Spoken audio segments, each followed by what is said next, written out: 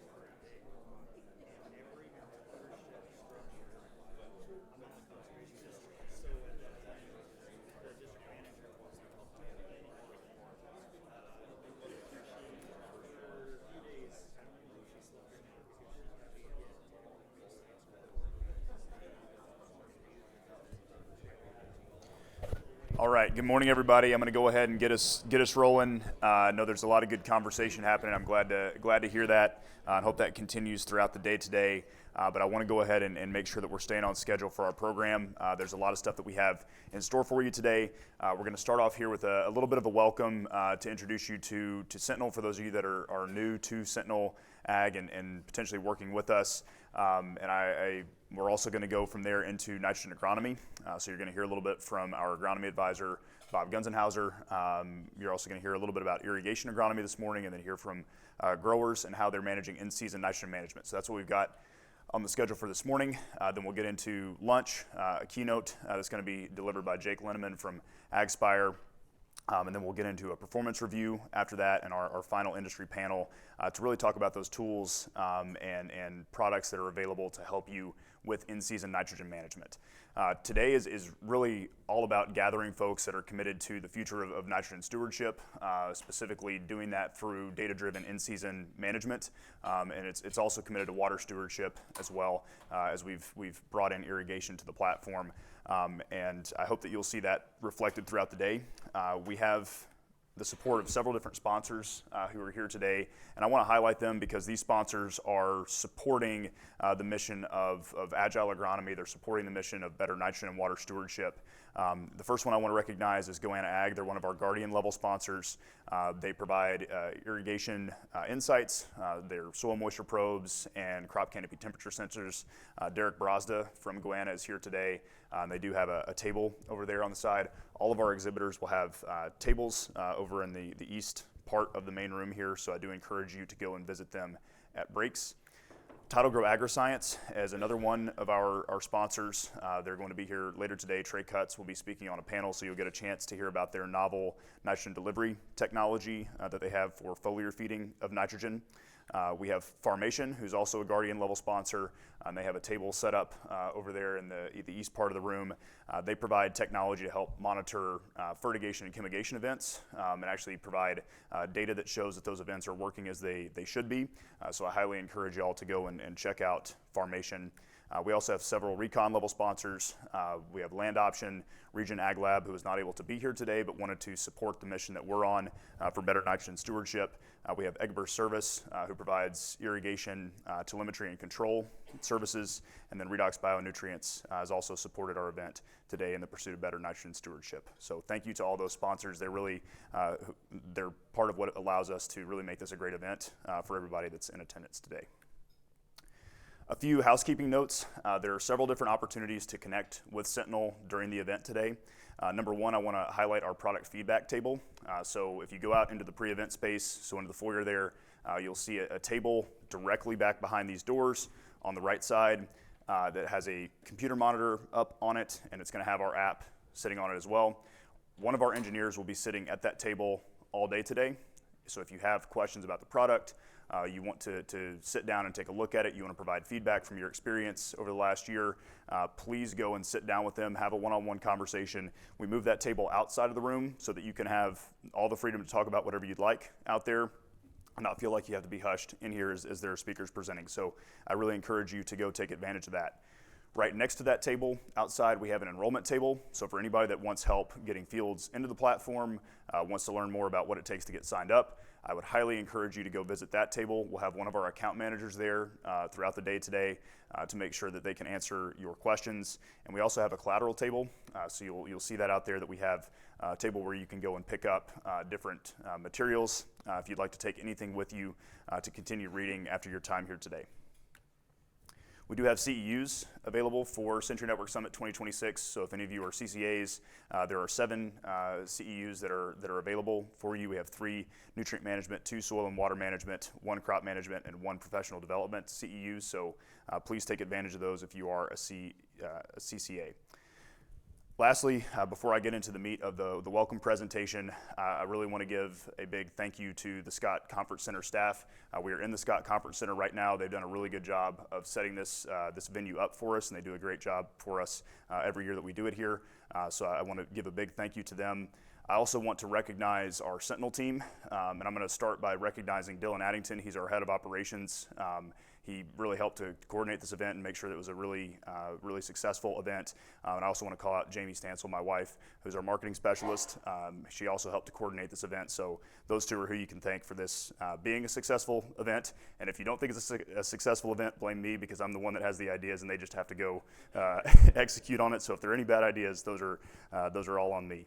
I also want to recognize Chandler Folkerts. He's our VP of Engineering. Riley Elwanger is our Senior Software Engineer. James Herrick is our VP of Customer Success. Colton Salm is our West Region Account Manager. Jack Tickner is our East Region Account Manager. And we have Bob Gunzenhauser, our Agronomy Advisor here today. We have John Castle, who's our Strategic Development Advisor. John Broody, who's a Partnership Developer for us. We have also a couple of interns, Kurt Schneider and Josh Hansen, on our team. Kurt is here this morning. Josh wasn't able to make it. He's a student at Iowa State, but he's interning with us throughout the year, and he's been great to have on our team. So that's the Sentinel team. You'll see us floating around. I highly encourage you to talk to any of those individuals. We will have mics that are available for questions. So if there are questions throughout the day, just raise your hand and we'll get a mic to you as fast as we can. But yeah, without further ado, I'll get into the rest of the presentation here. So when we're talking about nitrogen right now, the way that I'm describing this is it's a wicked wager, right? We're dealing with extremely high nitrogen prices. The latest I'm seeing is about 70 cents per pound for liquid nitrogen fertilizer. So that's really out of whack with crop prices. Historically, these ratios have been basically a 10-to-1 crop price to nitrogen price ratio. Right now we're sitting at about a 6 to 7 to 1. So there's a lot of pricing pressure on nitrogen. Farm profitability is going to be key to longevity for farms. We're pretty confident in that. We're already starting to see that be the case. And we're also seeing that there is a lot of policy conversation about water quality and what might happen there due to health issues and some of the expenses that we're incurring to remediate water in rural municipalities. In the background of this is complex agronomy, right? So nitrogen is extremely difficult to manage. It is one of these nutrients that is highly mobile. It moves basically like water does in the soil profile. It's also difficult because yield potential is a moving target. Every single year you have a little bit of different yield potential. You may be planting a different hybrid, ends up out there in the field on a different date than what you may have expected. So your yield potential is going to move year to year, and that makes it really hard to chase. You're kind of chasing your tail with nitrogen management in a lot of ways if you're trying to be purely predictive with that. There are also insufficient solutions out there on the market today. What we believe with the market research that we've done is there's about $32 per acre left on the table on average with misaligned nitrogen rates going out on crops. And the current approaches really are not well suited to adapt to seasonal variability, and that is a problem that we really seek to solve at Sentinel.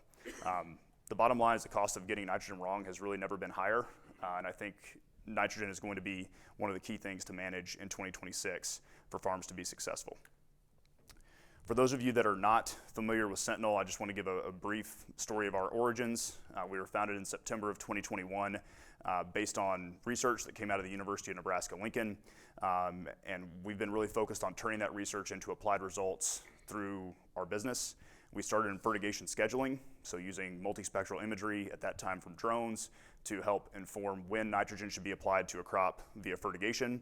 That work was funded by the Nebraska Corn Board and the Dougherty Water for Food Institute, and we built the technology through on-farm trials. We actually got feedback from growers and eventually built in time as a prototype software on a desktop that you all know today as a feature within our platform.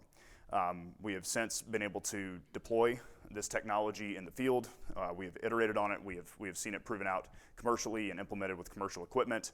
And now we are basically building out equivalent capabilities within broader irrigated and rain-fed systems. So moving beyond fertigation to be able to address all nitrogen application scenarios.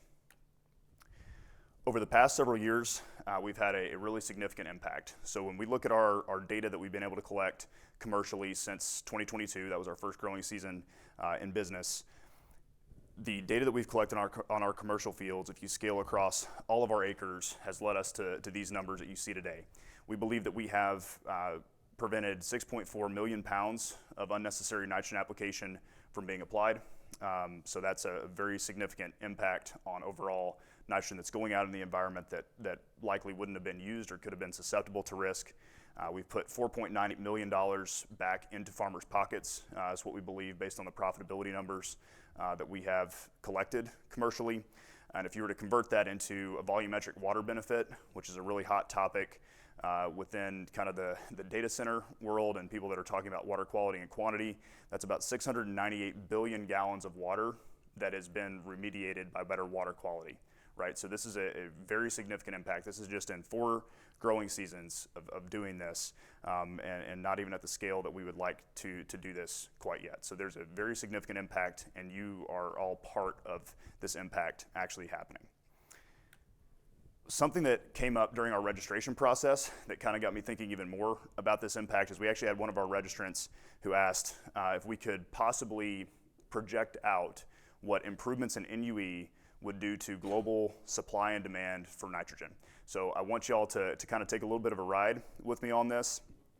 This is all completely hypothetical, but I thought it was a very interesting question to really think about what is the potential impact of improving nitrogen use efficiency.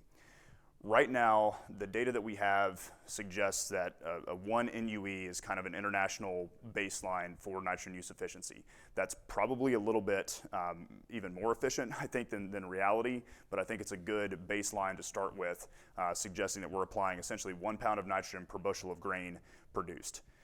If you were to look at moving our NUE values across the board for all globally produced crops, if we're looking at corn only initially, we believe that in year 0, right, so this is if we have static yields and we're staying the same, improving yield, we're not decreasing yield. What we would actually see is about a 10, I think this is 10 million ton reduction in nitrogen demand, right? So this would be a huge impact on the global supply chain for nitrogen demand. If you were to project that out over consistent years, given that yield is not changing, that's going to stay about the same. If you extrapolated this out to all non-corn or all non-legume crops, I should say, so corn, other cereal grains, cotton, things like that, you would actually see a dramatic reduction in that total nitrogen demand. You'd be moving from 114 million tons all the way down to 68.4. So this is a huge reduction in global supply and demand. If you were to look at this with a yield increase, so a 2% annual yield growth, which would be roughly 5 bushels an acre, depending on what your current yield targets are, you would see that over time that nitrogen demand would still increase, right? Because we would be producing more corn, so that's going to scale, or more of these other crops, that's going to scale over time with that NUE value. So even if we're being more efficient, if we're still increasing yields, it's going to continue to drive that nitrogen demand up. And what you would actually see, even at a 0.6 NUE by year 10 of having that NUE and continuing to have annual yield growth, you would actually see an increase overall in total nitrogen demand, right? So there is still a scenario where even more efficiency can create more nitrogen demand if we continue to grow yield and improve genetics. So what would this do to prices? And I'm going to be honest, I did not do this analysis here. I asked ChatGPT to help me out with this. And I think it's kind of an interesting way to use AI is to do a lot of this market research, right? But what ChatGPT suggests, and I think it's, after reading through it, I can see the rationale for this, is that you would have price changes and reductions if you're looking at just corn only, based on the nitrogen demand decrease with better NUEs of up to negative 16%. Right, so this could really actually drive some changes in actual nitrogen price across the international markets. And if you were to apply this to all crops, because there is so much nitrogen that's applied to other crops beyond corn, you would get to between a 31 and an 80% price change, right? So this is fairly significant. Now, what I want to call out here is I really don't think that price change is simply going to be something that is fully absorbed by the farmer and not invested in other places. What we really see being the opportunity here with reducing nitrogen expenditures is likely diverting attention to the other areas of production that are yield limiters. Our technology at its core is really good at determining whether or not nitrogen is your yield limiting factor. Right now, it doesn't do a great job of telling you what that yield limiting factor is if it's not nitrogen. But we really think that once nitrogen is determined to not be the yield limiting factor and we decide not to put as much on, the attention is going to go to how can we improve production in other ways. What I think that turns into is increased attention to micros and other limiting macros. So P, K, sulfur all come into the lens, as well as boron, molybdenum, some of these other micronutrients, right, that can actually push yield potential higher. The interesting thing about this is that as that yield potential increases in the field, I actually think that requires more nitrogen as well, right? So they have to work in concert, and what you may actually see if we were to increase nitrogen use efficiency across the board is eventually an increase in nitrogen demand as a result of higher yield potential with folks that are investing more in the things that can drive that yield potential. So that's really what I think is the most likely scenario if we were to think about a hypothetical world where everyone was able to move to a 0.6 or 0.7 NUE. We do believe that's possible. There's a lot of data out there from our data set that shows that 0.6 to 0.7 consistently is very achievable. That obviously depends a lot on your soil types, and James will get a lot more into that in our performance review. There are also a couple other factors that I think are important in this sort of analysis. Commodity price drivers are also very significant. I think we all understand that prices are in a tough position right now, and we need new markets, better markets, right? And so I think understanding and forecasting out where those markets are going to come from is a very important part of this analysis. I also want to bring up the idea of attributes for grain, right? and where are we going to be able to start leveraging some of these other attributes about the way that grain and other produce is produced in the field to start gaining better prices and opening up new markets. So that could also be a potential macro factor here. And then I also, as I was thinking about this, wondered, okay, is this actually going to open up more intensive cropping systems? Are people going to think about how we can fit more crops into a single year, how we can fit more crops into a single field? How does this change the way that people think about it? Again, if they're spending less money on nitrogen, is there another way to invest to make things more intensive? So I just thought that was kind of an interesting question, and analysis that was interesting to do as well. So getting beyond that and into what Sentinel's role is within this overall nitrogen management system, what we are starting to center around is this idea of agile agronomy. And so this idea of agile agronomy comes from agile process management and agile product management, where you're basically using data and consistent feedback to consistently change the decisions that you're making and the trajectory of a project that you're working on to fit your current conditions. A lot of software companies use an agile process in their development where they're stopping every week or 2 weeks to look at what they've done, where they're at, getting feedback, and kind of changing course. In a lot of ways, we feel like that's how nitrogen and agronomy should be managed, and I think a lot of you in this room do as well. Anybody that's focused on in-season management is really at their core using an agile process to inform that in-season management. So we are very committed to using these real-time insights and adjusting inputs to get to the ideal outcome. As a reflection of that commitment to agile agronomy, what you may notice is that we've changed our brand and our name here over the course of the last 8 months. This time last year, if you were sitting in this room, you would have seen Sentinel Irrigation on pretty much everything. We're now Sentinel Ag. The reason for this is that it really reflects our broader commitment to building the future of agile agronomy. Nitrogen is very core to our business, but we're also starting to invest in irrigation and soil moisture management as aligned concerns here. With this rebrand, we've shifted from the shield to the Sentinel helmet, and the reason for this is that it really reflects a focus on decision making because the helmet is worn on the head, right? So it immediately draws attention to the head where decisions are made. And we also have included a positive trend line on that helmet that emphasizes our use of trending and time series data, right, to make decisions and ultimately land on our final point, which is shown in the top right-hand corner of the helmet, that actually looks like a bullseye because it is the optimal target and indicates optimal decision making, right? So that's what's gone into this logo and why we've decided to choose it for this rebrand of Sentinel Ag. We've also decided to change the name of our platform to just the Sentinel platform. The reason for this is we heard a lot of growers and CSPs saying that they were logging into their Sentinel, and we figured, well, we might as well just lean into that and say it's just the Sentinel platform. So you can go and log into your Sentinel as much as you want. InTime is now the brand for our insights engine within the platform. So we're not totally doing away with InTime. It's just now a sub-feature within this broader platform. For those of you that are new to the platform, it is now located at grow.sentinelag.tech. So that's the address that you can use in your URL to go and find that. If you go there today and you're new to it, you'll see a registration page pop up there. You can create an account. For those of you that are used to using the old URL, you don't have to worry about anything. It will all be redirected to the new URL for you. Similarly, sentinelag.tech is now our domain. So why do we believe that Sentinel is special and worth working with? We believe we're not just another software. We actually are building an agronomy framework that's just enabled by software. So we see software as more of a means to an end rather than the end in and of itself. We have real people. You can meet all of us and talk to all of us here today. The entire team is here, and we do our best to provide real support in real time. Hopefully that's what you felt if you're a customer. And if not, I hope that you'll let us know, because that is something that is very important to us.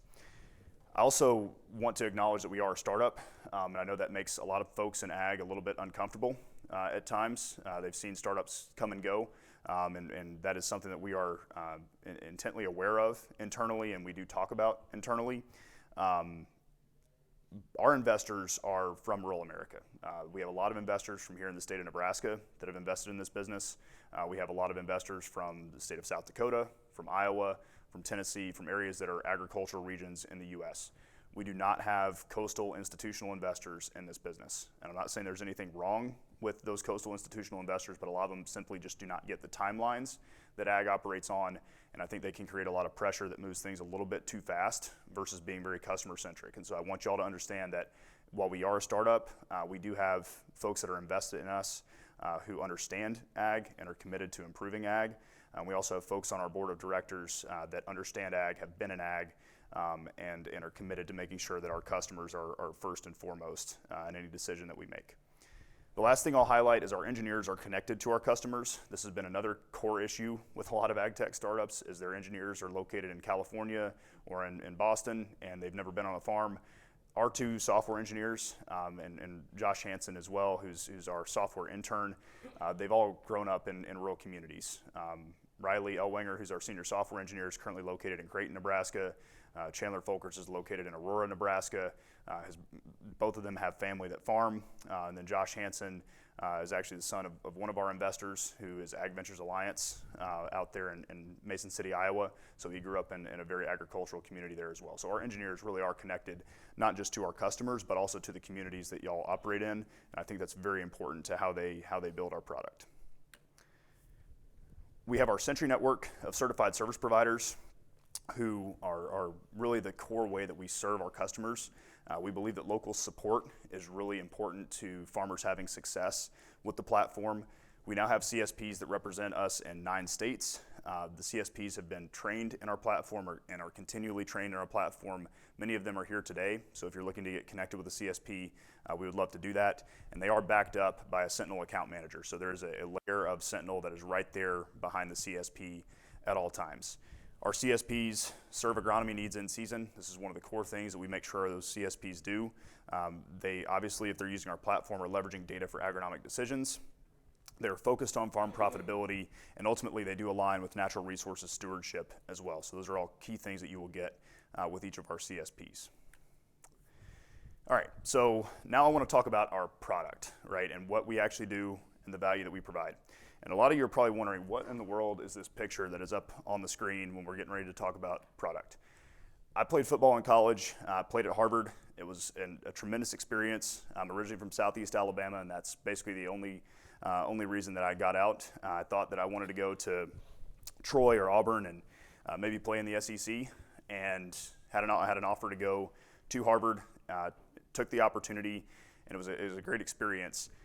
The reason why I bring this up is I think there are a lot of relationships between football and the way that nitrogen is managed, and really the way that agriculture works as a whole. Agriculture is highly seasonal, and I'm going to get into why I think football and nitrogen management are related. The reason why I'm throwing these pictures up here on the screen is this is actually the play sheet that we went into the very last football game that I played at Harvard with. This was a game against Yale in Fenway Park.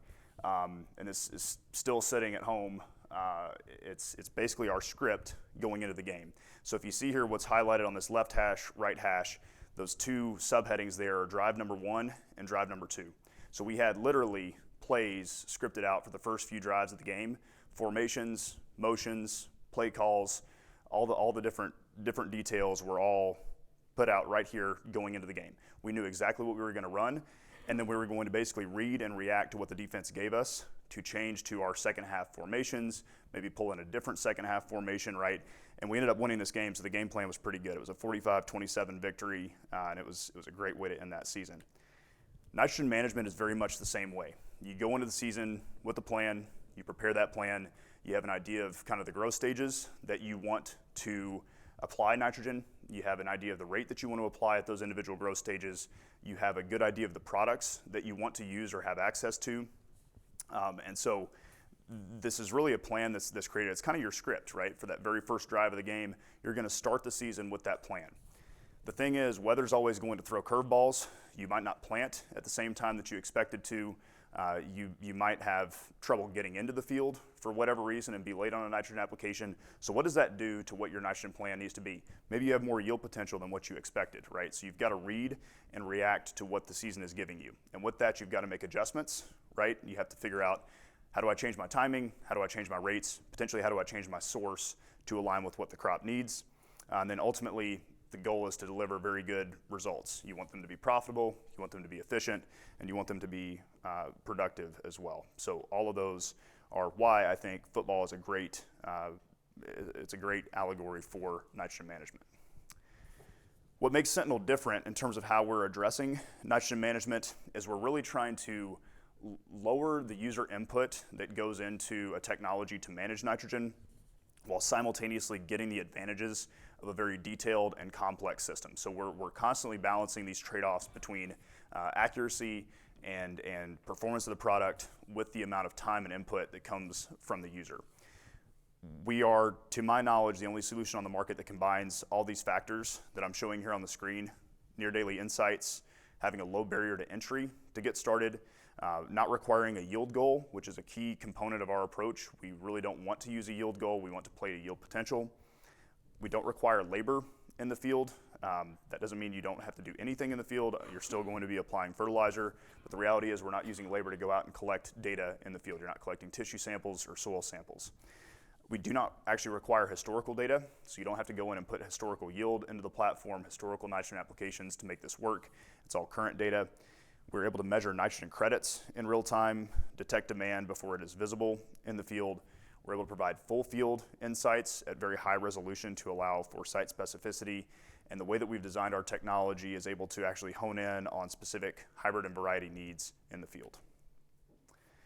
We've developed 4 different product tiers to serve different needs for our customers. Each of these product tiers comes with a 12-month subscription, and they are charged on a per acre basis. Our Sentinel Standard tier is a new one that we're introducing this year. This basically leverages a coarser resolution and lower frequency imaging to provide simplified nitrogen management for dryland row crops. We know in most cases on dry land, you're not going to be making multiple in-season applications, and if you are, they're more going to be timed around when you're able to detect that there has been a change in the field. And so we believe that reducing that image frequency and getting to a little bit lower resolution is better fit for those dry land row crops. We also are introducing Sentinel Irrigation this year, which is built for standalone irrigation insights for row crops.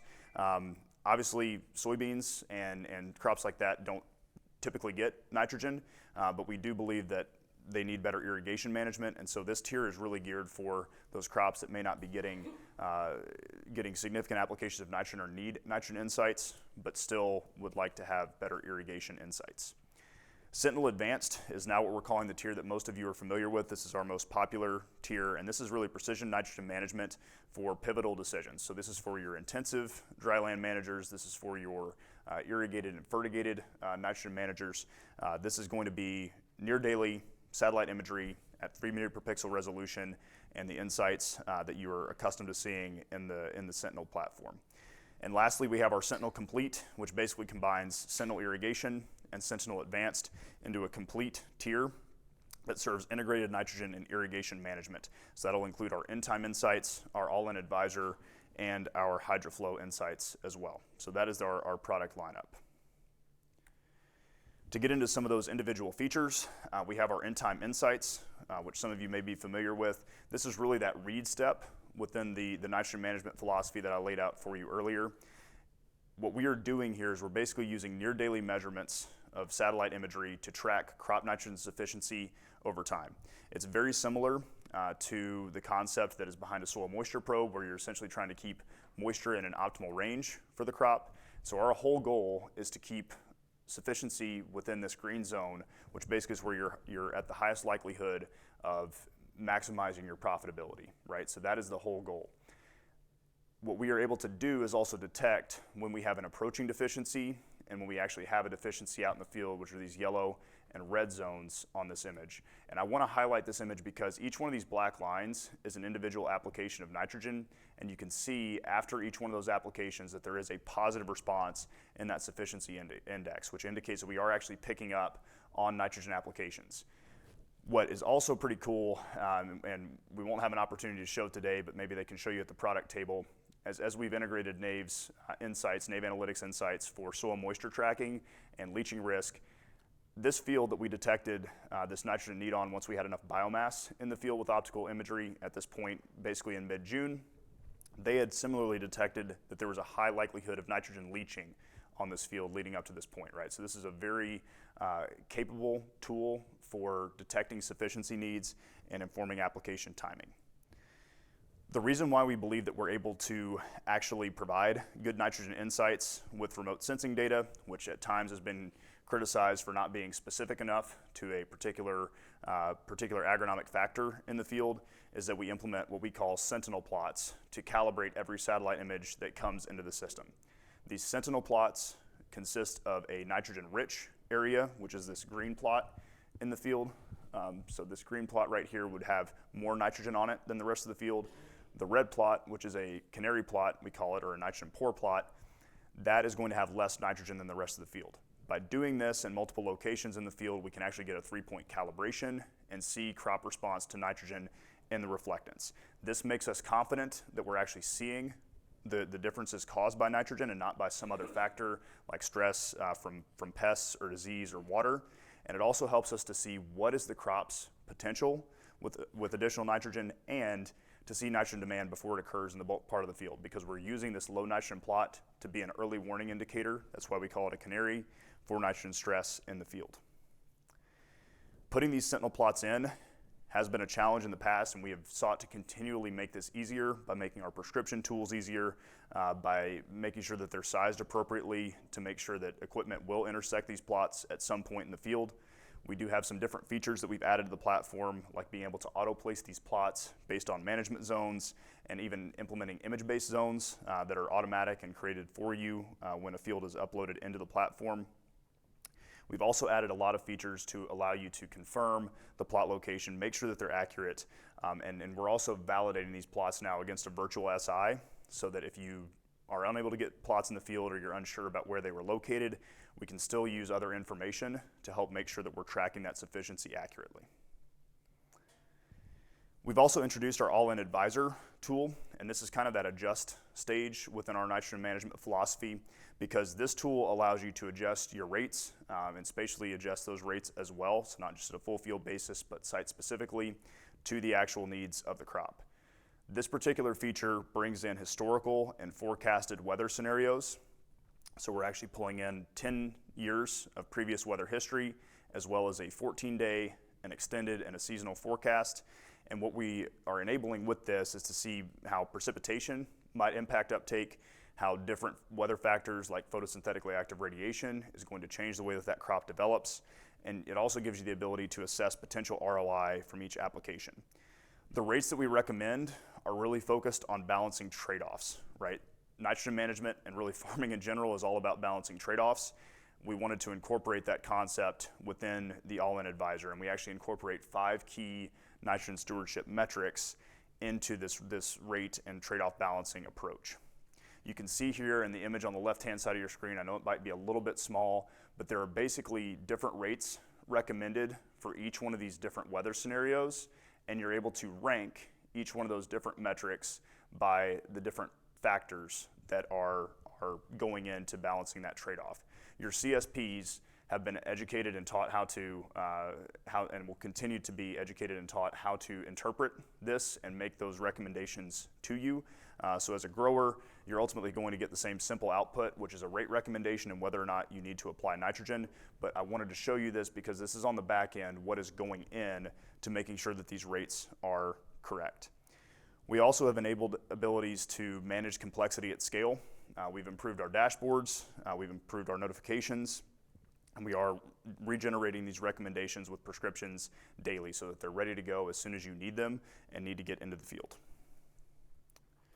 Some of the use cases that we've seen with this technology are fertigation and spoon feeding. This is our most common approach, but we've also started to see that side dress timing, rate, and placement are key things. We're working towards product, and some folks are thinking about how can we use the system to at least see how a product worked, how quickly did that nitrogen make it into the crop. We've been looking at additional application justification. So for those of you who think about a rescue application, potentially this is something that we have seen a use case for, of can we detect that we actually need rescue on this particular field. And we've also seen folks use this to assess different products and practices. If they're trying cover crops, if they're implementing biologicals, any of these new products and practices, this technology can actually be used to help manage those and actually see what the results are before you make it all the way to yield.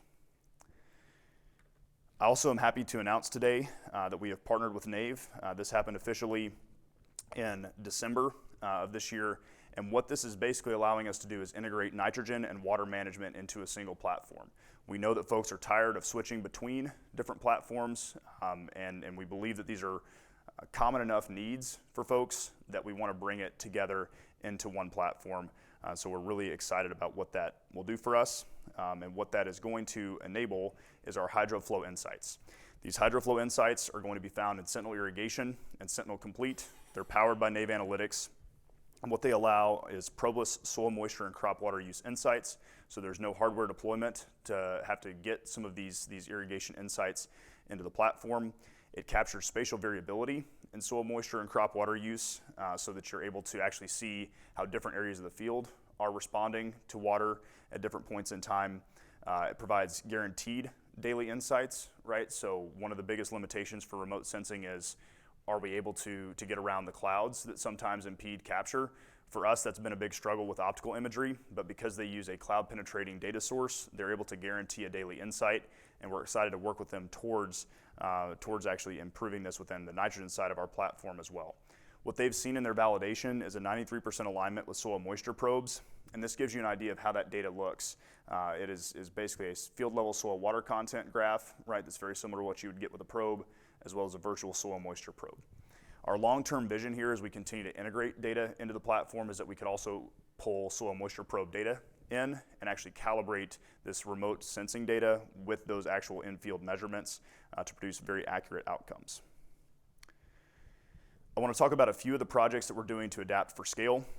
We are introducing for our CSPs this year the ability to use a virtual sufficiency index. We are not quite ready for this to go out fully commercially. We've done some testing, but all of our CSPs are going to have access to this year so that they're able to see this and see how well it is performing and if it's meeting their standards of performance. So that is something that's coming. This basically will allow us to manage sufficiency without putting plots into the field. So if you're in a situation where it's hard to get plots in the field or you're unable to get plots in the field to calibrate images, this is going to be a tool that will be at your disposal hopefully in 2027 with a full commercial release. But you can see these orange lines are our virtual sufficiency index. These blue lines are the actual plot-based sufficiency index. We're really doing a good job of capturing trends, and now we're just trying to tease out how close can we get numerically without having these plots in the field. We've also developed tools for automated proof of placement, so being able to automatically process as applied data and verify the location of plots at different rates that are put into the field. And we have developed technology for image-based zones, so that as soon as you import a field boundary, we can automatically generate these image-based zones that can be used to inform your management on a field. On top of all of this, it's all kind of being integrated into an SBIR project. So this is a small business innovation and research grant that Sentinel has received that is working towards a guaranteed availability nitrogen decision support system. I mentioned a minute ago that remote sensing information is often impeded by clouds. That's one of the biggest struggles that we have. We've received funding from the USDA and a phase 1 grant to work alongside Nave to build out this guaranteed availability decision support system. This will start to incorporate cloud penetrating remote sensing information into our nitrogen modeling approach so that we can produce a sufficiency index every single day. We do believe that that is something that you should be able to have as a customer. There's no reason we can't do it. And so we are going to achieve this through model forcing, through integrating seasonal weather forecasting, and ultimately building a field-specific nitrogen model that can be continuously trained and calibrated and specific to your field's particular conditions. So one thing I haven't talked about a whole lot yet, except for my mention of ChatGPT earlier, is where is the AI hype? You may have seen a lot of other companies talking about how they have all these AI-enabled features, and they're doing everything with AI. Frankly, our engineering team is not very gung-ho on AI, and I'm not either at this point. I don't think that it can really be used to drive decision-making at this point. It just hasn't been developed and trained well enough to inform actual decisions. Where we do see some of the AI hype impacting Sentinel is, number one, voice commands and report generation. We think there is a very real opportunity to give you the ability to talk to your Sentinel app. So if you maybe make an application on several fields, what we want to give you the ability to do is talk into the Sentinel app, say I applied X amount of pounds of nitrogen on these fields on this particular date, and have that automatically logged in the Sentinel platform. We understand that logging applications and irrigation events is challenging. We want to work towards this to make sure that it's meeting you where you are and that we're making it as easy as possible to get this information into the platform. Support tools are another thing that we think AI can be used for. This is not a decision, but it is facilitating something that we can do as humans, but it just takes more time for us to do. A great example of this is a fertilizer blend calculation tool, right? So we are looking at how can we use AI to facilitate more of these sorts of inputs into our platform. The last thing, and this is actually where we're currently using AI internally, is data processing and quality control. So when we get satellite images into the platform, we actually run them through an AI engine that detects whether or not we have clouds or shadows that are impeding the quality of that image, right? This is something that AI is very good at. We have enough data to train it on. We are currently investing in building out this engine even further because we want to make sure that not only are we detecting whether an image is good, but if an image does get through, can we correct the zones that we're generating off of that image? Because if we do have a cloud or a shadow somewhere, it will impact how those zones are made, right? So we want to continue investing in this so that we're able to correct for that. We do have some opportunities in 2026 that I want to make you aware of. We are currently working with Nebraska Department of Water, Energy, and the Environment on a nitrogen practices program that we hope to have fully released here over the next couple of months. But what this will be is an adoption incentive program that's really focused on practices rather than just on a rote outcome. So this is going to be much more fit to where you are in your operation and encouraging better practices rather than just reducing by a certain amount of nitrogen. This is going to be for sensor and model-based in-season nitrogen management.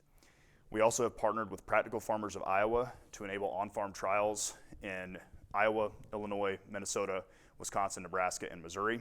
These are non-fertigated trials, so this seeks to basically prove out our rain-fed technology. They will be compensating producers that cooperate with $1,000 for participating in the trial. Spots are limited, so if you have folks that are interested in doing that, please make them aware of this opportunity. When I say Nebraska and some of these surrounding states around Iowa, they're really looking at those border regions, right? So this is going to be really tailored towards eastern Nebraska, northern Missouri, your western Illinois, and your southern Minnesota and Wisconsin, right? So they're looking mostly at borders. If you have somebody that you think would be interested, I'm definitely happy to connect them with PFI and see what their interest is in participating outside of those regions. We also have submitted a grant in Minnesota to fund some on-farm trials and on-site trials for nitrogen management in corn. This is with Minnesota Corn. We do hope to hear back on that in mid-February, so that there's still time to get folks signed up.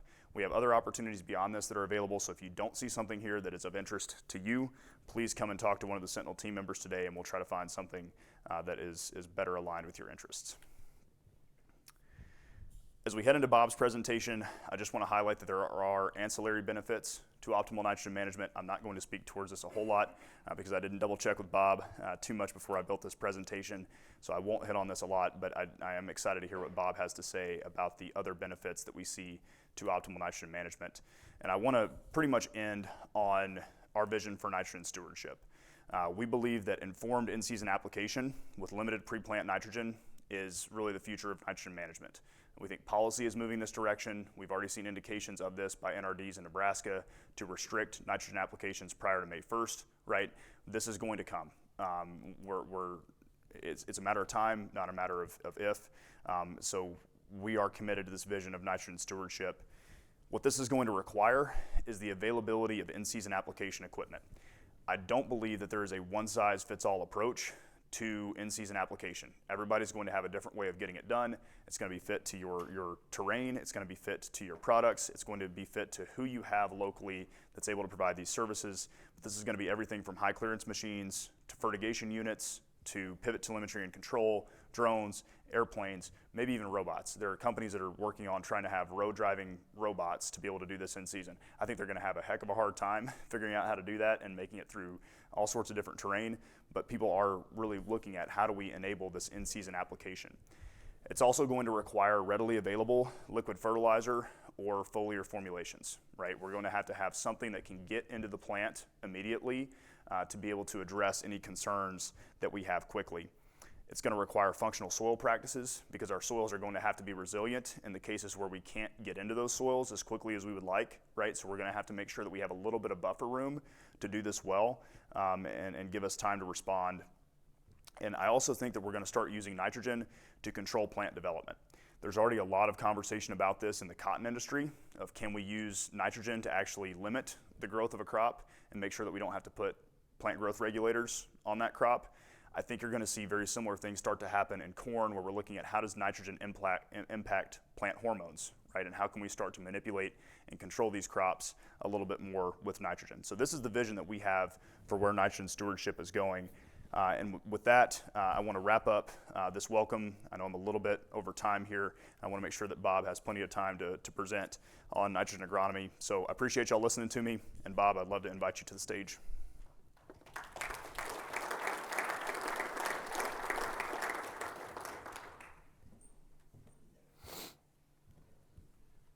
Does that all look good? That's good. Awesome.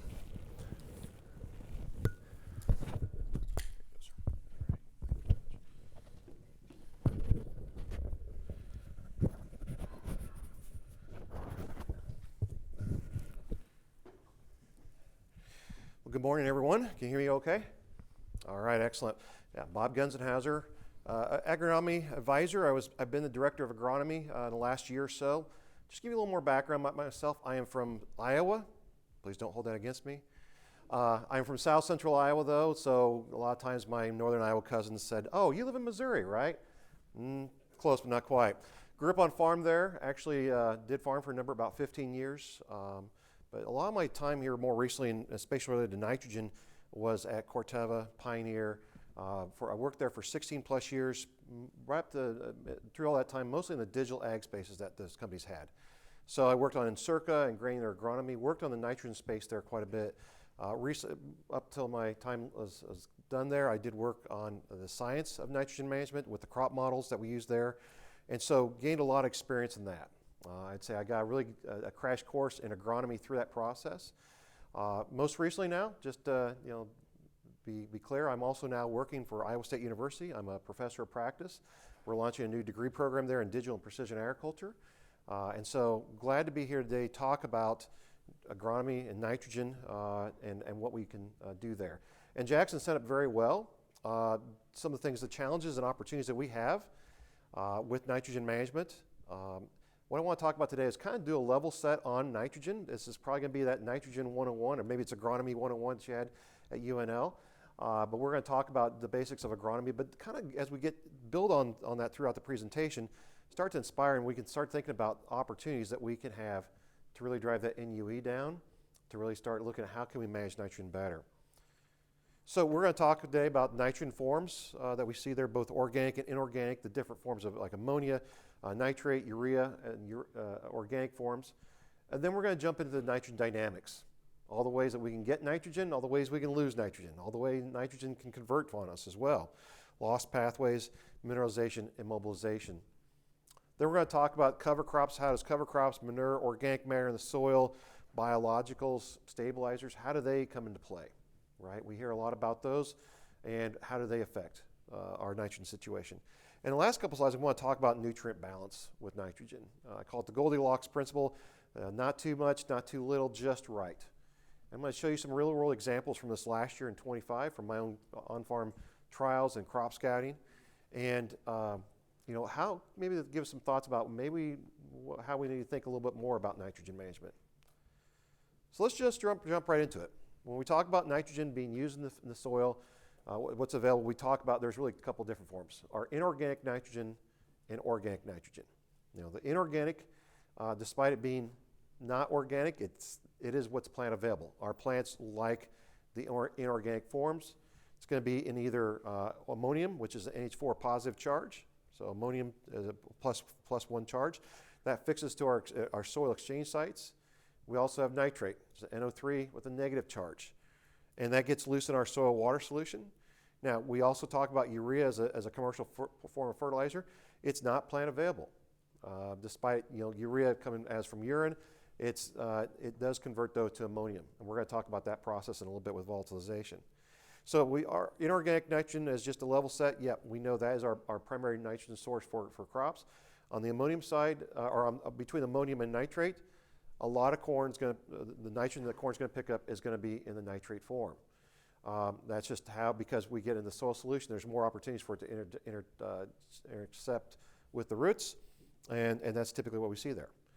Now, on the organic nitrogen side, that is not plant available. It's going to be tied up in the carbon components within the soil or within the residue. That is your soil. That's your plant residue. That's the manure. The cover crops are going to be in organic form. And to be able to access those forms, we have to mineralize that. That converts first to ammonium positive charge, ion charge, and then probably quickly after that converts to nitrate, just because of the nature of where we're dealing with there.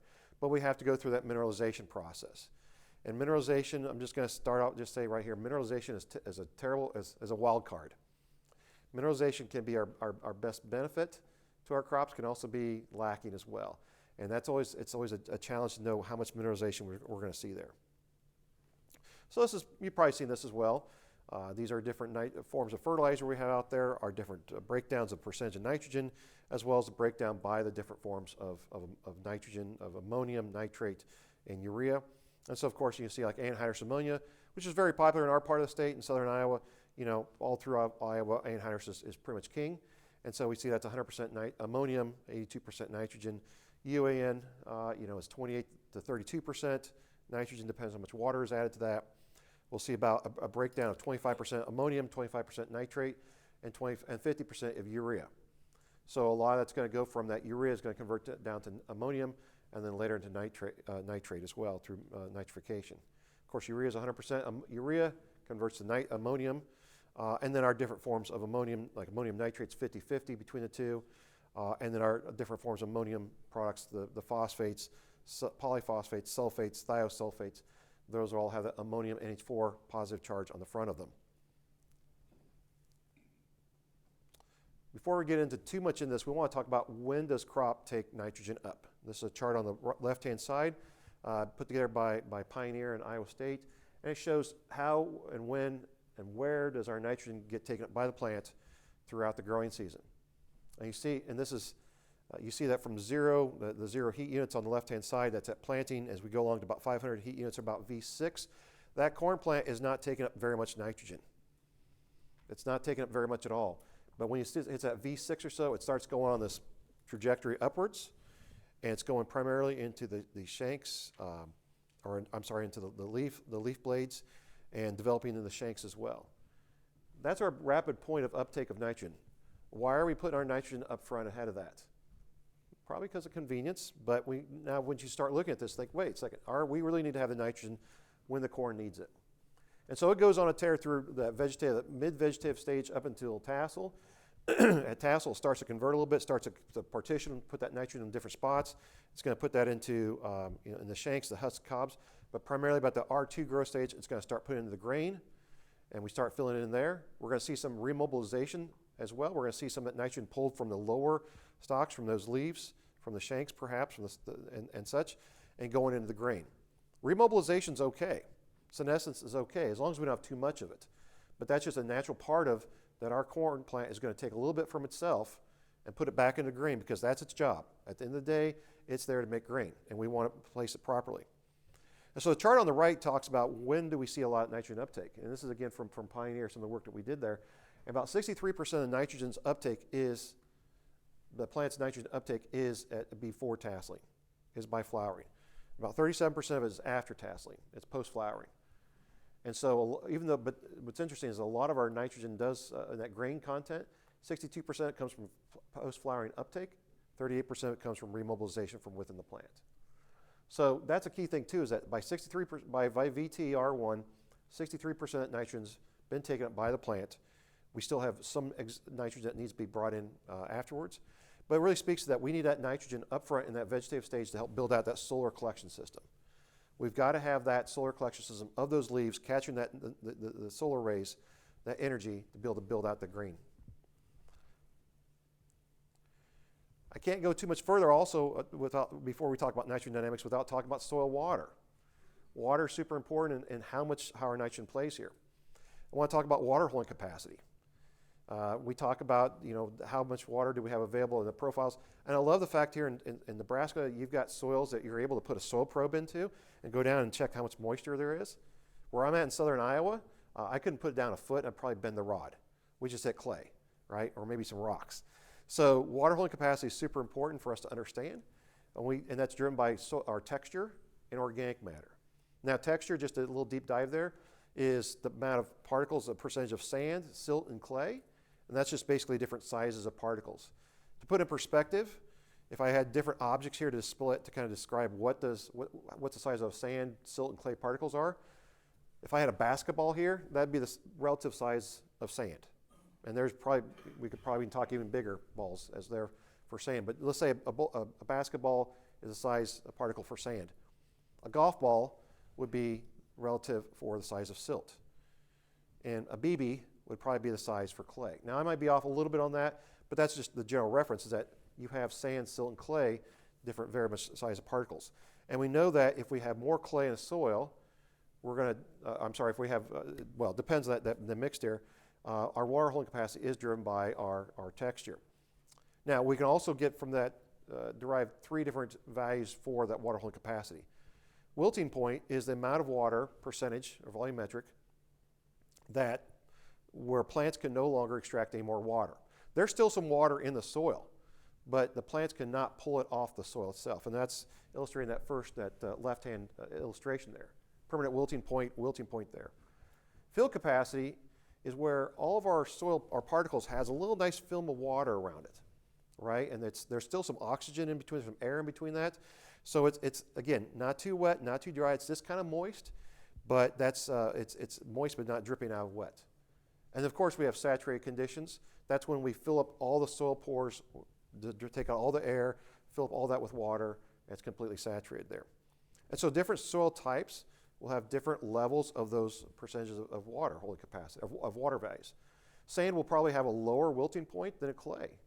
Clay, you can actually have drought conditions and still have about 20%. You can have wilting in clay and still about 20% moisture content in the water, in the soil. But it just cannot access it because you've got all those small clay particles. And so to look at that available water capacity, holding capacity, we look at the field capacity. Once again, that nice Goldilocks, not too wet, not too dry. You subtract that from the wilting point. We find that a lot of our silt loam soils, so here in Nebraska, your Hastings, will probably a lot better water holding capacity than your sand, or sandy loams, or loamy sands, or than your clay loams, or loamy clays. One other soil dynamic we want to talk about here is saturated hydraulic conductivity, or we call it KSAT. It's how fast does water move through the soil profile when it's saturated. So this is through tests. They'll take a core of soil, they'll get saturated and figure out how fast it goes through that. And I've got two examples here that are very extreme.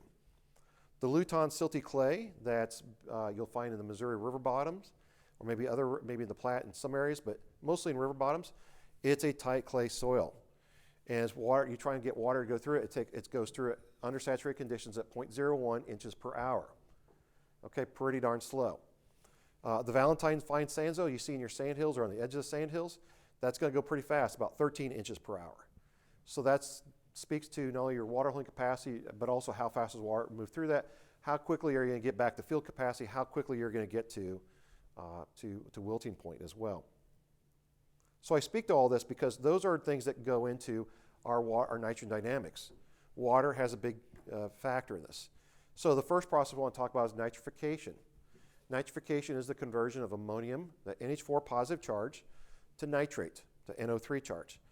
And that's driven by soil temperature, soil moisture, pH. Those three really drive that. And when our nitrogen fertilizer is applied, we have an ammonium form, we're applying it, and it starts to convert into nitrate. Is being put at risk. It doesn't mean it's lost, but it means we're at risk of loss because we can lose it through different forms. We're going to talk about that in a bit. So it's ideal to keep our fertilizer in ammonium form. If we're applying it early in the season, it's good to keep it in that form longer through whatever means. But at some point, we will want to convert to nitrate because we know the plant likes nitrate. It'll pick up both, ammonium and nitrate. But we also know if we apply it in bands, like with anhydrous ammonia or maybe with urea or UAN, we want that to convert and move over into the roots. So it's good to have some nitrification at the right key moments, but we also know when we convert to nitrate, we're going to have some risk potential. Nitrification's driven by a couple different things, like I mentioned about soil temperature, soil water, and pH. The chart on the left is a kind of a diagram of how a crop model utilizes whatever as an effect on nitrification based upon the water values. So if I start over on the left-hand side there, that wilting point is on the left-hand side. Basically, the model says, okay, if my soil moisture is at wilting point, or if I simulate it to be wilting point, very, very dry, I'm cutting the nitrification rate by 50% of what it could be, of the maximum. At field capacity, again, when it's nice that not too wet, not too dry in the middle, we're basically saying, hey, nitrification can occur unimpeded. We're saying that there's nothing that's limiting that because based on water values, but by the time it gets to saturated, we're going to drop it all the way down to zero. Why is that? It's bacteria. Nitrification is driven by a couple of forms of bacteria. Bacteria, these are aerobic bacteria. They like it when they've got some oxygen. It's not too wet, not too dry, very good. So right there at field capacity, it's going to work best. But they don't really work too well when it's super saturated. So that's why we shoot it down there. Likewise, when we look at temperature and pH, this chart I had from last year, but what shows that as we drive temperature from freezing on up into the 50, 60, 70 degrees, we're going to see a more percentage of our ammonium convert to nitrate. But it's also affected by pH. If we have a 5 or 5.5 pH, we have slower conversion, slower nitrification than if we're talking 6.5 or 7. Now, this is not to say we should not lime our soils if we have the ability to lime them to get to 5.5 to 6 or 6.5, but it does speak to that if we have areas of calcareous soils, we're going to see probably some more or quicker nitrification than if it was more lower organic or lower pH. And so this chart just kind of shows what that rate could be on a daily basis. We could be seeing upwards almost of 70% conversion on a daily basis of the ammonium to nitrate if we were in warm soils with high pH. Okay, so what are the potentials for losses? Denitrification is one of those. So when we have saturated conditions and we've got nitrates in the soil, and after a few days, what we have in the anaerobic conditions, we have bacteria that starts to develop under those conditions and starts to go to work on that nitrate. And it converts it first to nitrous oxide, which is a greenhouse gas, but then it later converts into N2 gas. So we can lose our ammonium to nitrate, to that nitrification, and that nitrate under saturated conditions can be lost to the air.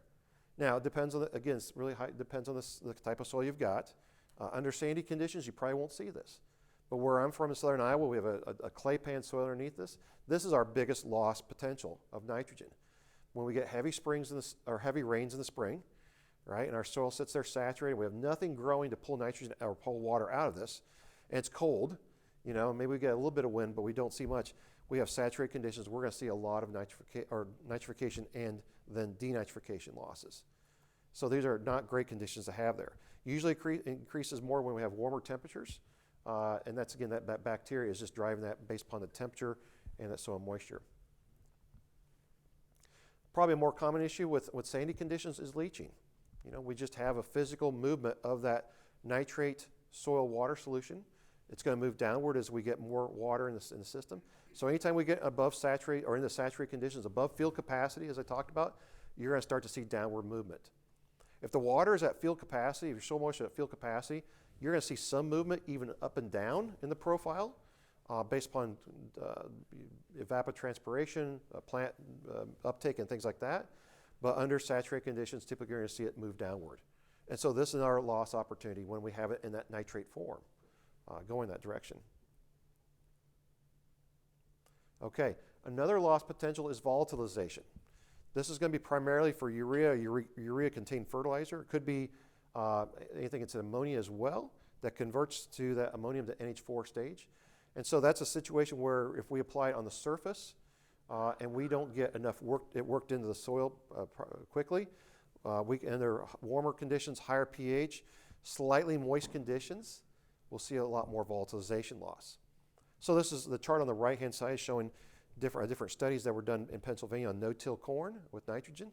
And they showed that, okay, if I had about 4/10 of an inch of rain, I applied urea on the surface, within 3 days of 2 days of application, I don't have any losses yet.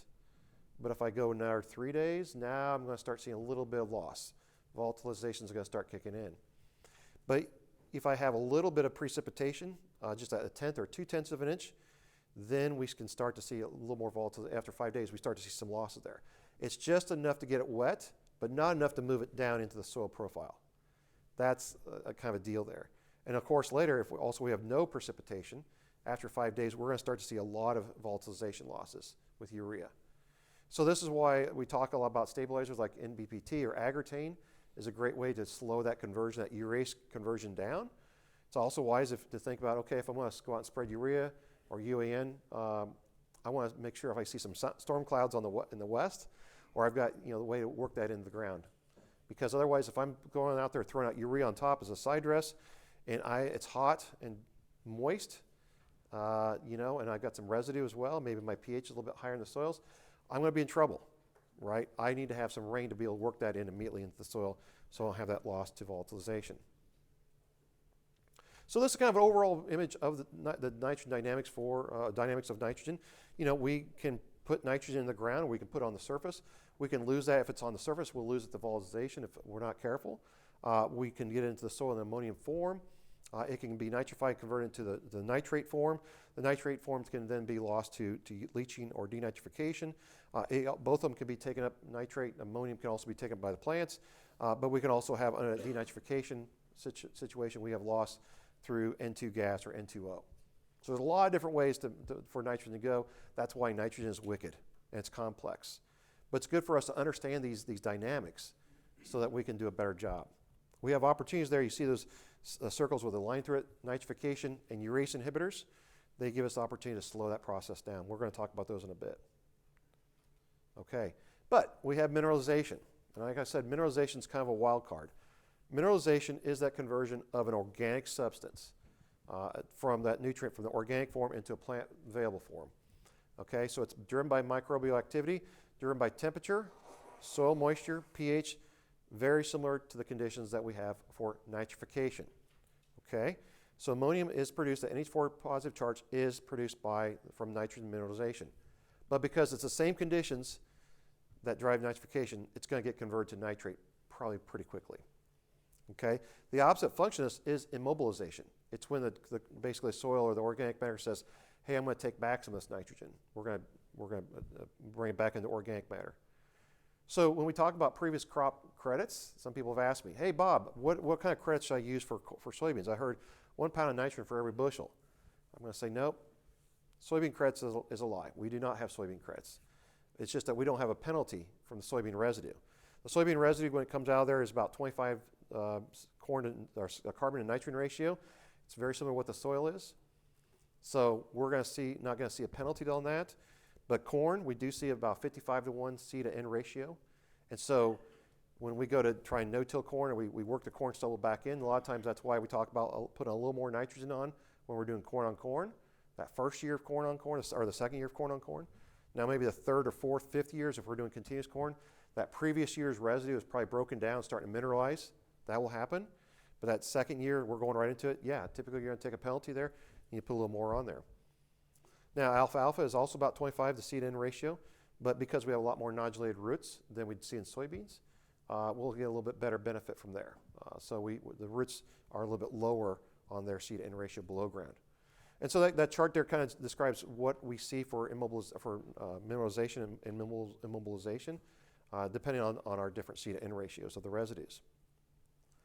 But a big thing about mineralization is the soil organic matter mineralization. Again, driven by that temperature, by moisture, by organic matter quality, and the texture and the pH. We find that in general, if we're talking about the same amount of organic matter, if you got a texture that's more sandier, you're going to have less release from that mineralization. From a clay standpoint, you're probably going to see a little bit better. And so the general rule of thumb, as I've done research, is about 20 to 30 pounds of nitrogen per acre per 1% of organic matter. But the problem with that is you can't guarantee it every time. You're not going to guarantee that's all going to come when your crop needs it.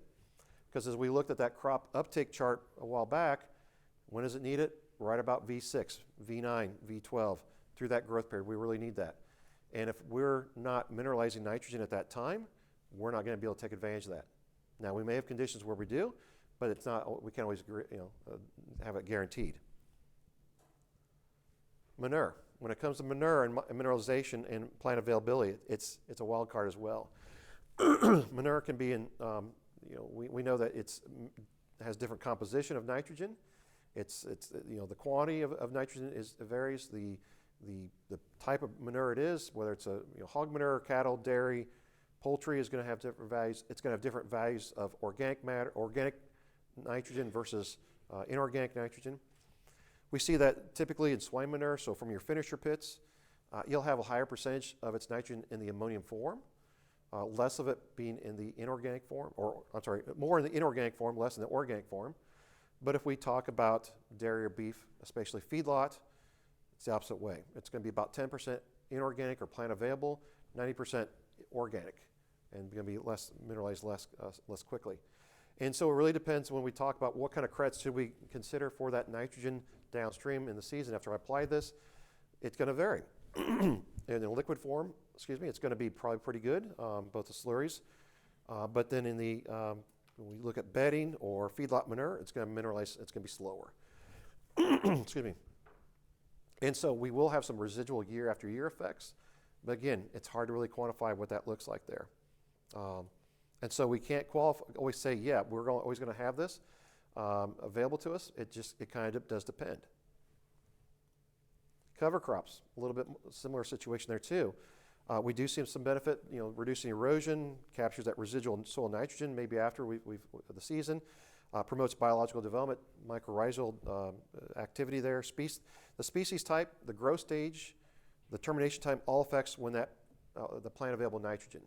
So if I'm growing, say, rye, a very common cover crop, and I've got growing, planting the seed in the fall, and I'm growing in the spring, the quickest release of nitrogen I'm going to have is if I terminate it early, because it's got a very low seed-to-end ratio. It's probably about 12 to 1, 10 to 1 seed-to-end ratio. And so it's lower than what the soil is. It's going to be assimilated back in the soil pretty quickly. But the downside if I terminate early is I don't have a lot of biomass, maybe 500 to 1,000 pounds of biomass. And so I'm going to see a little bit of a jump there if I terminate it when it's maybe like 6 inches or so. Now I wait a week or so and I get up to about a foot and a half, 2 foot. Now I'm getting a little more nitrogen content. I've got a lot more biomass, but the seed-to-end ratio has changed a little bit too. It's going to start to slow down how I can release it. And if I wait till it gets about to be 5 foot, that's going to be a deal.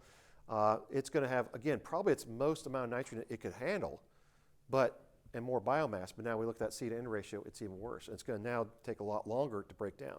So as we modeled this with my previous work at Corteva, we kind of thought about where's this a sweet spot to terminate cover crops and make it available at the right time. And it is somewhere in that lower amount, but again, your biomass quantity is not so good there. Now, if I'm talking about a legume type of a cover crop, I'm going to probably see a lot better availability of that throughout the season, because that's got a higher seed-to-end ratio. It's going to have a higher protein content. It's going to release, but it's sometimes difficult to get that legume established at the right time. So there is a balance there we need to think about for that biomass quantity and nitrogen release. And this chart kind of talks about what would be some of those release values. Plant available nitrogen depend on the species. Legume, if we terminate it at the bud stage, we're going to probably see the best benefit out of that. But if we are waiting until we get out on the cereal side, way out to boot stage, a lot higher, it's going to be actually negative on our plant available nitrogen until it gets released, breaks down later. Again, that immobilization we talked about earlier is going to have an effect on that. Stabilizers are also a key important tool that we can consider. It does slow down the conversions, the processes we talked about, either nitrification or urease. So nitrification inhibitors like your Inserv, Instinct, Centuro slow down that conversion of ammonium to nitrate. It suppresses the bacteria. That's at least what I was told. But at Corteva, it doesn't kill the bacteria, suppresses it. Either way, it slows it down. And through my own research, taking soil samples on some of my neighbors' fields in the fall, in the spring, early spring, or through the winter, with and without Inserv, I found that yes, it does slow down that conversion. It kept it in the ammonium form longer, right? But versus those that did not use Inserv. But does that mean that it is going to give you a yield bump? Well, it kind of depends, right? because if that was a season where we had a wet spring, I would think, yes, we're going to keep that in ammonium form longer. It's going to protect us through that period. It's not going to be lost through denitrification, so we're good there. But if we had a nice drier spring, wouldn't have made much difference. So I really can't say that a nitrification inhibitor or either one is going to make you money, but we can say, yeah, it does its job. It keeps it in ammonium form longer. Now, urease inhibitor slows down the conversion of urea to ammonium.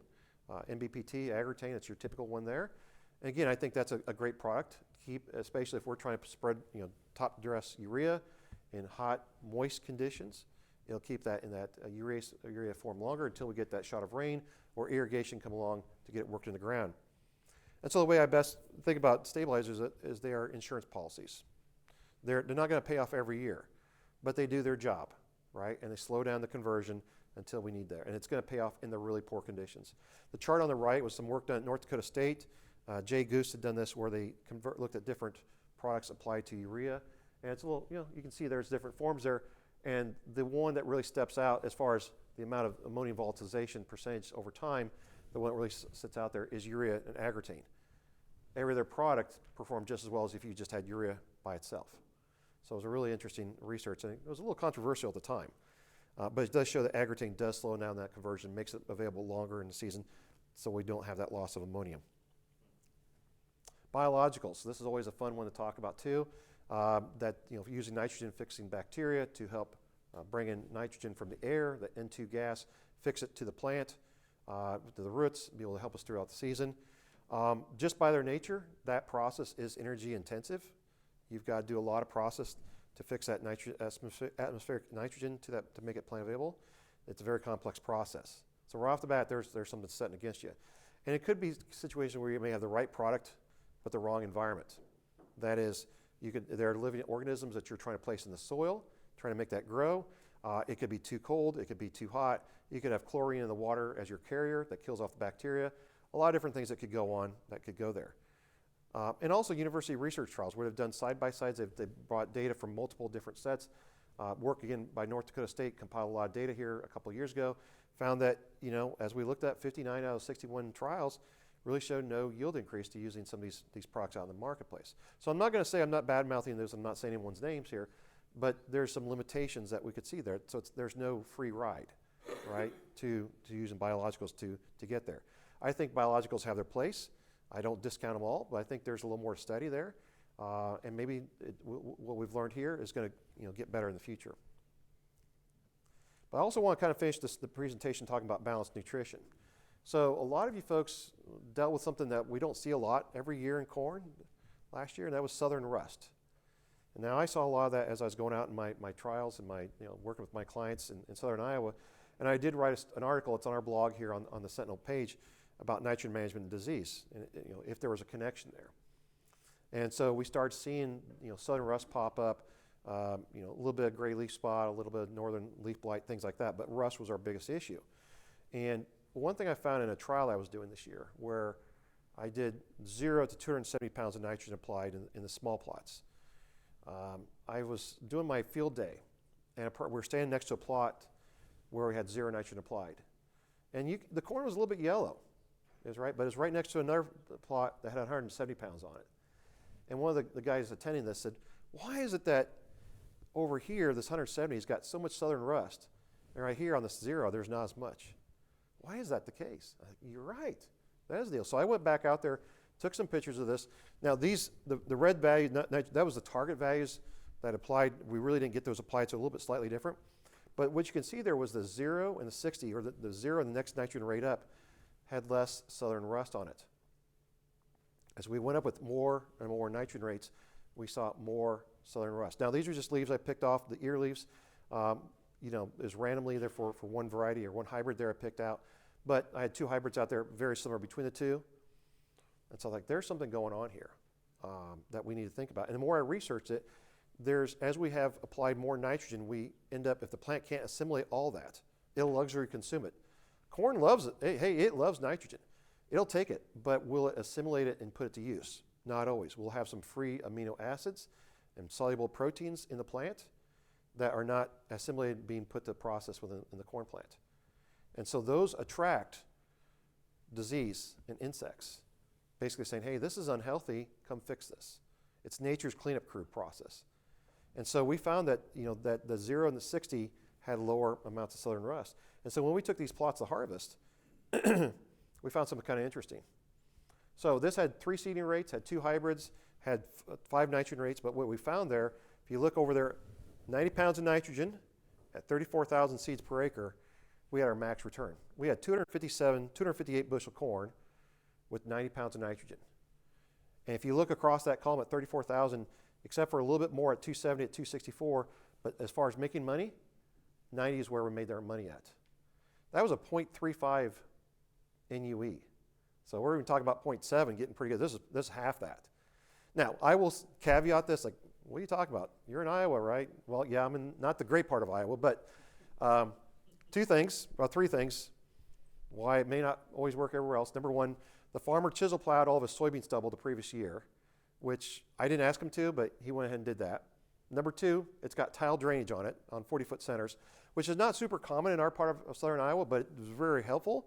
So it got our water table down and allowed us to get more air in the soil, got that mineralization activity going. And probably number 3, the big thing is it's about 4.5% organic matter. So that one really helped drive some of that too. But because that organic matter, that dry soil, and got that down, the field capacity, as we talked, that's kind of where we maximize that mineralization. And with that tilled up soil, stubble from last fall, that all drove us to where we got here. So typically my area, guys put on 160, 180 pounds of nitrogen, but the bill come along and say we got this with 90 pounds of nitrogen and was able to max out the yields and our net profit. That was amazing.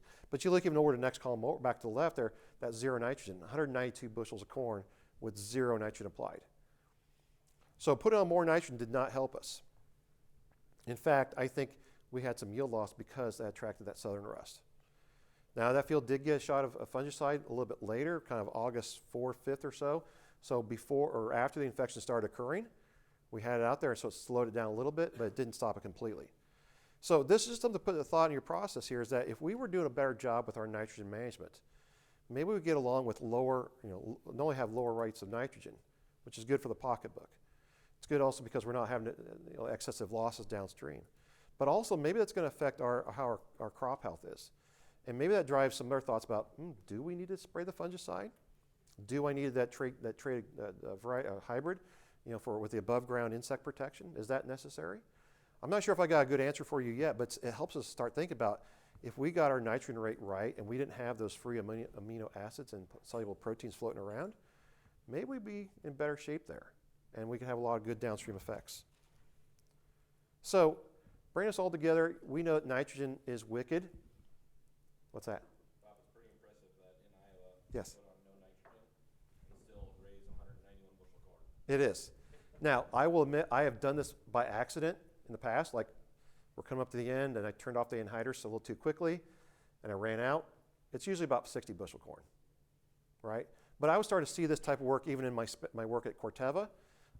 We would do a plot where we were doing this, again, nitrogen response trial is just very similar to this, and still had 200 bushel corn with 0 nitrogen. And we'd say, what happened there? Well, the farmer tells us, oh yeah, well I had alfalfa there a few years ago.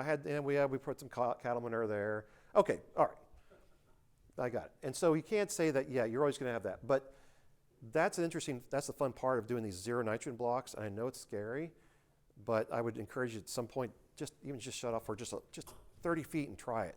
What that will look like, you may be surprised what your yields could be there and what your soils can produce. So we know it's spatially and temporally dynamic. It is a complex biological, chemical, physical interactions going on here. A lot of stuff going on. Our job as advisors, as agronomists, as farmers, is to get the available nitrogen on the crop when it needs it to do its best. And I'm going to say, let's think about it. We often think from the first standpoint, like, oh, I've got to put on this amount of nitrogen. Oh, I got to put on a total 160 pounds. I got to put on 200 to make this. What if we kind of flipped that on the head and said, hey, I wonder what the soil can provide to us at the right time? How can I help that out? How can I let the organic matter that I have, how can I encourage the building of organic matter? I was talking to these couple over here this morning. They've built their organic matter from 1.5 to 3% over a number of years through no-till, through cover crops. What if we all start doing that, allowing nature to help us out that way, and we let mineralization do its job? And we have tools like Sentinel that let the plants do the talking through remote sensing, and we can determine is that mineralization doing its job or not. So over-applying that nitrogen has dollar effects, it has environmental effects, and I think if we can do better proper management based on understanding these principles like we talked about today, having an understanding, basic understanding, this is nitrogen 101 we basically went through here. If we can do this, we can be set ourselves up for success, all right? We don't have to just say, okay, call the co-op, put on the same rate I did before, let's call it good, go to the lake house, we're done for the summer. Oh, I'm sorry, that's Iowa farmer talk. You guys are putting on run the pivots. But the point being is we can do better. And if we understand these underlying principles, how do things work? How can we use what we have as our benefits to our benefit through the mineralization specifically, and also put it on the right amount so we're not allowing disease and insects to come in and hurt us, I think we can set ourselves up for some great success. So with that, thank you very much for the opportunity. Be glad to talk with you afterwards.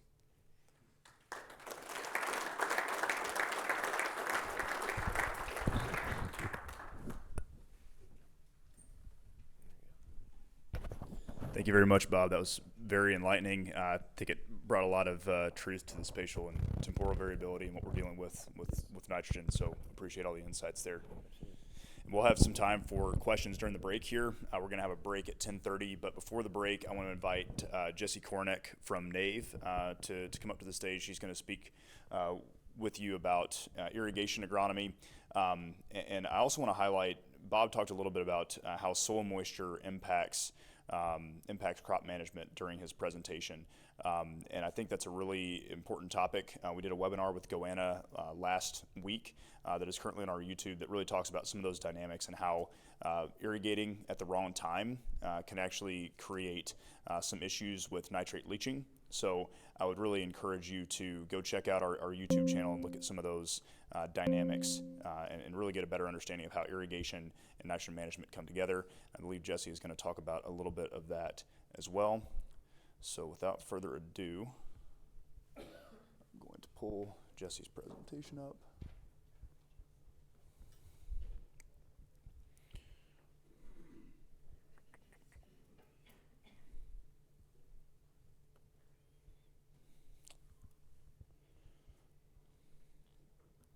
See if I can do this by looking in reverse.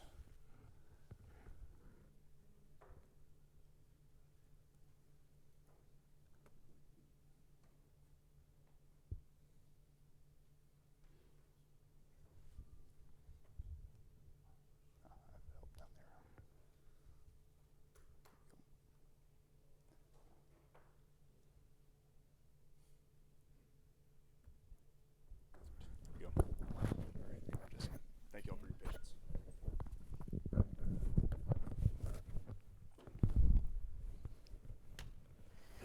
Okay. As Jackson said, I'm Jessie Kornick. I am one of the co-founders and CEO of NAVE Analytics. We are providing data for decision support for irrigation, planting, all without having to put additional sensors out in the field. And as Jackson mentioned earlier, we are integrating into the Sentinel platform.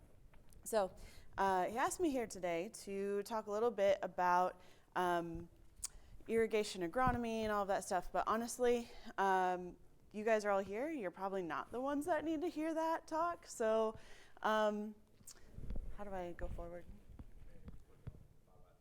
On the laptop? Okay. No?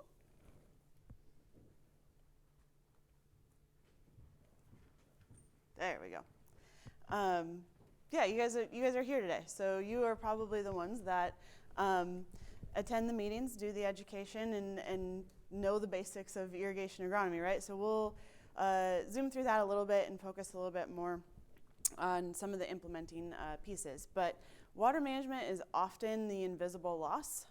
Granted, the pictures on the slides are the more visible examples of over or under irrigating, but at the end of the season, you don't always see bad water management until you get to the yield monitor, and it's trying to figure out how do we watch that throughout the season to make sure that we are not getting to a point where it's a visible issue.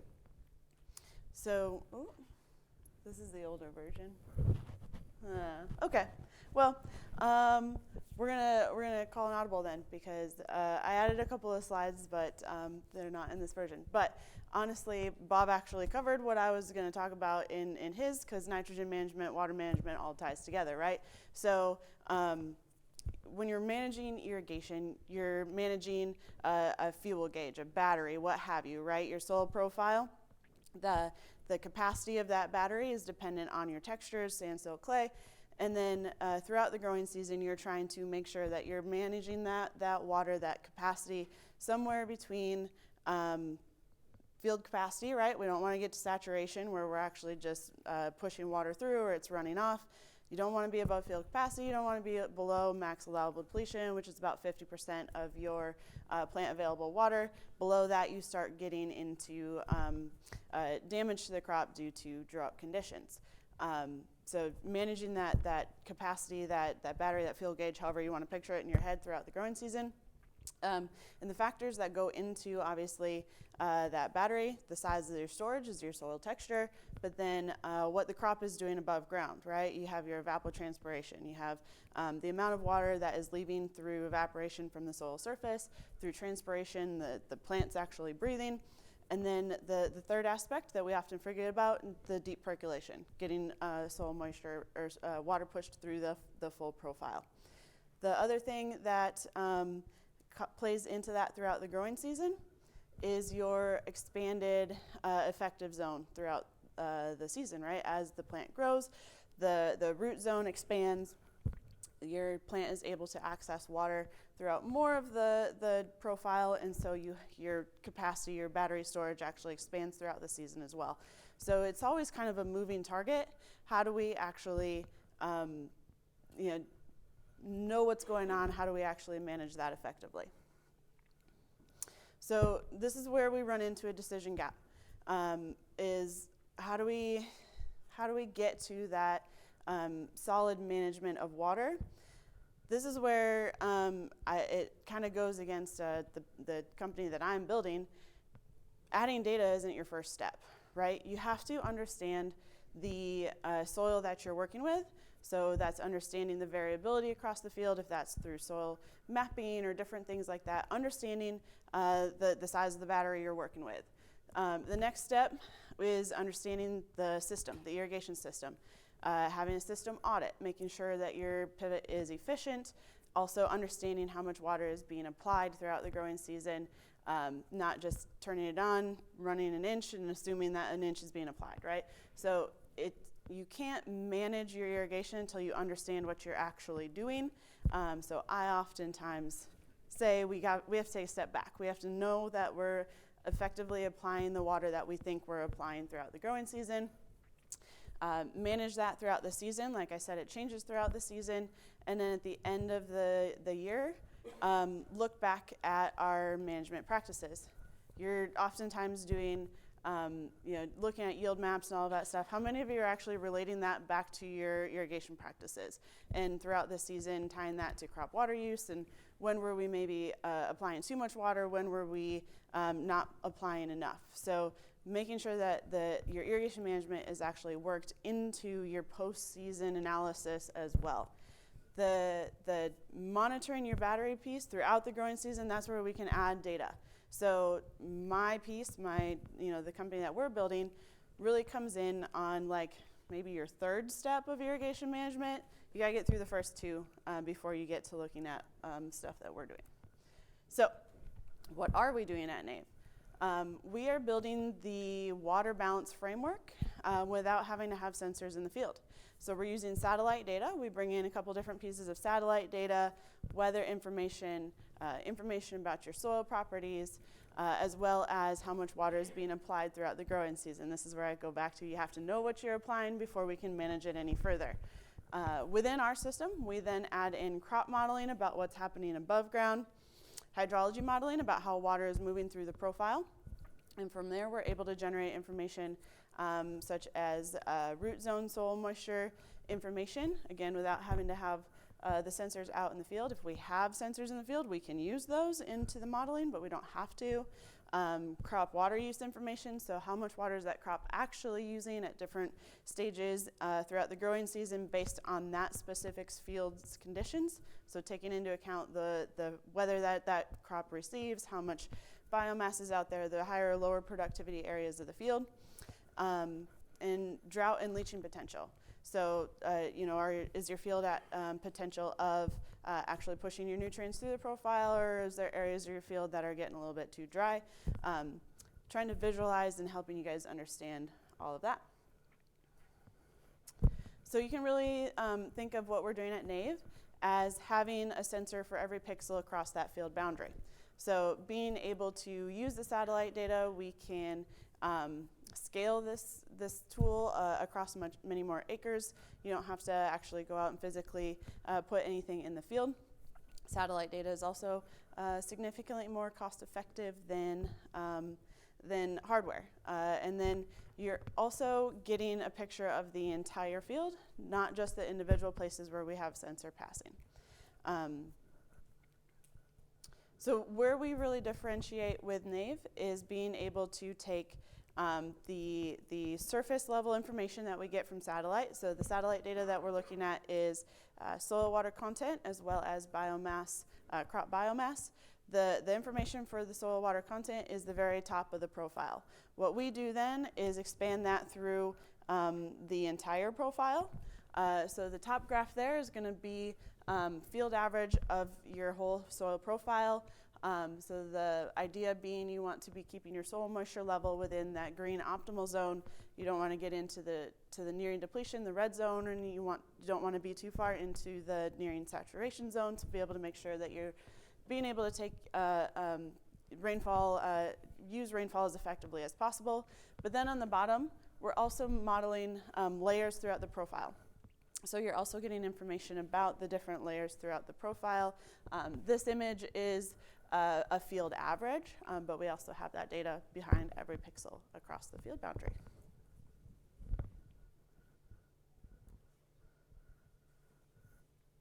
Okay. We have been building the system for about 4 years now. It is trained on soil moisture probe data. We've collected data from close to 50 different locations over several different years, and each one of those fields gets about more than 25,000 data points every day throughout the growing season. So our system is trained on a large data set. We continue to retrain the models every year. Right now, across the board, as far as like soil textures and all that stuff, we're at about 93% accuracy with soil moisture probes. So any given day, we're within about 93% accuracy, and that's when we look at the drill down to the actual pixel where the probe is installed and getting as accurate or as close of comparison as possible.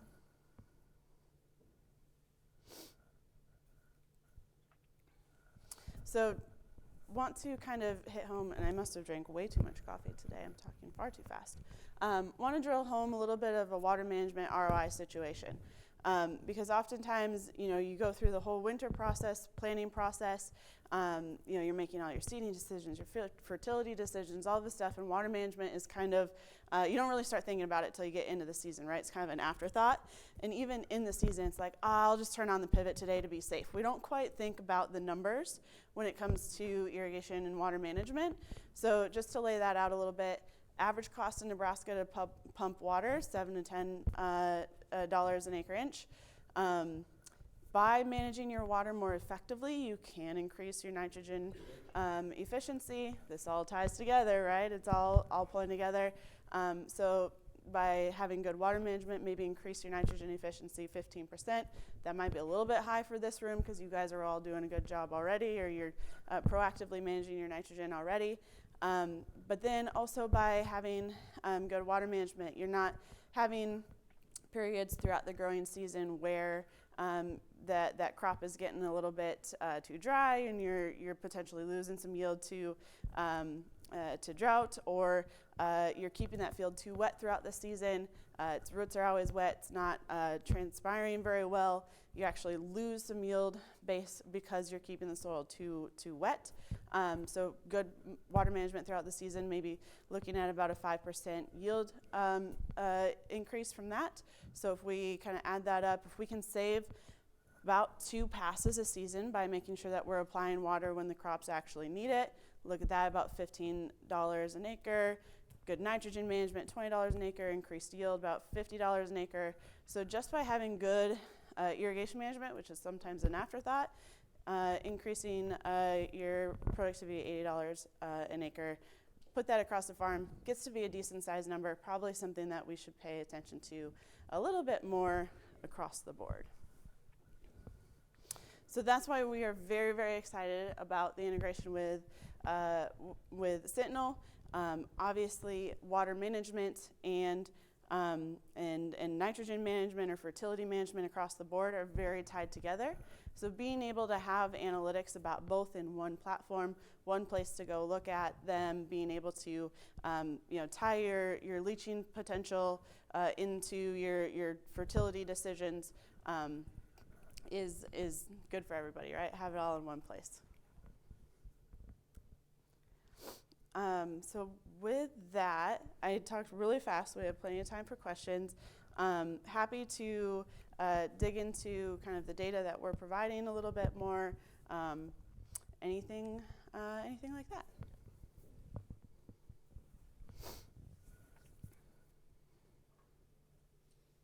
How many acres have you been on broadly? Yeah, so this past season we were on about 40,000 acres globally, 8 countries. The year before we were about 20,000 acres, so we're probably close to 100,000 acres through our lifespan. Yeah.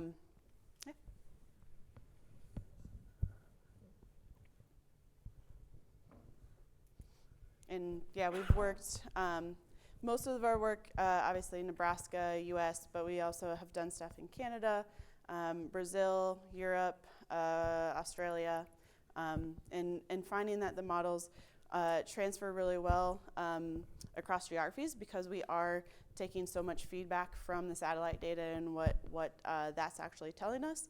Minor tuning when we go to different geographies, but honestly the system is built to be very flexible based on wherever we're at. So like on your soil graphs, how often does that update? Yeah, so it's updating every day. I think Jackson kind of touched on it before. The satellite data that we're using is planetary variables. So that is satellite data that is using a constellation of many different satellites. And so we're actually getting data every day. We're not having to wait for one satellite to make another overpass. It's also microwave data, so it's not interfered with by clouds or atmospheric haze. So we aren't losing images throughout the season to clouds, shadows, when Canada's on fire, things like that. So we truly are getting the satellite feedback every day to inform the models. And so we run a daily production cycle. So about midday, every day we're getting our data updated. So a lot of our growers, that's the first thing they do in the morning. Mm-hmm. So can you adjust that? So we're looking at a couple different ways where, can we use production engineers out of a different country for their working hours and different things like that. So our latency comes from getting the satellite data. So it's collected yesterday, gets downloaded. We get that data about mid-morning today, so it's about 12 hours latency or maybe a little bit more by the time we get the satellite data, and then we have to run our processing and get it posted. So we're at a little bit of mercy on how fast the satellite data can get to us, and then we are trying to make sure that we're running our data production and getting that as quick as possible. So when you're looking at the data, really think about that you're looking at yesterday's data, but today you're going to get an updated version, right? So we're about 24 hours latency if you're looking at the data and trying to make the decisions, but we're working on how we can get that faster. Yeah. Wow, that's loud. Two-part question. Sure. What's your meter pixel resolution that you're using? And then could you get it to the USDA NAS for better imagery and acreage reporting? So the soil water content satellite data that we're using is 100-meter resolution. We do have access to 20-meter now that we're playing with, and we're trying to figure out where the added compute costs, does that translate to row crop, or is that more specific for specialty crops or smaller field sizes? 100-meter resolution when we're looking at irrigation management. How resolute are you actually managing that water when you have a giant sprinkler going around a field? So 100-meter resolution of the soil moisture, we feel like is giving is really good detail, right? You're used to making a decision off of like 1 or maybe 2 probes in a field, and now you have 60 or more. So it is really increasing the amount of data that you're getting out of the field. The crop biomass information that we're using is 10-meter resolution, so that's what goes into the crop water calculations. We have some field health that's not integrated into Sentinel just yet, but some different things like that. So the crop biomass, the crop water use stuff is 10-meter resolution. And sorry, the second question is probably a little bit above my pay grade. I don't know that I have that much pull yet. Jessica, one of the things I really appreciated is the way you touched on the pivot audits. I think that's extremely important to get everything right there. As I was watching your presentation and looking at some of the information from Sentinel earlier, is especially now with the merger with the two of you guys working together, do you see a future where maybe even the potential on the rain-fed fields, the rain-fed acres, we could even start looking at nutrient management that way with this level of technology? Is that something that could be considered? Yeah, it's not the future, it's now. We can produce this data set on any field. It doesn't have to be irrigated. It's actually easier for us to produce this data on dryland fields. We don't have to account for the as-applied irrigation. So we can produce the data. For us, it's always been like, where are we getting the ROI? What are the use cases? When we talk about working with Sentinel and they're doing the nitrogen and the fertility recommendations, there's your ROI, right? Like that's the use case for it. So by getting the two companies working together, then that data becomes much more useful on the dry land. Because if you're looking at our stuff for irrigation management, you're not doing anything on dry land, right? So you kind of forget about it. But when we pull it into the overall picture of fertility management, then things like leaching potential, drought potential, current water status, all that stuff comes into play. So yeah, absolutely.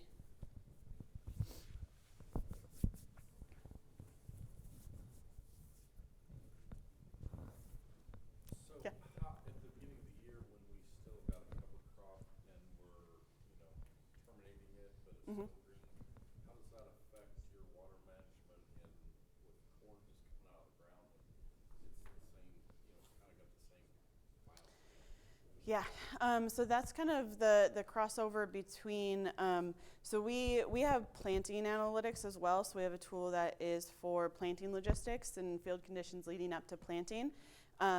Even in that tool, we're looking at the biomass, right? Like we're looking to see if there is biomass, if there's anything using water at that point in time.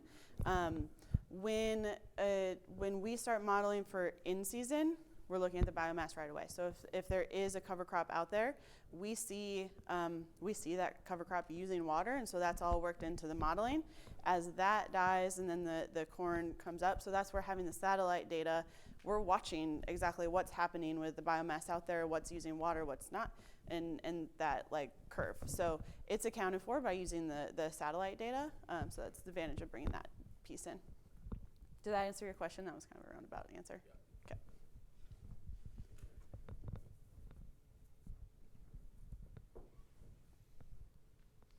Okay. I'll be around all day. Bradley's here for most of the day. He's another co-founder of Nave Analytics. Oh, we got another question. Sure.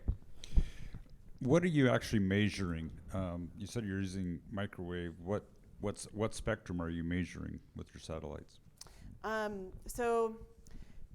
This is newer technology, and so we're usually used to talking about wavelengths and indices and different things like that. So the data that we're actually using is taking the data from several different satellites and giving us a variable. And so what we're getting is a measurement of soil moisture in the very top of the profile. Then we take that and everything else that we know about that field, extrapolate that through the profile. So that's how we're actually calculating the soil moisture throughout the profile. Does that answer? Okay. I guess it is microwave data, so that's the wavelength that is doing the measurements. So.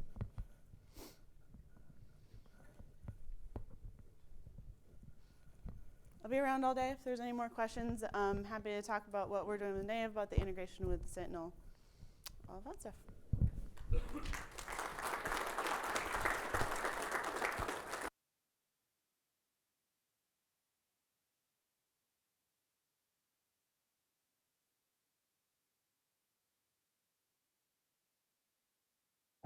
All right. Well, thank you, Jesse, for that presentation. It was good to see what Nave is doing, and I appreciate you talking about the nuances not only of remote sensing for irrigation, but also just the other management decisions that go into making sure that you are an effective irrigator. At this point, we're going to head into a break here. We have a break from 10:30 until 11. After that, we will have a grower panel that's going to be focused on talking about how growers are managing nitrogen in season, some of the tools, techniques, how they're managing their logistics, and all the challenges that come with that.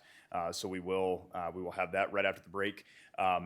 What I would encourage you to do during the break is visit our sponsor booths. We have a few over there. Galana Ag is over there. Farmation is over there. We also have Land Option. So please go and visit with them, learn a little bit more about what they're doing. We do have refreshments out in the foyer. Bathrooms are over towards the entrance if you haven't found those yet. And if you want to talk to Sentinel, again, we have our enrollment table. We have our product table, and our team will be floating around the event as well. So with that, I'll let you go to break. I appreciate the attention this morning, and we'll see you back at 11 o'clock. Thank you.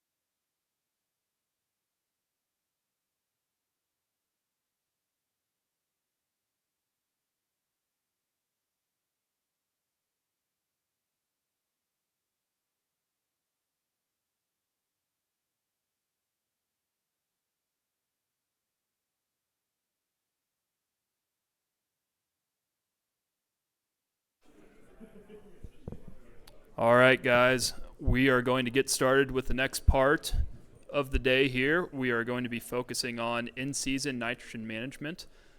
So if you guys want to work your way back to the table, we can get started.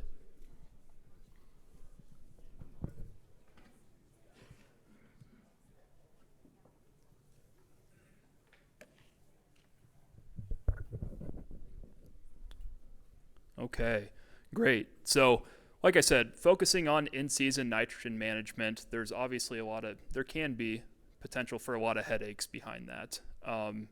You can go out and just front load everything. That's maybe not the most ideal thing to do, though.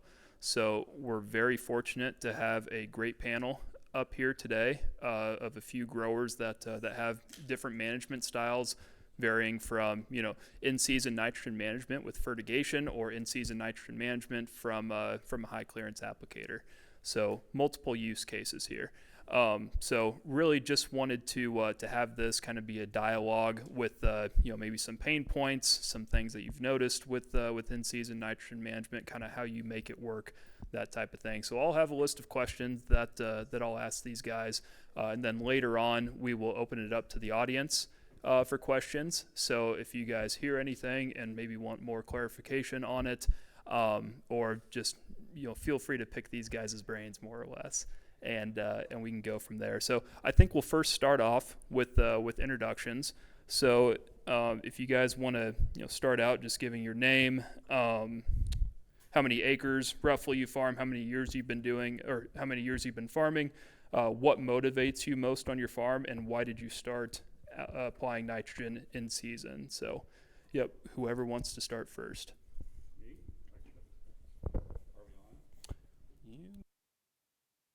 Can you hear me?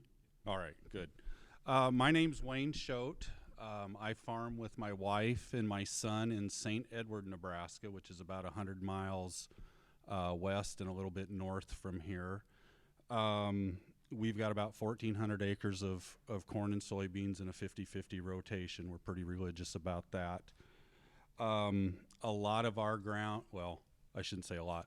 Our ground is highly variable, from river bottom ground to some really steep clay hills, sometimes in the same quarter. I've been farming all of my life, but been farming full-time since about 2012. And, as time has gone on, obviously profit and efficiencies become more and more important. And that's really where we focus on. And that's essentially why we got into the in-season nitrogen management was the cost of the nitrogen and trying to reduce those nitrogen costs. Okay, Jesse Williams. I farm near Osceola, Nebraska, around 900 acres. It's pretty much flat, all Hastings soil, one field that's kind of sandy ground. Been farming for 5 years, so what motivates me most on my farm was one of the questions. I would say I'm an 8th generation farmer, so that comes with a lot of drive associated with that. I'm the first in that has stepped off the farm for a while, so I worked close to 20 years for Case IH as a harvesting and field service specialist for them. Then started farming full-time last year, so as far as applying nitrogen in season, the chances of less loss, and also if you do have that hail event towards the end of June, the 1st of July, and you don't have all the nitrogen out there yet, being able to save that money, save that fertilizer for the next season. Guess I got my own. I'm Quentin Keneally. I ran this by James yesterday. I wanted to tell you I'm a second generation. Oh, no. I'm a secondhand vegetarian. So I believe in a good plant-based diet. I just have to run it through cattle first and end up on my plate, medium rare. So I farm up the river bottoms here. We're about 2,500 irrigated corn and soybeans, rotations, a little bit of corn on corn. And so, yeah, I started a podcast about 3 weeks ago. So we're bringing ag data to our platform with grower adoption, and then about the ag tech revolution. And then, Yeah, I started, had a tough year about 8 years ago, and then started using my data for me and making better decisions with my fertilizer. So we have a traditional, the way stuff my dad did it, and it's always pressure to start evolving the farm. So I started bringing that to my platform and use it on the farm that way. And that's when I found Sentinel. I've been using them the last year. We've been really breaking down data-driven decisions the last 7-8 years, working on it every day, and then we're bringing it to a farm because we're heavily irrigated. So making decisions later, and then we're a big wind and hail area too. So just bring it to the farm and figure out how to use it right. Thank you, guys. I guess before we start going into the questions, I think maybe one question I want to ask. Q, you already gave your answer. You've been using Sentinel for about a year now. Jesse and Wayne, how long roughly have you guys been using Sentinel for? So this year was my third year. The first year I trialed it as part of on-farm research on one field where we did side-by-side management between Sentinel and me trying to make the decisions. This will be my third year doing it. So I've been doing it for the past 2 years, and really when I discovered that the Sentinel product was out there, I jumped all in with the technology on it. I had worked with this type of technology in my years when I worked with Lindsay Manufacturing. We used to use the satellite imagery to determine how well our corner systems were watering. So I knew I was very confident that the results that we were getting and being able to measure that, see that corn stress from the technology. Perfect. Thank you, guys. So I want to go into some of the more questions that we have for this. And first thing I want to ask is, how are you guys currently making your in-season nitrogen applications? So yeah, up here, I'm 45 miles north in Tacoma, Nebraska. So we start with a good base a little bit in the fall. So we still do a little bit of tillage. So we start out with a base, not very much. And then at pre-emerge, we put a good chunk on to get that early 60% of the plant growth up to V12. And then we do a little side dressing yet. So we're kind of unique where I farm with my uncle, who's a little more old school, and then me and my mom are a little more progressive. So we use kind of a blanket poundage and old school buggies, 4630, 4640, pulling some buggies around there so we can knock out some acres there. And then rely heavily on my variable rate fertility with Helena.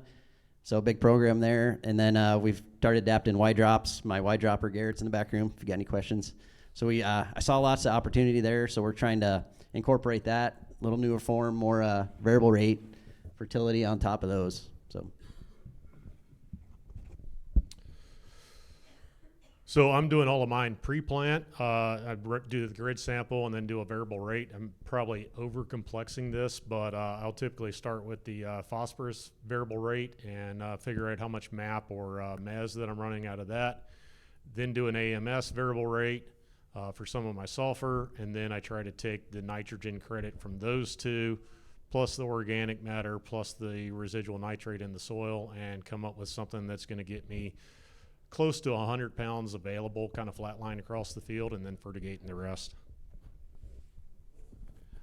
We do we'll grid sample all the soils to put the dries on. We'll do our variable rate, the MAP and the lime and the potash, and we'll do all that during the winter. In season, we go right to a side dress application about V1 through V3 with the corn crop, and we'll get another base of roughly 90 to 100 pounds in that application, and then we use the Sentinel program to add anything else that we need to during the season. Great. Another question I want to ask is, you guys all have kind of different management styles of applying nitrogen, right? So number one, have you always done split application of nitrogen in season? If you haven't, what made you switch to more of that in season approach for nitrogen management? We've always done it. We're stuck in that 3-pass right now until we can prolong a little bit more. But that's actually the first thing I learned was how to run a side dress buggy. So when I was like 16, I think the uncle and dad were sick of getting out there bouncing around. So they stuck me in there, taught me how to count rows, and that was my first experience. And we still do a little bit of it today. But I just like transitioning my part to more variable rate and then make sure we get the right fertility on the right acre. But I think it still has its place. If you're new to it, you want to step into it. You don't just jump in. So it's really like they're talking grid sample, get all your data in there and learn how to use it and get the right amount of fertility on the right amount of acres. So just baby steps and start working towards it now before regulation gets here. Yeah, so I guess I only have 4 years of corn under my belt, but the first year I did a 32 with the burn down, and then we came back and did the variable rate with urea spread on, and then fertigated the rest, I think, in a couple different fertigation passes.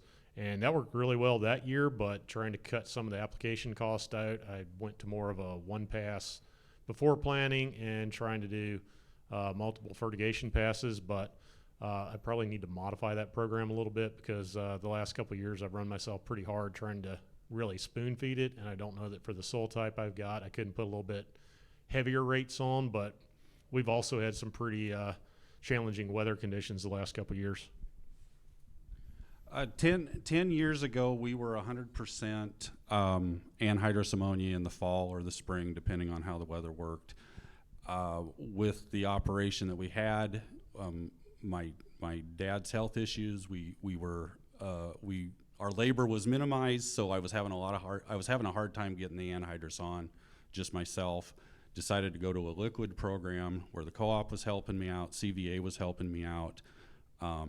Through those years, we were slowly transitioning a lot of gravity irrigated ground to pivots, and that's really, once we got the pivots, that's where I was able to go more in season and utilize those pivots to get the nitrogen on that way. Great. What factors make in-season nitrogen application most challenging to execute logistically on your operation? Yeah, I would say the weather windows the last couple of years, or really every year that I've done, it's been a big one. You know, I think if we could get everybody in Nebraska to go to fertigating, we would probably not need the pivots anymore the way it seems to work. But yeah, that's been a challenge. And then, you know, me trying to do a lot of pretty much everything by myself with just a little bit of help from my dad. Just the labor availability of moving fertilizer tanks around, getting fertilizer tanks in and out of the field, trying to catch up with the fertilizer vendors and get what I need at the right time. So those are kind of the challenges for me.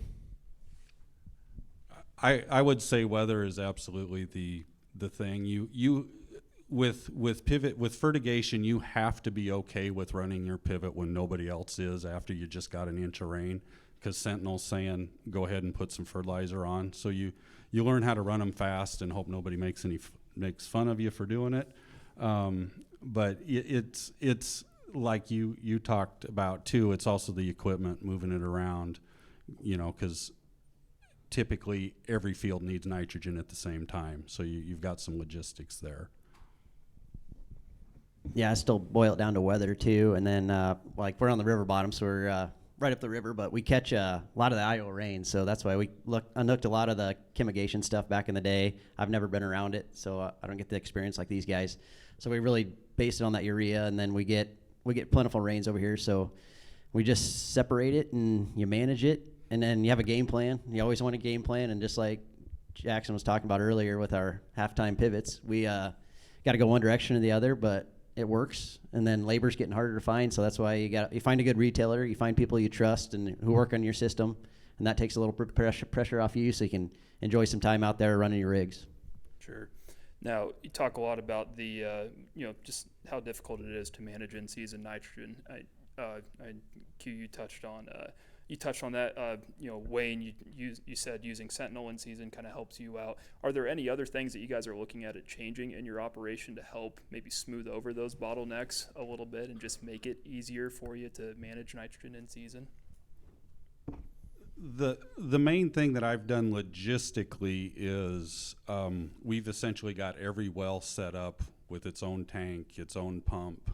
Not quite. I still got one well to do, but that has taken me almost 5 years to do that, because there's a lot of capital investment to get every well set up with its own system. But like I said, it invariably, all the cornfields need nitrogen right now. And I could not justify having systems wait a week to 10 days before we got around to all of them. So that's been one of the biggest things. Yeah, I'd kind of say the same thing. I am probably looking at maybe taking some of the quarters that I have that I'm splitting corn beans and getting permanent tanks on them, maybe permanent pumps set up on them. I got a lot of 80s though, so it's a little harder, like you were saying, to justify having that expense at every one of your 80s. I've got one portable cart that I own that I use that's set up with the pump on it that I can move around pretty easily.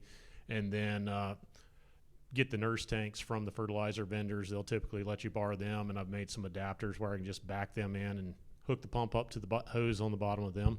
So that's worked decent, but if I'm looking at trying to get some higher rate side in one pass, probably going to need some bigger tanks than the 700-gallon portable one that I've got right now.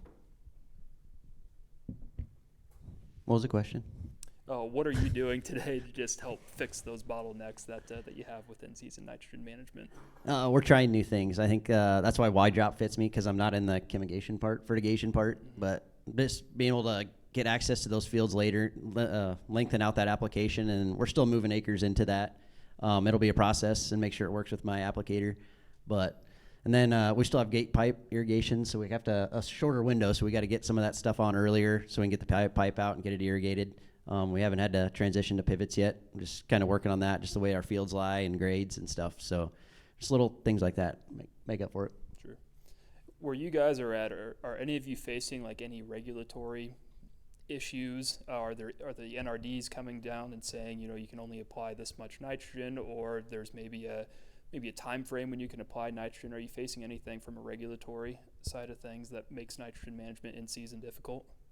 We're not yet. I know they prefer split application methods, but I've had a little bit of word there is the nitrates in our water are getting a little high. So I just like to stay ahead of the curve and start watching our nitrogen now before we are regulated. So we're exploring our avenues there, but right now we're not irrigated for how much water we can pump or how much nitrate we can put on, but I'll be working with UNL a little bit on some CSP programs this year to better get my nitrogen in there and due to regulation. So. Yeah, one of the NRDs I'm in, we do have to report. We're in a phase 2, I think, so we've got to report and do the nitrogen planning each year, which is pretty simple. If you've got corn on corn, you do have to take a deep nitrate sample, which I've kind of tried to incorporate that in on all of the fields just to kind of try to get an idea, and a couple deep nitrate samples, going that 8 to 24 inch range, kind of what you've got down there for nitrate. But yeah, I do think it's probably coming eventually. I've got one farm that is one of the test locations, and so they send me the report from NRD, and that one in a year's time went up, I think, about 20% on the amount of nitrate in the water. So that is a little concerning. Right now, we are not regulated at all on the nitrogen use or the water use right where I am at. I fully anticipate that we're going to at some point in the future, and that's kind of we've been pushing to just be prepared for that. And the combination of putting the pivots out there for the water management and then using the in-season fertigation is preparation for that. Do you guys manage field to field or within field variability with your in-season nitrogen applications? And if you are, how are you doing that? Yes, we are. With our pivots, I think we get it dialed in the irrigation part, and then me and my agronomist study the soil wetness index, so our ability for that acre to hold water and nutrients. So that's a big one on our radar, being on the river bottoms. And then, yeah, that's about the extent of what we do. Yeah, like I said, most of my variable rate I do up front to try to get a fairly flat baseline before we start fertigating. We did put a couple fields in the Sentinel Complete last year.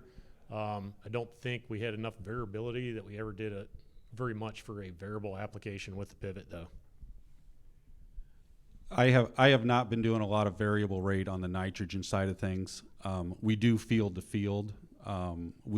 Most everything gets, like I said at the beginning, about that 90 to 100 pounds of base nitrogen with the side dresser, and then again the in-field management or field to field, we use the Sentinel to determine when we need to apply that in season fertigation shot, but we're not doing any really variable rate with nitrogen in the fields themselves.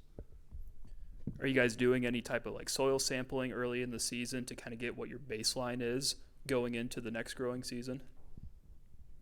Yeah, we do a lot in the fall. So we get a good start there so we know where to base to start out of. And then the nitrogen prices this year, we've kind of cut that upfront application coming into this season. So we're looking for that. And then, yeah, grid sampling, it's kind of a rotation. We're just keep adding more acres to it every year. And then get on that good rotation where you're keeping an eye on, know where you're at. And then we started doing some tissue sampling with Helena throughout the growing season. So we can kind of make some adjustments through there if we need to. Sometimes they're not early enough. But at least we know where we're at and where we need to look at for next year.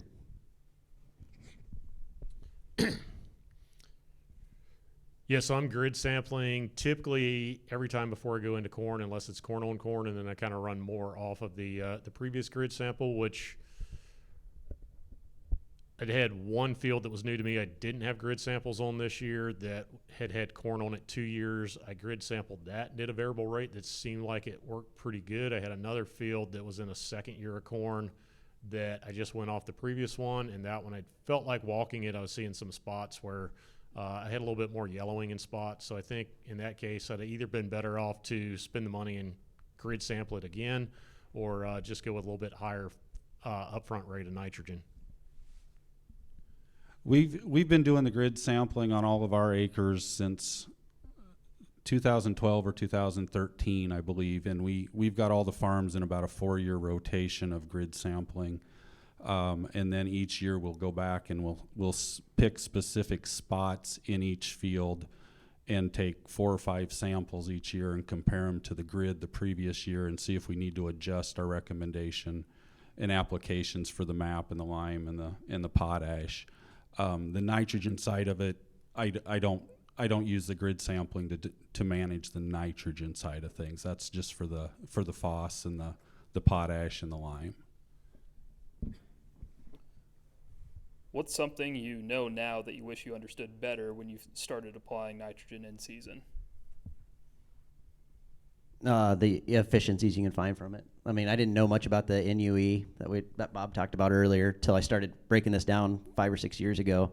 And then just using Sentinel this year. I mean, we got some of our numbers. Some of the home run fields, we get down in that 0.85 to 0.89 before. And then, we lost a lot of plot. We had Mother Nature throws a wrench and everything. So we have all these plans with nitrogen, and then we got hail, wind, and then southern rust moving in. So it really put a hiccup in the rest of my studies down south. But some of those numbers are in the 1 to 1.1. So just start to watch the efficiencies and get at it now before it's too late.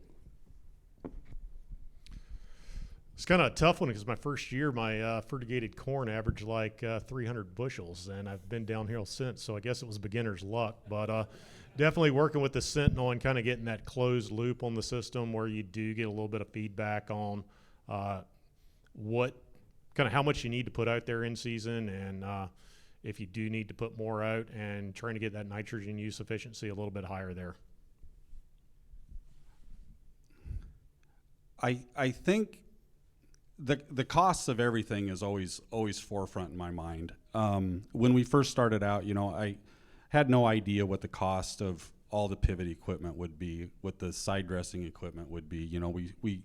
We stepped into it knowing that it was the right thing to do, but not realizing that, it takes a commitment to do this. And when you start investing, $5,000 a well to get everything set up correctly, if you want each well to stand independent on its own so you're not moving a bunch of equipment around, that takes time. Like I said, we still are not completely set up with every well completely, but had I understood the efficiencies that you gain in the nitrogen management, I probably would have been much, much more aggressive than what I was, and just said, okay, we're going to commit to do this and go after it a lot quicker than we did. You guys got me kind of interested. What are some of the better nitrogen use efficiencies that you've seen since you started doing a split application? I'd say it's still this year on the home run field. I mean, we got it down in that 0.85 to 0.9, and I thought that was pretty impressive for what we're working with down there. And then, we're really flat. So, we got to watch that leaching and volatilization with the urea we use. So, that's probably my best one. And then, I don't know, the other, I just wish we had more data. I mean, I liked your data plots out there. That was nice and interesting to see where we can cut back and where that fine tune that program. So.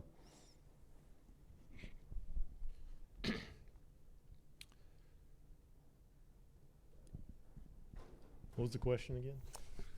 What were some of the better nitrogen use efficiency numbers that you've seen Oh. since the split application? Yeah, I mean, I'd say probably I'm typically running in about that 0.8 range most of the time.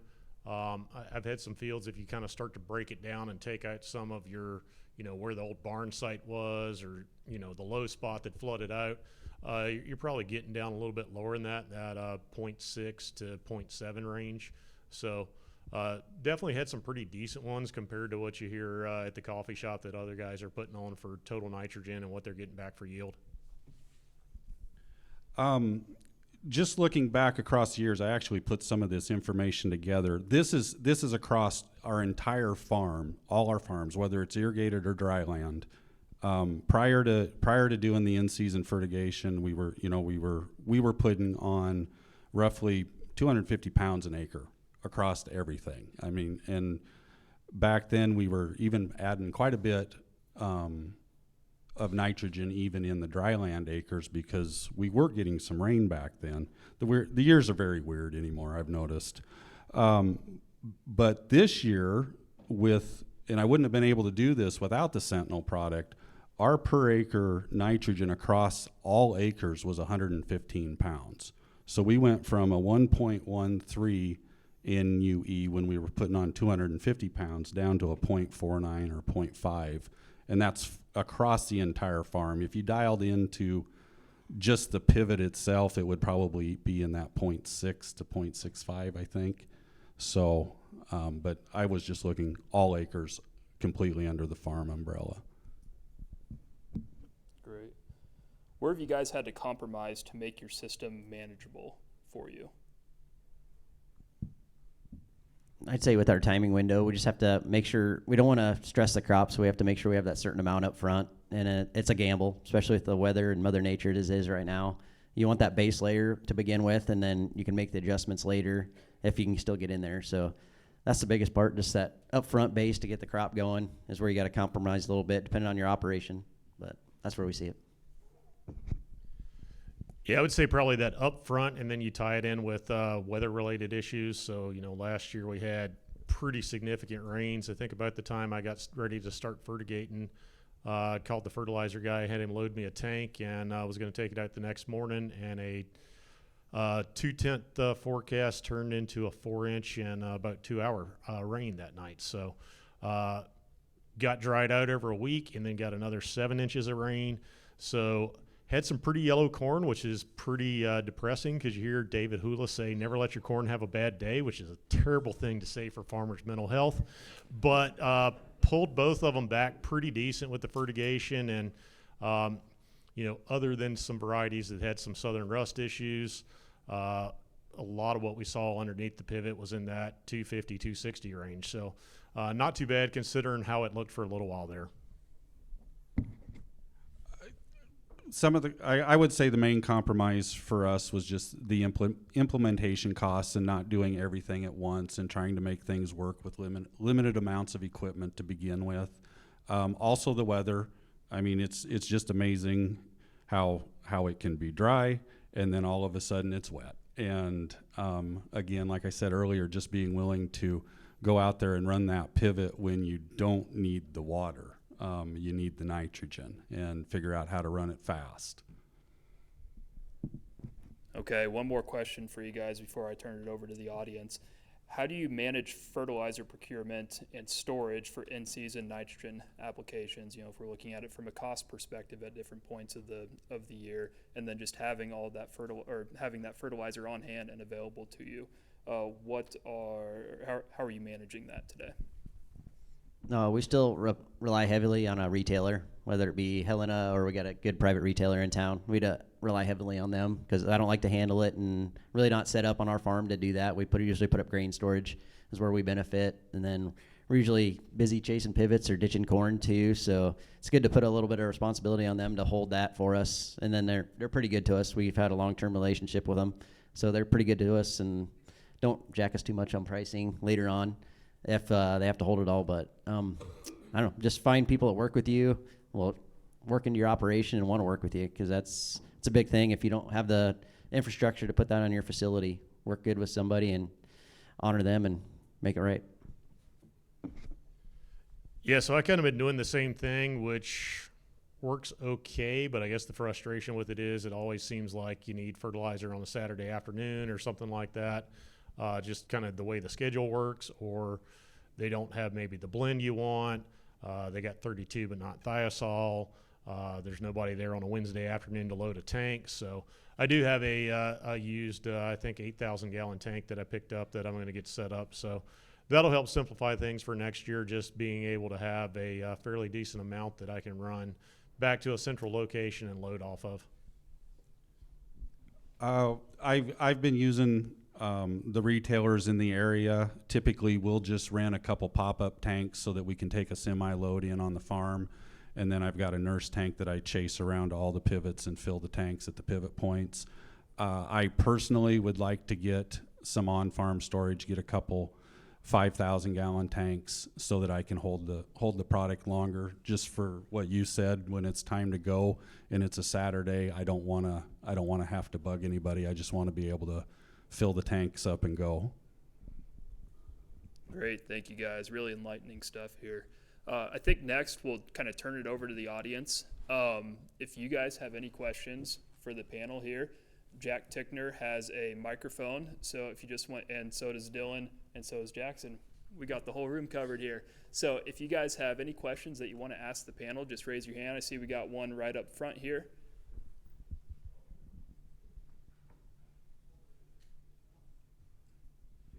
I want to direct this question at Jesse. You commented on the color of the corn, not this year when it was yellow, but you had some areas of the field where you saw some nitrogen deficiency or yellow leaves lower. Do you think that impacted yield, and what do those fields look like at dough early dense stage? How many lower leaves are yellowing or senescing later in the season? Yeah, so on that one, the one I was talking about, we saw some spotty ones. That was a second-year corn, and we were running off an older grid sample, a 2-year-old grid sample. Probably seeing a couple leaves up that got fairly yellow on that, and that was right before we started fertigating. It was a little difficult to figure it out. I mean, you could walk across your high and low Sentinel plots and then into your regular plot, and it didn't really seem like it really lined up with a varying rate. When we harvested it, I haven't had James process the data for me yet, but I mean, it almost seemed like the low rate plots were as or maybe slightly better at harvest. So I don't think it was a huge yield hit. Some of what I was seeing may be compaction. So, you know, I don't know if that's something with the Sentinel. You can kind of try to pinpoint some spots in the field that maybe look like they do have some deficiencies and go out there and do a little scouting with a soil probe or something like that and try to see what you got there. Yeah, Jason. Have any of you realized a nitrogen use efficiency number that's low to the point where you feel like it's negatively affected yields?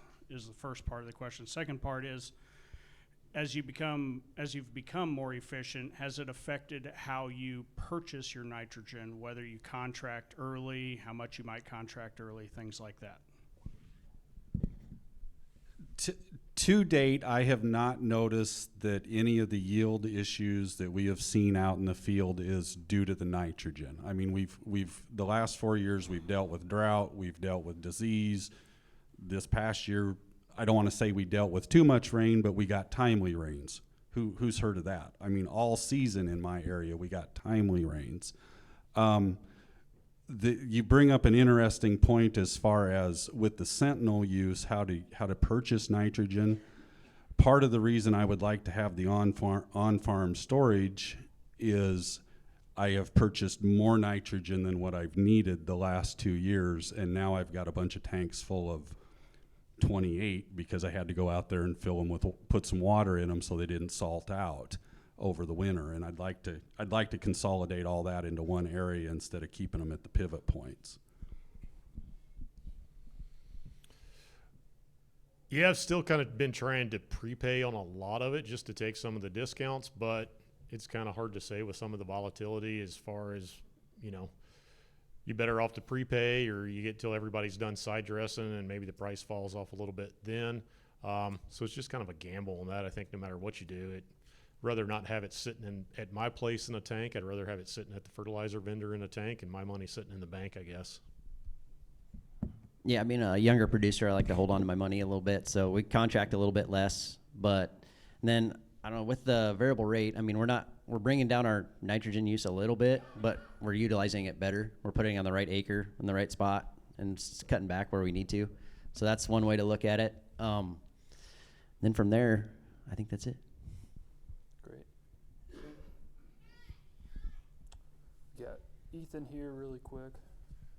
You guys all kind of talked about making changes on your farm. What was the catalyst that made you make the changes to try Sentinel out on your own farm? I lost a lot of money in 2018 and wanted to re-jump my operation. So I started breaking it down. I added a team, so I had a lot of people. I got agronomists, I got a marketing guy, I got a finance guy. I was trying to do it all alone. It didn't work out for me. So I revamped and started making my data work for me. And then I help with grower adoption. I bring companies out to my farm, and then I talk about it on socials. So got other incomes coming in. It just takes one hard year, and you start revisioning it, and it re-jump starts you. So. I guess I started with the fertigation, and since I only got 4 years of corn, and like I said earlier, just kind of due to spreading it out, spreading the cost out, having a little bit more security as far as if you do have a hail event or something like that. But the first year I did it, I worked with the on-farm research. I had just gone out when I started farming to NRCS and trying to figure out some ways to bring in a little bit of additional income. At that time I was only farming 80 acres. And then have grown since then. But found the on-farm research, and they had a paid trial that year to do some of their models beside a grower model. And so we did that the first year with that side-by-side, and then just asked what was available for the next year, and that was where the Sentinel popped up. So did that the next year. We got through some struggles with co-op not getting the initial application on right for the test strips, and I think that was a learning experience that led to the blocks that we got now. And we started working with the wedges that year with the high rate and low rate through the pivot, and just saw the value of it once I did that. Probably the thing that if you want to talk about a specific moment in time that made me decide I really needed to manage it better, we started with the fertigation when we started putting the pivots on. I in my gut, I always knew we were putting too much nitrogen on when we were doing the anhydrous applications. Nitrogen was a lot cheaper when I first started farming. I think if I remember correctly, in '95, I think you could buy a pound of nitrogen in anhydrous right around 12 cents, maybe 14 cents, somewhere in there. So it was a lot cheaper back then. So we had to graduate to the fertigation or the in-season application to save some money. I knew we needed to cut back and started to cut back, but wasn't sure if cutting back was the right thing to do because I really didn't have a good way to monitor what was going on in the field. The specific moment in time when I decided I had to do something different was I went out to check a pivot.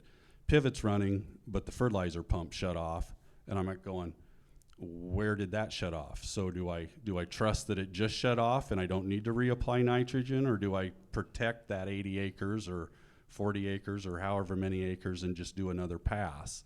And I said it was just getting too difficult to manage a high dollar product without any feedback, and that's where I found the Sentinel and it helps me sleep a lot better. How's that? I think we had one more question up front here. Thank you, gentlemen.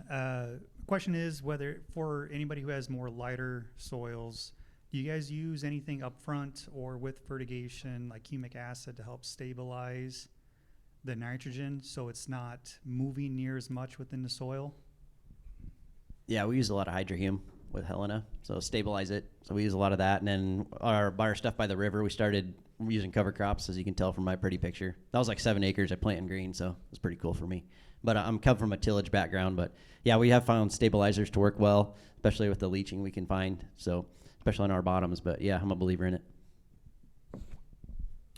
I have not used anything like that yet. I do have one field that is sandy ground that we have in a biochar experiment with UNL for next year. So we went out and put like 2.5 tons of biochar, or no, 7 tons of biochar, I think it was, on 2.5 acres. So that'll be kind of interesting to see what that does on that sandy land. That's kind of a throw everything at it with the carbon and see what happens, I guess. I am not using any nitrogen stabilizers. Even the river bottom ground that we have is not highly sandy. It's still a pretty heavy silt loam soil. I think we have time for maybe one more question. I think I saw one maybe back there. So, question to Wayne. What, 10 years ago when you switched from anhydrous, what was the key factor that made you switch? At that time, we had, I just couldn't get across the acres. I was running a lot of cow calves. We were busy with cows, weaning calves in the fall, so that took up any time then. In the spring, you're busy calving. Just could not get it done. And at that point, really didn't want to buy the horsepower or the rig to feel like I could get across those acres either. So it was that was the point at which I went to the CVA and said, "You guys put it on with a sprayer." I did not like that at all either, because we didn't have enough pivots at that time to water the nitrogen in a little bit too either. So it was just a lot of things snowballed all at once. Alexa, I think you had a question, maybe? Yeah, sorry. I was just wondering if any of you were or are in any like cost share programs that you felt like were helpful in making any of these decisions or motivating you to do anything. And on the flip side, if there was any programs that you were in that you just didn't like, that you were like, what are they asking? It's too much information. I don't want to do this. Sorry, that was kind of a loaded question, or I guess a lot of questions. So yeah, I just got started with CSP programs through NRCS. So I'm still in the implementation stage. So I should have them all ready for this year for the first growing season. But that's my first adventure. I do irrigation management, nutrient management, and then cover cropping, trying to get some better organic matter out in our fields by the river. So that's my first adventure. I've played a little bit with Cargill's programs, but not as big a fan as those. Sorry if you're from Cargill. But that's starting to get our network. So I've got to talk to a lot of people. Use your network and find out what's working for guys in your area, because there's some opportunities. And I got started in the combine this last spring, and that's where I met Sentinel and the on-farm research. So start beating down doors and find some opportunities to get some more money on your farm, because it's not easy to find right now. Yes. So I put all my fields in that nitrogen reduction program last year, and a little bit difficult because there wasn't a lot of past reporting in the NRDs. So I think some of it went off modeling, and it seemed to be a lot of variability in, there's one field that I had converted from dry land that had like a 230 pound base. And then there was another one that the guy that had been farming it was running like 230, 240 on that one. And, that one, I think they gave me like 190 initially, and we did go back and get that modified. And then another one that I had in Sentinel 2 years ago, so that one had a fairly low base. And then some of them, they're wanting you to go out if you don't have a lot of history and do like the UNL nitrate calculator. So you take that deep sample. If you pick the one spot in the field that's got high nitrates on your deep sample, it's kind of throwing your whole recommended rate down. So you start getting some recommendations back on some fairly low rates. So I think of what I put in the system, I think I met it on probably about 60% of the field. So I did get a little bit of money out of it. It helped a little bit, paid for the time it took to take the record keeping and all that. I never used any cost sharing programs to get the system set up. I know there's flow meter cost share programs out there with NRCS and other things. we did enroll all the corn acres last year in the Nitrogen Reduction Act, and submitted all that information in December, and everything checked out. We met the target reduction rate for the nitrogen.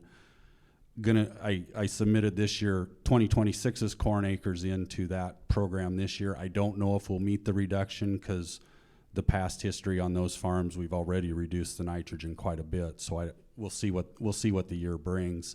Also do a little do cover cropping with the Cargill program. I happen to get along with them. No, I'm just kidding. That's been an interesting learning curve also. I do get along with them. They're just short on my side, it seems like. So yeah, I think with the nitrogen reduction thing, the thing that kind of frustrated me on it is, I checked with the local fertilizer guys and was like, what's your average rate? And if you take their average rate and what I put on the ones that didn't qualify, I'm still probably 15% below what they're putting on the average field. So it's not really incentivizing the guys that are out there trying to cut the nitrogen, and the ones that aren't trying, I think, are skeptical enough that they're not going to try. So it's not really incentivizing the cheerleaders, I guess. Okay, well, I think I maybe saw a couple more questions out there. Unfortunately, I think that we're out of time, though. So I just want to thank you guys for coming up here today and being willing to share a little bit about your operation. A lot of good information passed around today. So really, thank you guys for taking the time to come up here.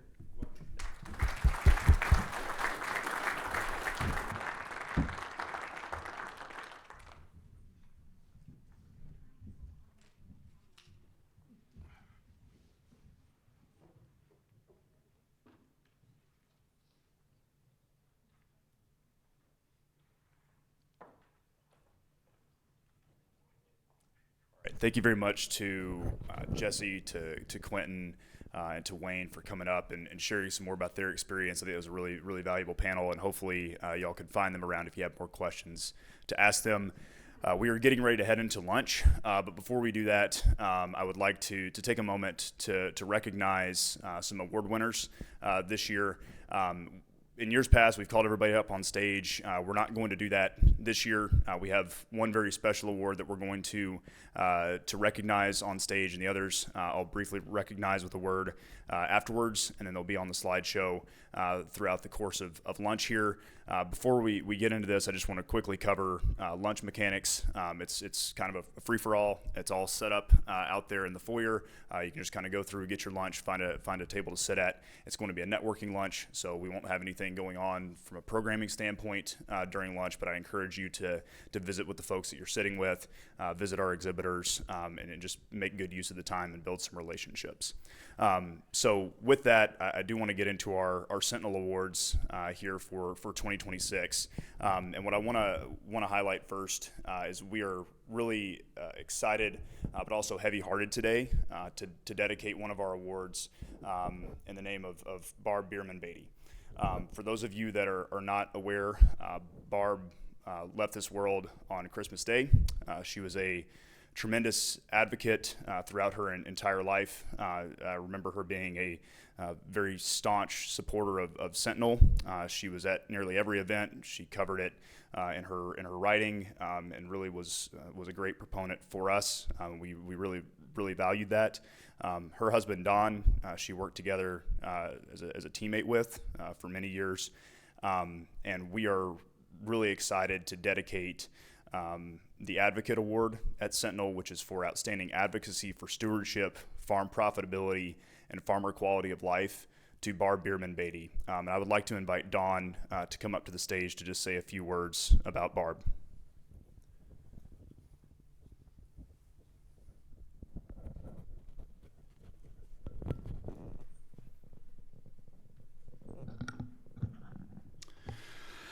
Thanks, Jackson. First off, I'd like to thank Jackson and the Sentinel Ag team for honoring Barb in this way. She was a journalist for 45 years for a variety of newspapers, mostly local. And she covered a lot of stories throughout her career, everything from murder trials to football and basketball games. But by far, her favorite stories were finding new technologies for agriculture and interviewing them and spreading the word to farmers. And Sentinel was definitely one of the ones that she worked with a lot, worked with Jackson early on. And so she was a firm advocate that we need to keep finding new ways to farm, new, better methods of farming, and to have this award named after her is quite meaningful. Yeah, she passed away from a very vigorous cancer. Biopsy was December 1, and she passed away on Christmas. So it was a fast, furious battle. So thank you.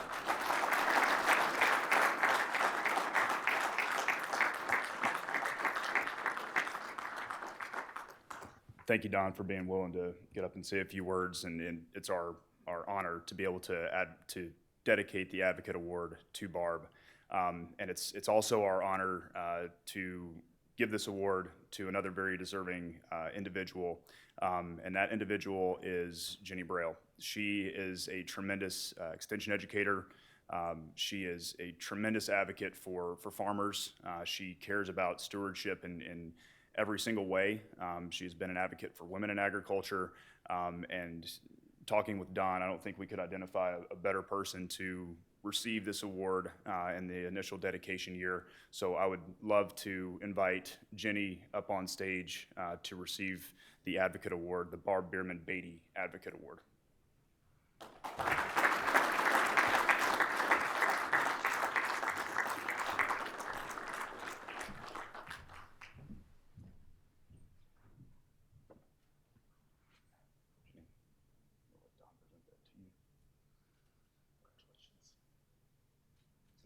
Thank you so much. Thank you for all that you do. Thank you, Don.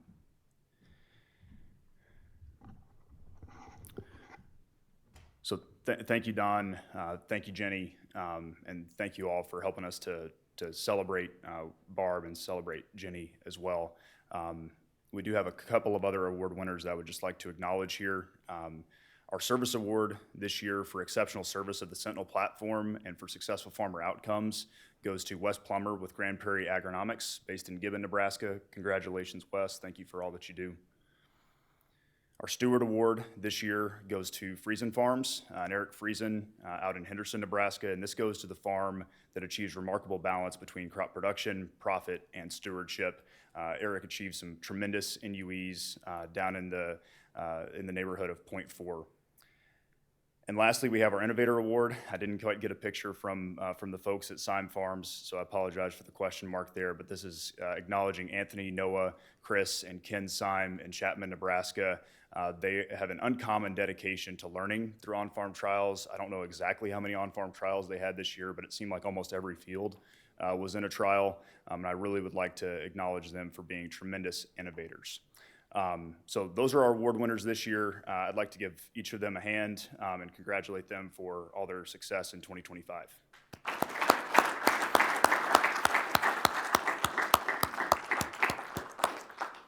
All right, and with that, I appreciate you being here at Sentry Network Summit 2026.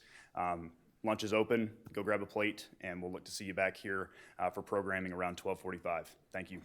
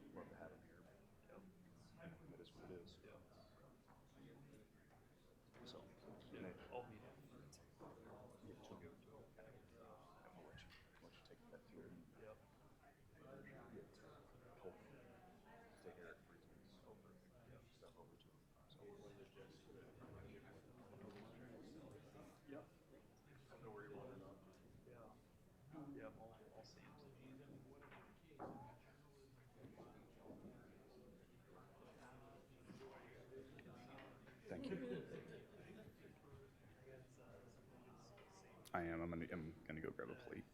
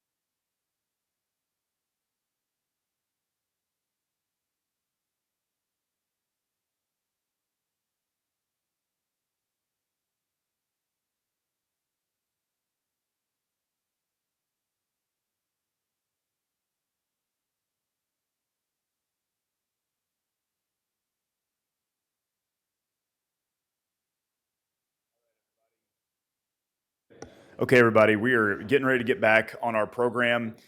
This afternoon, we'll have a keynote that's going to be delivered by Jake Linneman with AgSpire. So we'll get into that next. And then we're also going to have a performance review following that, so a chance to check in on Sentinel data.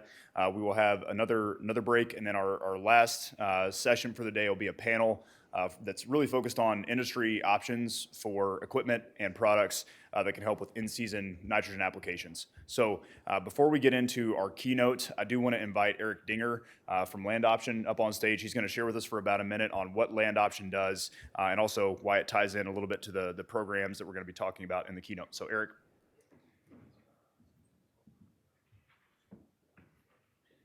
Thanks, Jackson. Hey, everybody. It's after lunch, so we're going to do something a little interactive. Would you please raise your hand if you are crushing it at managing the programs on your operation, or if you feel like your farm customers are crushing it managing farm programs? Will you raise your hand? Does it give you joy? Oh, Ben. Yeah, perfect. Ben. So I'm from Nebraska. My background is in building said programs and working in conservation for a lot of years now. And after that, I managed land for a couple of big operators. And what I found out was that it was no easier to be in charge of the program than it was to figure out which programs to go into. And so that's what Land Option's working on. Is we built what we think is the most comprehensive database of programs ever put together. So our thought is we could find for any of your customers any program that exists. And then we built some AI tools that make the matching of that process and the applying for and working through that process a little bit easier. And we don't work with farmers directly. We're here, as you can see on the green screen, we're looking for people who want to add what we do to their business as a way to further help and enrich their client relationships. And so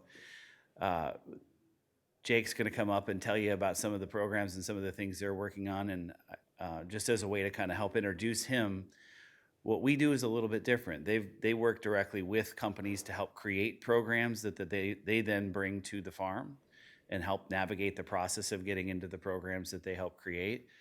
Our version of that would be we would help with that, but also balance that with things that the Nature Conservancy might have or that the NRCS may offer. And we do that in the back office at Land Option. So we're looking for people who have relationships with producers who want to use a tool to make that program navigation or the program game.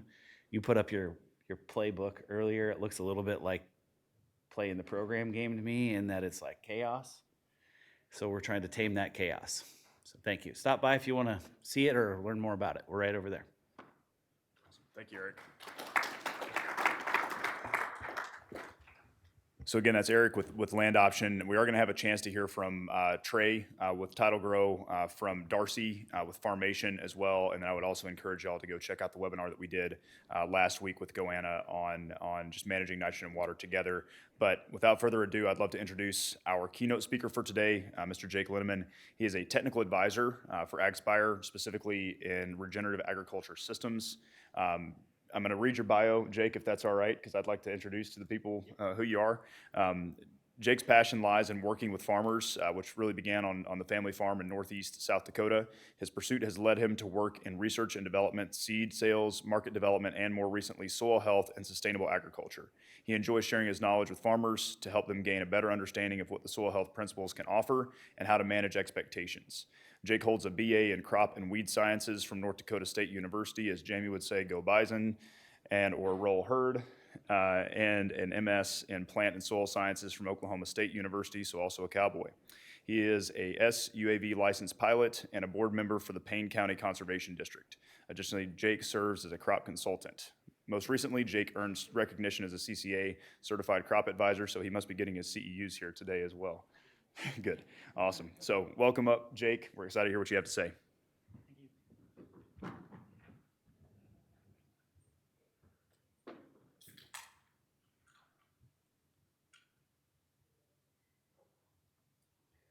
Can everybody hear me okay? Excellent. Thank you, Jackson. Thank you, Sentinel for allowing me to come up and talk to you guys today. I'll get into AgSpire, what we do, who we are a little bit. Eric did a great job. I probably did a better job than what I usually do when I give my 30-second elevator pitch to producers. So I really want to introduce myself, let you know who I am, my background a little bit. Jackson did a great job in the bio, just a little bit more. I hail from Clark, South Dakota, just west of Watertown. Mom and dad still own the operation. We grew up milking cows. Mom and dad sold them after me and my 3 brothers were done on the farm. Dad lost all of his help, and so he got rid of the dairy cows. I'm number 2. Brother number 3 will probably end up taking over the farm, so it gets to stay in the family. I've got no issues with that. I live in Oklahoma, happily married, and I married into a pecan orchard. So I get to trade row crops for an orchard, which if you guys haven't had chocolate-covered pecans or turtles, highly recommend it.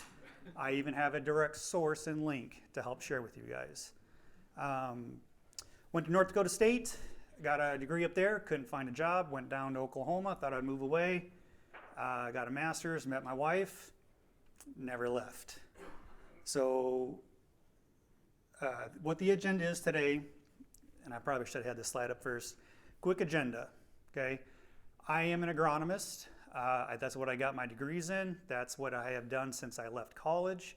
So technical advisor, regenerative systems, because the last 10 years I've been focusing on how to get farmers to learn what these practices are and how to adopt them, manage and set expectations so they have a very positive outcome. And that is key to a lot of adoptions. So really quick, a little bit more. I have 3 kids. This is Maya. This was taken a couple weeks ago. She's 13, just got her braces off, and she is super happy. No more worrying about gums rumming on teeth. She's smiling all the time, and she's a sweetheart. I have Lane. He turned 10 a couple weeks ago. Huge baseball fan, but he can't tell you a single player on his favorite team, and that changes week to week. He just loves to play. He gets striked out, he walks to the dugout, big smile on his face, like, man, that guy can pitch really hard. So he's always happy. He is also the reason why I'm gonna start working out, because when he turns 18, I need to make sure my bluff is still very in effect, so he doesn't try and take me. This is Remy. She's 7. This is Kit Kat. He's a feral cat that Remy adopted. He's got a shot, so everybody's good. Remy, I don't know how to describe her except she's Remy. So picture a tornado that runs around about this tall, but then will be the sweetest thing. She'll hug your leg and you just melt, right? Usually the 3rd child, sour at first, but then you get through and you get a little sweet spot. So that's Remy. All of this obviously is not possible without my wife, Cammie. We've been married this March, will be 14 years. So if you do the math, Maya's 13. The wedding night was successful.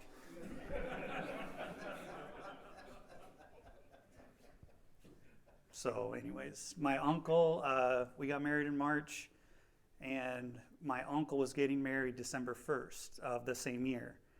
And he said, you know, if you guys are successful tonight, the due date is our wedding date. I was like, oh shoot, we didn't plan that one well. And Maya came early. She came on Thanksgiving Day, November 22, which was one of the earliest Thanksgivings that we've had. So we did get to go to Uncle Matt's wedding. Into the landscape. So let's begin our talk, okay? So what this is just nothing more than an image of showing that there are companies interested in sustainability goals. These goals can vary. We'll get into that a little bit. 2015 is when it's kind of when a lot of this hype started. I would say mid-teens, late teens, it really started taking off. And by 2021, I would say a very large number of companies have started to make carbon claims of any sort. Carbon reductions, carbon neutrality, emissions. Pick a statement, we could probably find a company who made some sort of claim with that. And it varies. We have the livestock sector, we have row crop production sector, and we have CPG sectors. CPGs, and I do apologize. So I have a lot of acronyms. If you don't know what they mean, just raise your hand and I will quickly explain it. CPGs, consumer packaged goods, soda pop, Wrangler clothes, tires, those are all CPGs, and they source products and sell it to consumers. And it varies anywhere within that these companies are wanting to make claims. And in the late teens and the very early 20s, just a few years ago, that was a lot of hype. It was gaining a lot of media attention for companies. It was a good way to promote themselves and a good way to really reinforce the clientele base that they had, the consumers who buy their products. And with the demographic changing of who controls most of that spending, which is now becoming a younger demographic, they are trying to cater to what they're wanting. And we know that they are catering to more sustainability.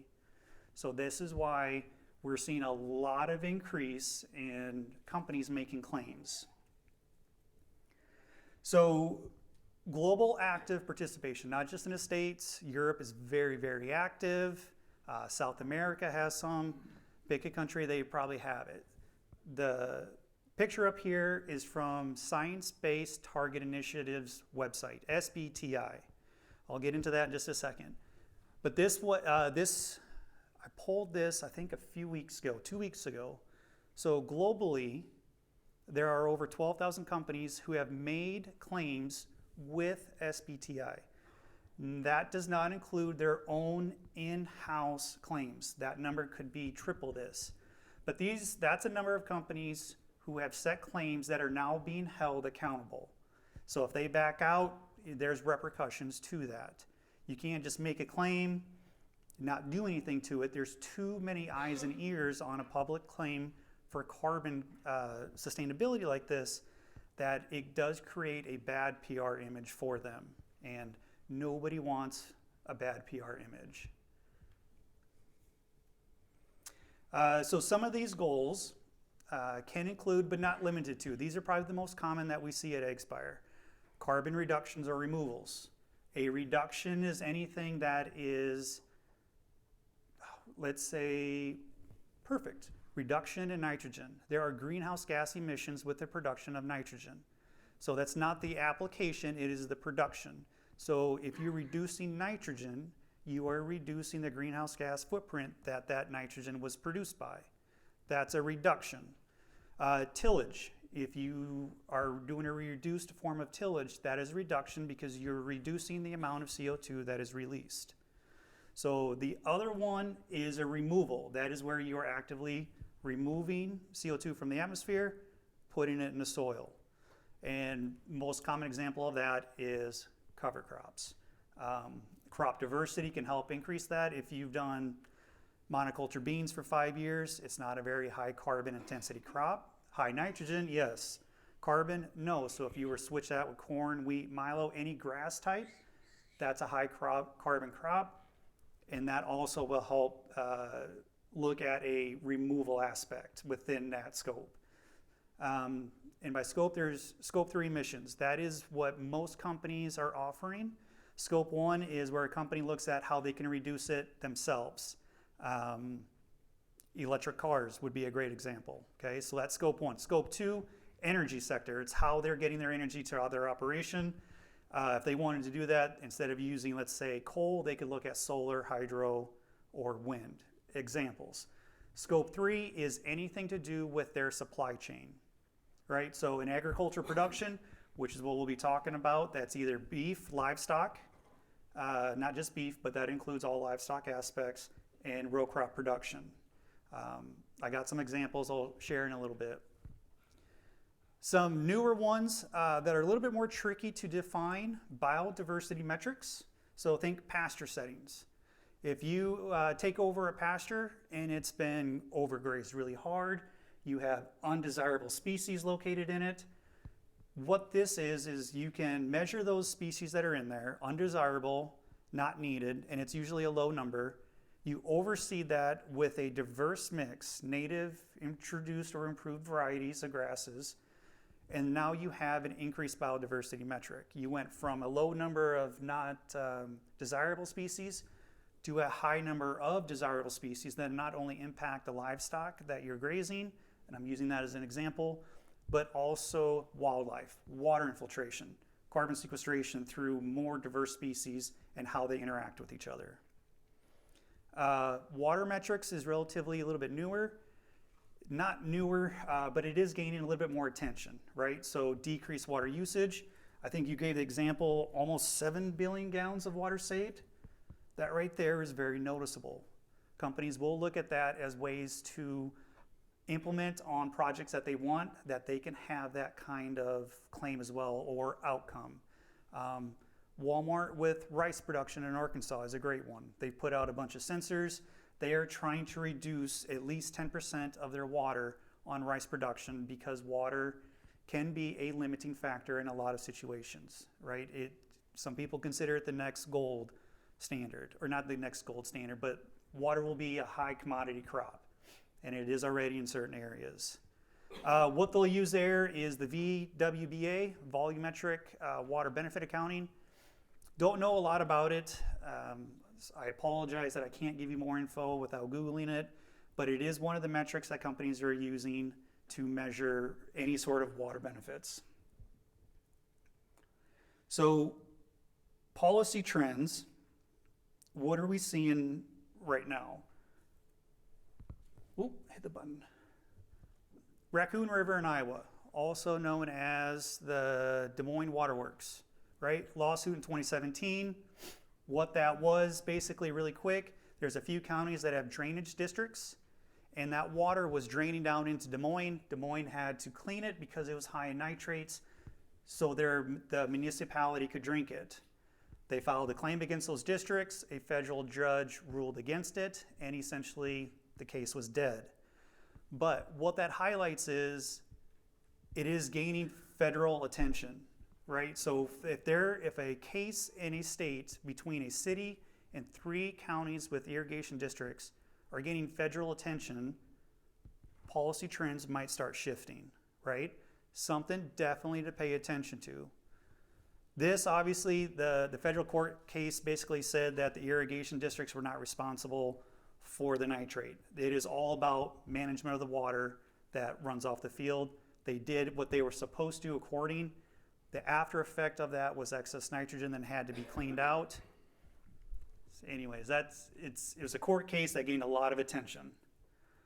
I was going to talk about this one, but I feel like at this point it's kind of beating a dead horse, right?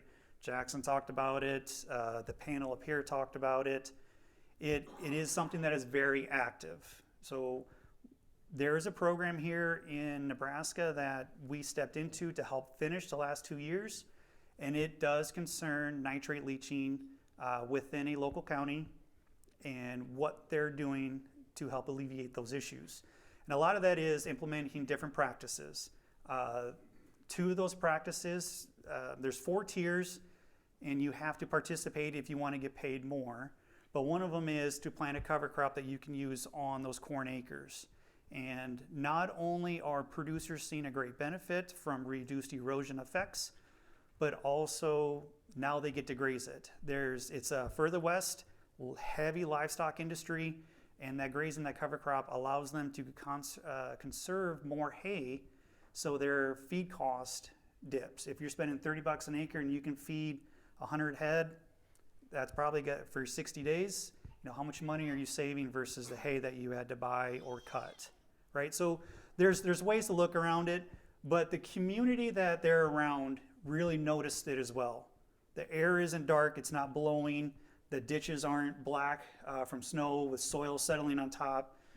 It is having a profound effect on the local community. And they have let the farmers and the feedlot who was kind of spearheading this project know that they are happy with the turnaround that they're seeing.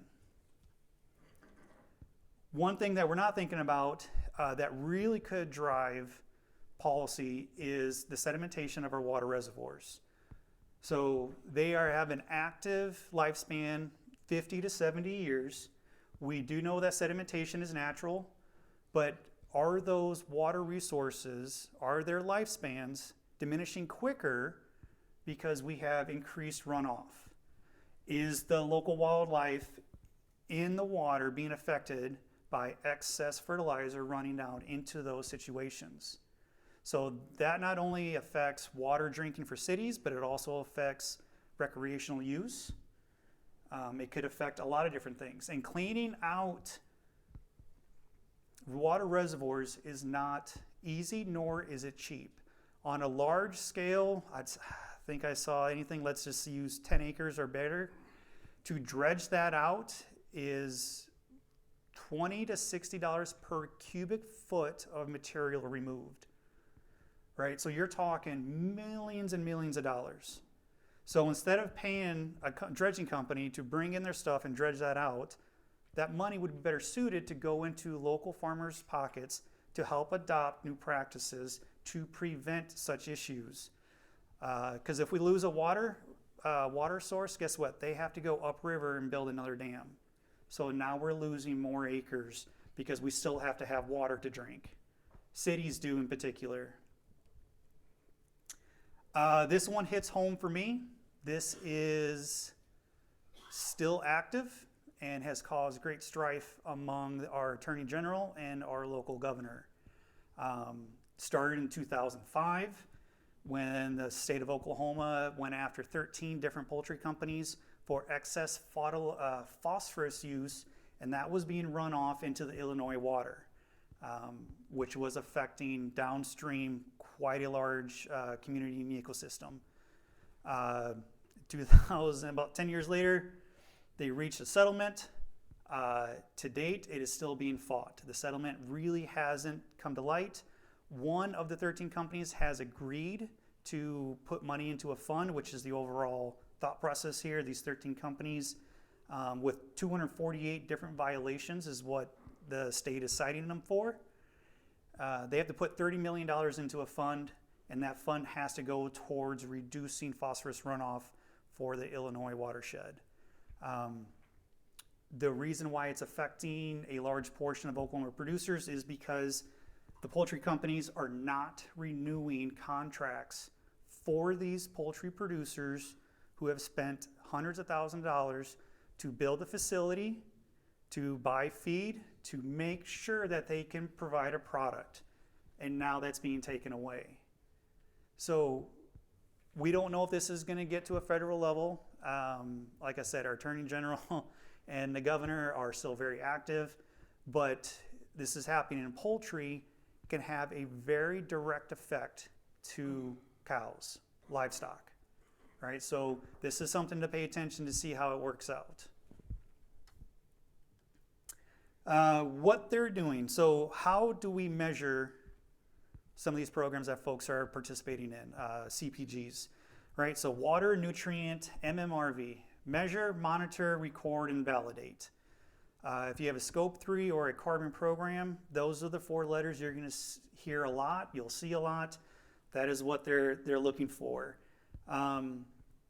Targets that CPGs set using the SBTI, Science-Based Target Initiatives,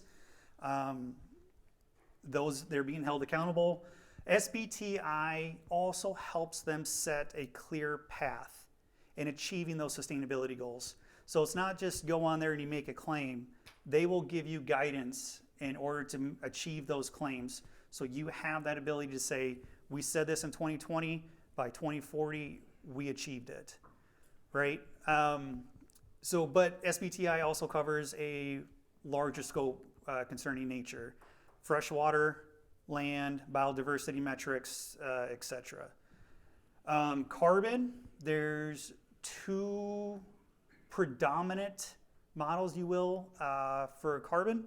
You have Vera, which is VM0042. That protocol is used globally.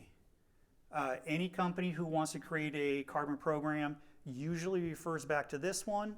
They take that protocol, figure out how their program can meet that protocol needs and deliverables, and that's what they run off of. Another one is through the Climate Action Reserve.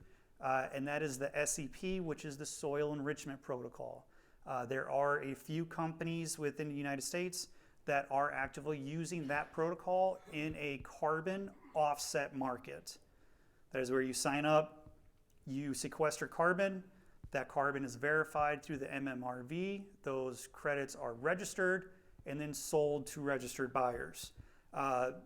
Some of the biggest news we just saw recently was Microsoft agreeing to buy carbon credits for the next, was it 10 or 12 years, to the point of like 2.6 million credits. So very active, and there's still a lot of interest in that. And then the volume water metric or balancing is, most companies who want to use this one for any sort of water are CPGs who have high water use. Soft drinks, Pepsi, Mountain Dew, Coke, apple juice even. They'll dilute it with water.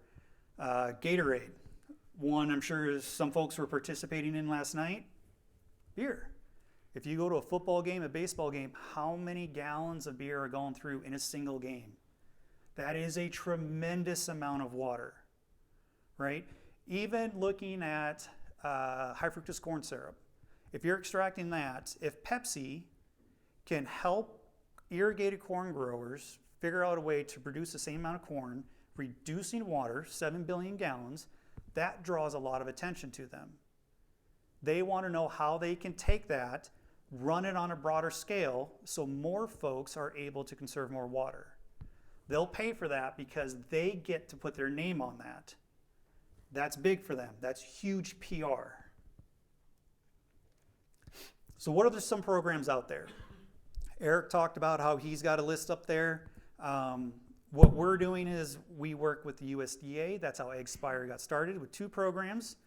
The Grass is Greener and Covering America. So Grass is Greener is basically, it's livestock focused. You're taking some land, whether it's marginal crop production that you want to put back to grass. You have pasture that you want to increase the biodiversity on.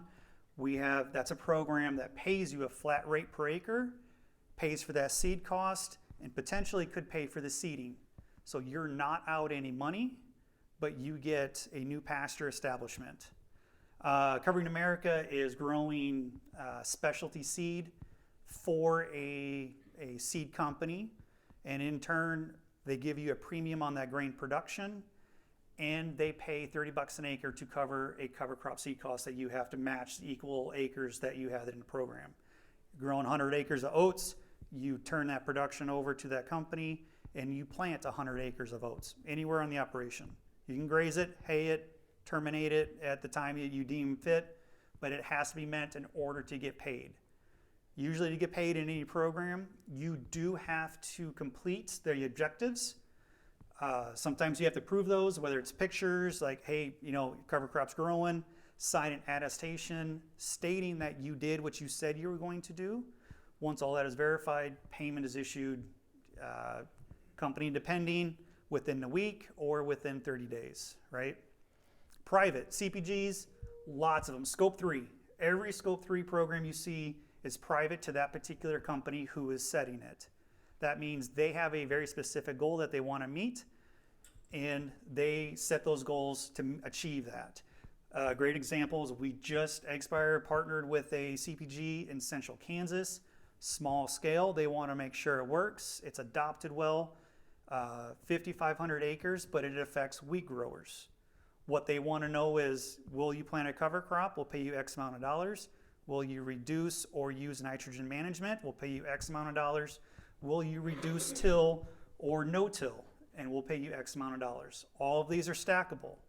The great thing is, we can take that and run to the NRCS office and have them apply for the same practices. And then they get approved, they can get paid from the NRCS as well.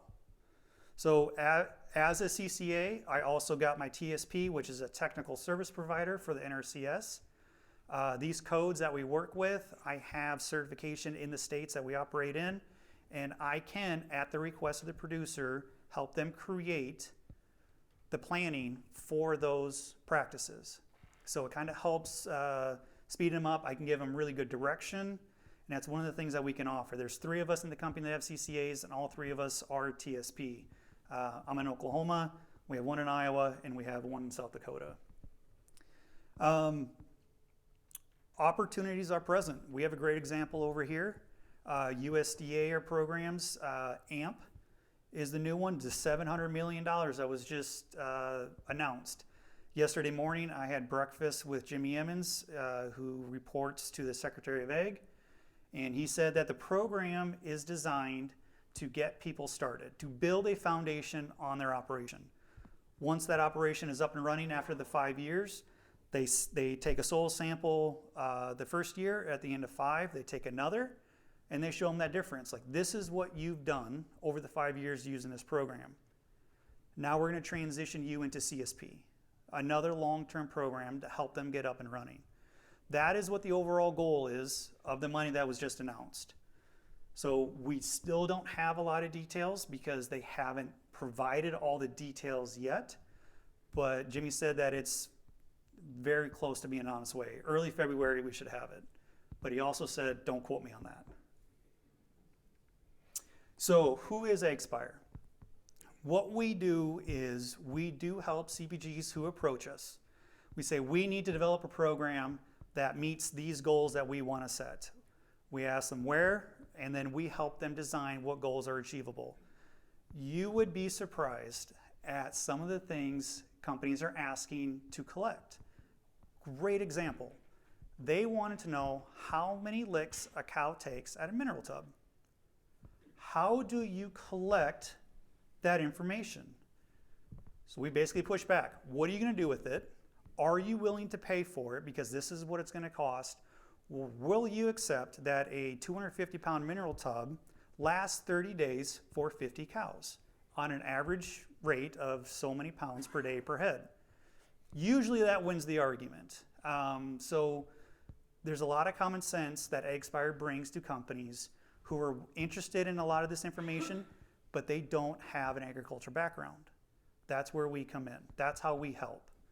But through that process, we want to make sure, and I should have switched the slides up, but at the end I'll touch on it. We want to make sure that everything meets our 3 core principles. And I'll get that here in a second. Our approach is producer-centric, which is one of them. So they wanted to collect how many licks a cow takes. We said absolutely not. No farmer will participate, no rancher. We have to identify some other thing that you can use, or we need to eliminate that. There's a lot of really bizarre requests that come down the line that we push back on, make sure that it makes sense, but also, like, what are you going to do with that? What information is that going to tell that you guys are looking for? And if they can't give us a clear response, we will push really hard and that's not needed, or we'll use an average use rate. So how it basically starts is the producer visit. After we have identified a program, everything's ready to run and roll, we line up the producer visits. Great examples of what Jackson has here today. Producers are here. If there was a program, it would be presented. It would be understood that here are the expectations of participating. Everybody understands what is needed, and to make sure that it is a good fit for your operation. Right? If we have a livestock program we're participating in, you guys don't have any cows, it's probably not a good fit, right? If you can identify an opportunity where you can do this but have your neighbor who does have livestock jump on there, then there's a really nice opportunity for both of you guys. Intervention plan, technical expertise. I've got 15, darn it, I'm sorry. I have 15 years, been an agronomist my whole life. Gentleman in South Dakota, who's the other CCA and the TSP, he has more research experience. He spent a lot of time doing research for companies. He's got a drone, he flies seed, he flies chemical, has a lot of experience, he can offer that. And we had the one in Iowa is younger, but has fresh knowledge that is more up to date than what we have. And so between the 3 of us, we can really create a comprehensive plan that achieves goals, but also is able for something that producers can do. And then we support them. We help them understand what they need to do, help them implement those practices, and then after everything is said and done, verification is complete, payment. And the public funding opportunities, example over here, again, we can match NRCS programs with them. If there is no, as long as it's stated and what, depending on the program, which does vary, we will push them absolutely into the NRCS office and say, you can get X amount of dollars for this practice that you're already doing through this program. So you can get paid twice on it. It really depends on what the outcomes are for each project. We have over 300 producers in our network right now, and that is growing. Our GIG program and our Covering America program, GIG Grass is Greener, when AMP came back out and renewed it, which was under the Climate Smart Commodity Grant, they added a lot of numbers to what we already established. So that 300 producers, after 2026, will go over 500, and then it'll keep going from there. Eggspire has a network. In that network, through multiple states, we have over 900 folks that we can reach out to. We just had a program in Kansas. We'll go through that network. We'll identify wheat producers in central Kansas, and we will shoot them an email. Program just came out. This is what it entails. Are you interested? Reach out, right? To date, we've paid over $4.4 million in incentives to producers. That is through different livestock programs, row crop programs, USDA funded, and private. And then some of those practices are that we support, not limited to, but what you see up there, forage and range, which is the Grass is Greener, cover crop, Covering America, and Grass is Greener, and then private programs, huge on cover cropping. Herd productivity, we have one called Ranching for the Future. One of our technical advisors is a vet. So she leads that one because her livestock experience with herd health makes her a perfect fit.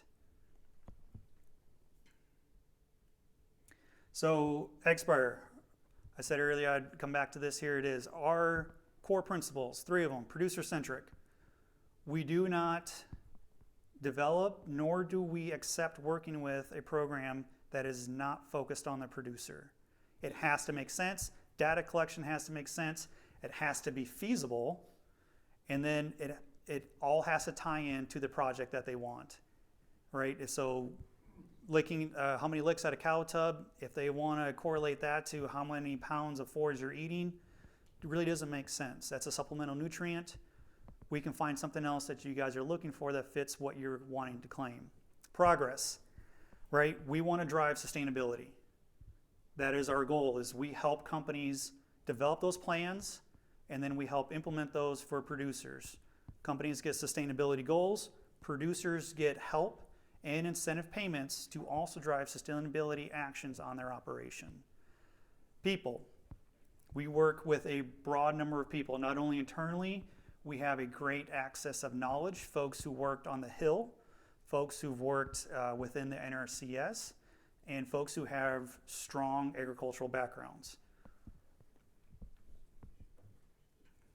So with that, I'd like to end. And if you guys have any questions, I'd be happy to stand up here and entertain them. I know that after lunch is a tricky time. I had 2 goals. 1, I achieved by not spilling anything on my shirt. And 2, hit and miss. Wanted to keep everybody's attention. Sometimes some sustainability companies, CPG stuff can get a little nodding off, but you know, I did what I tried to do to keep you guys up and engaged. Happy to answer any questions about what we're seeing, any specific questions about projects, any of that.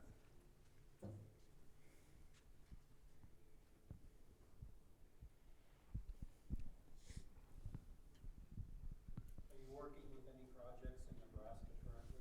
Yes. Are we working with any projects in Nebraska at this moment? We have the Covering America project, which is more focused because there are deliverable destinations for this grain, right? And that is growing specialty grain for meal-borne seed. So there's a location in Imperial and then Brookings, South Dakota, or near Brookings. So if you live within an area where freight won't eat up that premium, that is an opportunity there. Grass is Greener. GIG program, which focuses on increasing biodiversity for pastures. That is Kansas, Nebraska, Montana, Wyoming, Dakotas, Minnesota, Iowa. Main focus in those states right there. We have a private program in the central part of the state. We walked into that one. There was a technical advising team that was there. They moved on. We stepped in. There was 2 years left. We just completed the first year, and we have 1 year left to complete there. That one was really concerning the nitrates and erosion concerns. We've had really good success with that one. There's 2 separate CPGs involved with that one, a big retailer and a livestock brand. And they're the ones who are fronting the money, paying the incentives for the producers to kind of move through this. So we did not get to set that. There's 4 tiers, but the objective of that particular project was to advance producers through the tiers. The sponsors of the project wanted to show, if we start here, our payments and sponsorship will get producers up to this tier. Well, for 3 years they were stuck at the second one because the understanding of how a cover crop with a legume in there was not conveyed well to the producers. So we went in, we asked if we could do grazing on that through the winter instead of haying it in the summer. It goes for a feed. It's labeled as a feed for livestock. Both CPGs said yes, and we adopted out of the 22, 19 of them advanced this past year. So that's one of the things that we can do is we can help identify roadblocks, get past those without and just interpreting what was set before a little differently. So far, everybody's been really, really happy with that one. Are there programs that you cannot stack with other carbon or public or private funding? Really depends on each project, yes. So if some of it, like Grass is Greener, Covering America, because they're USDA funded, you cannot walk into the NRCS office like, Covering America, I have to plant a cover crop on this 100 acres. I want to sign that 100 acres up in a cover crop, a 340. You can't do that. If a company is making outcome claims from that Scope 3 project, you cannot double dip on that. But depending on how they have it set up, you can walk into the NRCS office and get funding for that project or for that practice that you want to implement. You could have one that's there, but then walk over to Ducks Unlimited and like, hey, I want to do this wetland project. This company's going to pay for this, but Ducks Unlimited might say, hey, we'll pay for this. And you got best of both worlds there. So each Scope 3 project is really variable on what you can and cannot do as far as other funding opportunities. It really just kind of depends. Does the cover crop have to be a new practice? Great question. Does a cover crop have to be a new practice? Does reduction in tillage or no-till have to be a new practice? Does nitrogen management, reduction have to be a new practice? Top 3 practices most CPGs look at for row crop production. Those 3 right there. There are programs where they only want you to adopt those. You haven't done them in one full crop rotation, right? So that needs to be established. Well, what is that? If I'm corn on corn, well, that's just 1 year. It can be defined as 2 years because you need consistent data, or 3 years because that's what they want to set. A 2 crop rotation, corn beans, typically 4 years. Can be 2, it really depends on the project.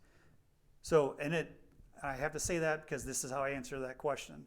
Depending on the project, yes, it can be or has to be a new practice implemented on the acre you want to enroll, either the first time ever or within a full crop rotation. Other programs will say, nope, we just want to say we'll pay for this, but we get to claim that our dollars did that. Projects are different. You just have to identify what it is that they're wanting. It can be something you're already doing, or it has to be something new to that acre within at least one full crop rotation. And I assume the seeding rate and stuff like that is also depending upon the program. So does the seeding rate depend upon the program? Species selection, we'll use cover crops as an example. There are programs, if you're going to get into an NRCS program, you have to meet their guidelines. The GIG, we have to follow conservation practice standards for each state for a cover crop, which is a 340, pasture and hay planting, which is a 512, or native range, which is 550. Seed mixes have to meet those state requirements because it's partial NRCS funding. If it's a private program, that will be determined when the program is being developed. If they just say, we want it covered if it was never covered before, that leaves it open to interpretation. We would always recommend a multi-species because there's a lot of benefits from that. But if there is no clear number, then a single species can work. Again, project dependent, fully depending on who's sponsoring it and what they're paying for and what their outcomes would be. Same thing with nitrogen, right? We want to pay for this reduction. Well, if you're already doing that, are they okay continuing that payment? Or they say, well, it's got to be on new acres. You pick up something new.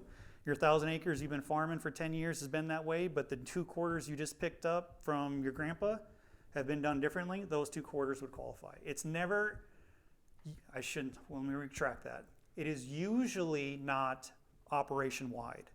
It can be with livestock on certain things, especially herd health, but it doesn't have to focus on that.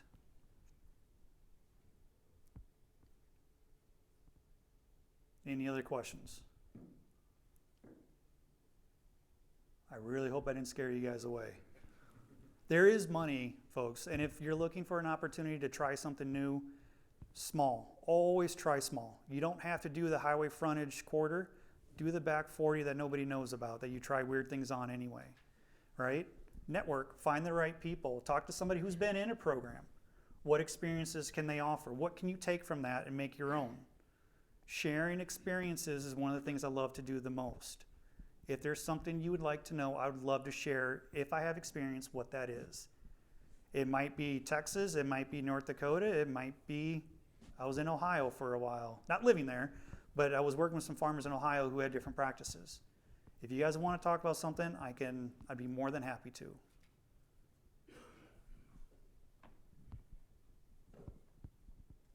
Yes?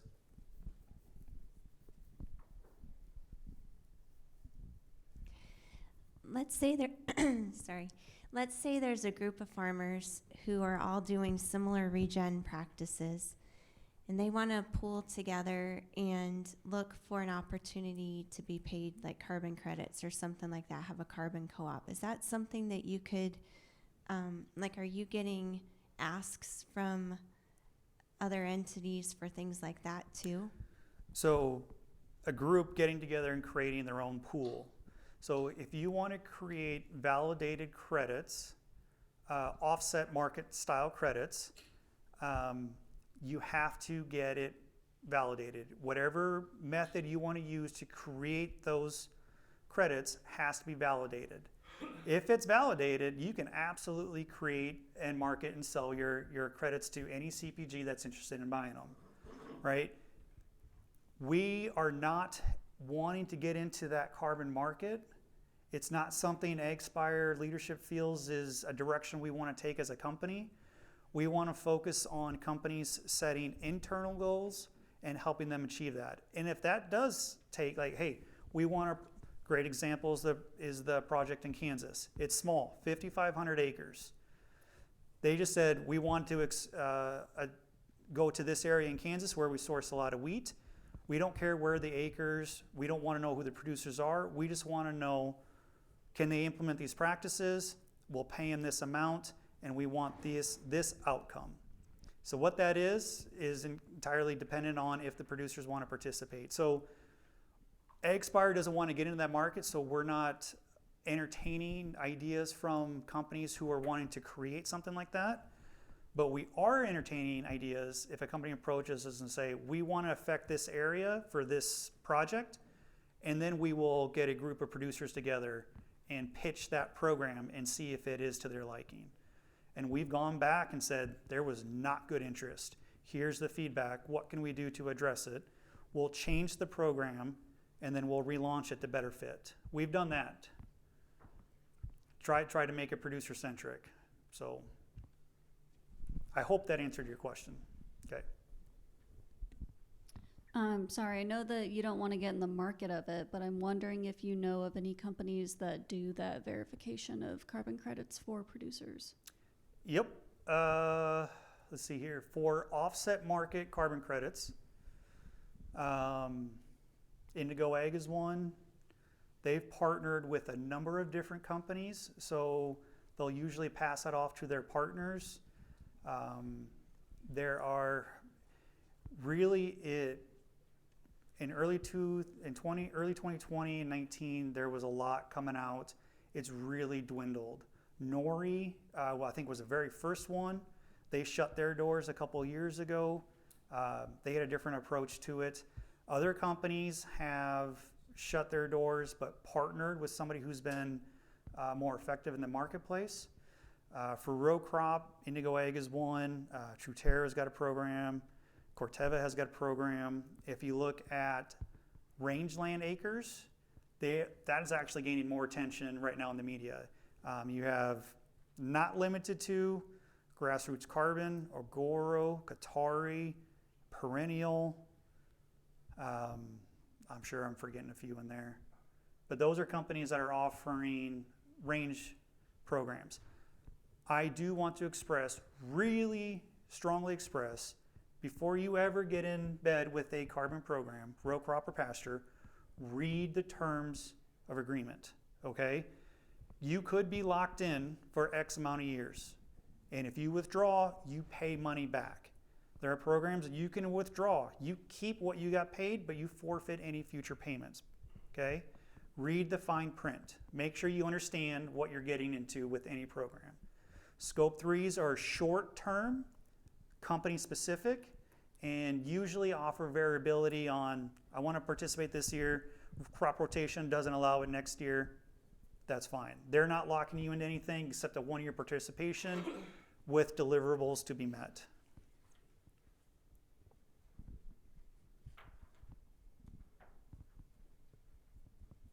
Everybody okay?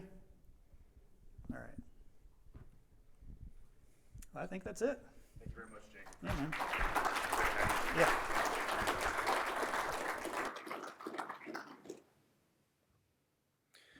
Thank you very much, Jake, for enlightening us to some of the programs that are out there. For those of you that are unaware, the state of Nebraska has received a grant from the EPA. It's titled the One Red Initiative. I would encourage you to go read up on some of what's going on there, some of the interest that there is in MMRV, carbon intensity, and some of these topics. I know that there hasn't been a whole lot of reality in the market to this point, as Jake has kind of shared with us, but at the same time, there really is some real momentum here, as he also shared with us, and there's going to be something real happening, and Nebraska is looking to take a position of leadership on this and really show how it can be done here in the U.S.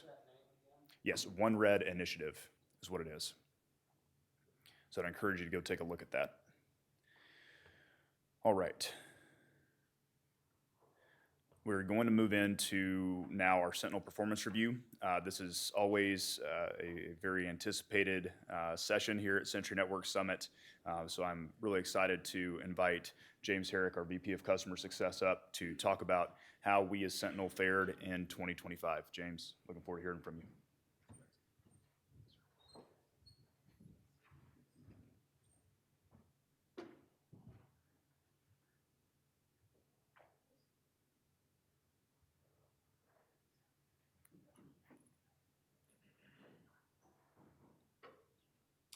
Okay. Jackson said, name's James Herrick, VP of Customer Success at Sentinel Ag. Been with the company since 2022, really shortly after it started. Before that, I was at Valley Irrigation, worked there for about 4 years managing soil moisture probes for the Midwestern part of the United States. Heard about Sentinel, really liked what they were doing, decided to join them in 22. Went to the University of Nebraska-Lincoln, and I currently live in Arlington, Nebraska, just a little bit east of Fremont. So I apologize in advance. There's going to be a lot of numbers thrown at you with this presentation. It's going to be very number dense, might put you to sleep since we're just coming after lunch here. But again, with all these presentations, we really like a dialogue as well. So if you guys have any questions during this, just please feel free to raise your hand and call them out. So like Jackson said, this is probably one of my favorite things to present on. I love showing our results, good, bad or otherwise, for what we're able to do year over year. This year was definitely, it was a year for sure. There are a lot of factors at play, but my hope is that we can at least provide some more context for the numbers that we're seeing. So we'll hop right into it with our commercial results. I love showing this slide every year as well. See if I can figure out this dongle. So what I really like showing is just kind of how far we've come as a company. If you've been coming to these Sentry Network Summits since like 2022, we've definitely seen some real improvement here. We were at just a fraction of this size, really only in the state of Nebraska when we first started growing. But as you can see, this last year, we've really started to branch out from just Nebraska. And I really think that's really due to some of the additional service offerings that we have, like being able to manage dry land acres for nitrogen and things like that. So this last year, we were on about 60,000 acres, 23 states, and Sentinel worldwide. We're now in 3 countries. We were in South America this last year, doing some trials down there, as well as in New Zealand, doing some interesting trials down there as well. So really excited for where we're working with this, and I really think the sky's the limit with what we're able to do, moving forward here. So what about some of the results that we saw commercially this last year? So what we always like to do is kind of benchmark ourselves year over year, just to make sure that the results that we're seeing are repeatable. They match pretty closely with what we've been able to do in the past. So we have, for multiple pieces of info here, we have the yield, nitrogen applied, NUE, partial profitability, and nitrogen cost. In terms of what we're calling the treatments, we have what they actually did in 2025. We have their grower standard, which is what they had typically done without using our platform, and then the differences associated with that. So in terms of yield this year, average yield across roughly 113 sites that we had a full data set for, 235 bushel an acre. What the grower typically did was 240 bushel an acre. So we were about 5 bushel an acre off on average on fields. In terms of nitrogen applied, we were about 167 units of nitrogen applied this year. The grower typically applies 218. So we saved the grower 51 units of nitrogen. In terms of NUE, we were able to improve that by about 21%. The average NUE for a grower that used us this year was 0.72 compared to about the 0.91 that they typically get. And in terms of profitability, kind of the big number here, just to put some more context to it, this profitability number is calculated by taking the total yield for the field multiplied by a corn price, which we have some assumed values in here. We used an assumed price of $4 per bushel, and subtracting out total nitrogen applied times the nitrogen price. The assumed price there for nitrogen was about 60 cents per unit of nitrogen. So in terms of differences there, we were about $12 per acre better than what the grower typically does. But in terms of nitrogen cost, we were about $31 per acre in terms of a savings there. So what about nitrogen use efficiency? So in 2025, 87% of the time, we were able to improve a grower's nitrogen use efficiency. Profitability about 61% of the time, and I'll provide some more context to that later on. And in terms of nitrogen savings, win rate about 90% there. So again, after doing this for so long, we start to get multiple years of data. So I love showing what we've been able to do since starting commercially in 2022. So in terms of yield, this year was a down year for us. We're usually in that 240 bushel an acre range, but this year we were about 235. In terms of nitrogen use efficiency, though, we're still lining up really well with what we've been able to achieve in the past. We're at 0.72 this last year. Typically, we're in that 0.7 to 0.8 range. In terms of nitrogen savings, about $31 per acre, better there. NUE change anywhere between, what would that be, 19 and 26% improvement. Nitrogen change, we actually broke a record this year. We beat that previous 50-pound nitrogen savings on average. We were at about 51 pounds of nitrogen saved this last year. And then this just goes showing you like the average sample size, more or less. I know I've called this out multiple years now, but in 2023, one of the operations that we worked very closely with entered their field in the National Corn Growers Association low nitrogen contest, where you're limited to 180 pounds of nitrogen, and they see who can grow the most yield on that. They used our insights for that and ended up growing 313 bushel an acre corn on 178 units of nitrogen and won the contest that year from growers all across the United States. And we've also continued to have 5 top 6 finishes in 2 years. If we look at the average commercial profit change across multiple years, we're still in about that $59 per acre range for improving a grower's profitability.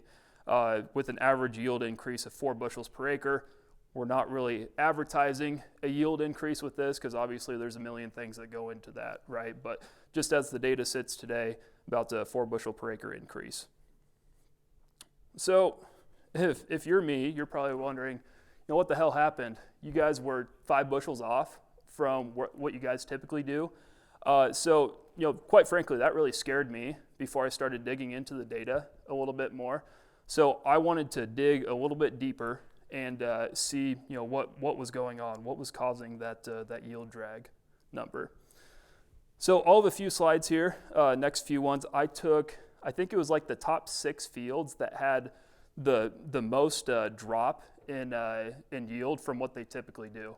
So I think that like number 6 was like 22 bushels off from what it typically does. I think the worst one is like 37 bushel an acre off from what it typically does.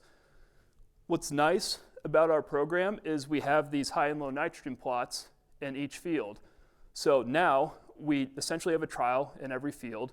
We can overlay yield data on those high and low nitrogen plots. And then from there, that can tell us, okay, was nitrogen a limiting factor? Did we see any sort of profitability increase or yield increase in that high nitrogen plot versus the bulk area of the field or that low nitrogen plot? So with this field here, like I said, 22 bushel an acre off from what it typically does. And I'm sorry guys, this is probably super tough to read, super small, but it's even tough to read on this screen here. You can see a very clear trend here in that so to put some more context to these numbers here, the top number is how many units of nitrogen were applied on that part of the field, and the bottom number is what the partial profitability was for that field. So what we're looking for is we want to see, which one was the most profitable, which treatment more or less was the most profitable. And what you'll see in this field is either the low nitrogen plot or the bulk area, kind of the sample plot that I took, ended up being the most profitable. So that was with this field. The one right next to it was about 27 bushel an acre off from what it typically does. Again, kind of the same story there. Either the bulk area of the field or the sample ended up being the most profitable or the low nitrogen. Now there's some outliers with some of these, but for the majority, that's what ended up happening. For these two, they're both 30 bushel an acre off. Again, we're seeing that same trend. The low nitrogen plot or the bulk area ends up being more profitable. And then with kind of the 2 worst ones that we saw across that 113 data points, more or less, again, these ones ended up like either the bulk area or the low nitrogen plot ended up being the most profitable. So what this tells me is that nitrogen was likely not your limiting factor. If it was your limiting factor, what I would have expected to see is the profitability in these high nitrogen plots would have been much more than the low nitrogen plot and the bulk area sample of this field. So just talking with growers, there were obviously a lot of factors at play. But when we get fields that are 36 bushel an acre off than what they typically are, and we're aggregating all that data, that is ultimately what's causing that yield drag. It may not be truly because of nitrogen, but there's a million other factors that are causing that yield drag that it's tough to show if we don't go into kind of this deep analysis. So I wanted to show you guys this. Spent a few hours last week just looking at at those fields there. So again, what happened? Disease pressure was definitely a limiting factor. We saw southern rust, at least in my territory. You couldn't find a grower that didn't have southern rust in his fields. So that was a big one. Limited late summer sunlight and heat. I know that we got a lot of haze, a lot of cloudy days, especially like in August. I remember hardly getting imagery on some of those days.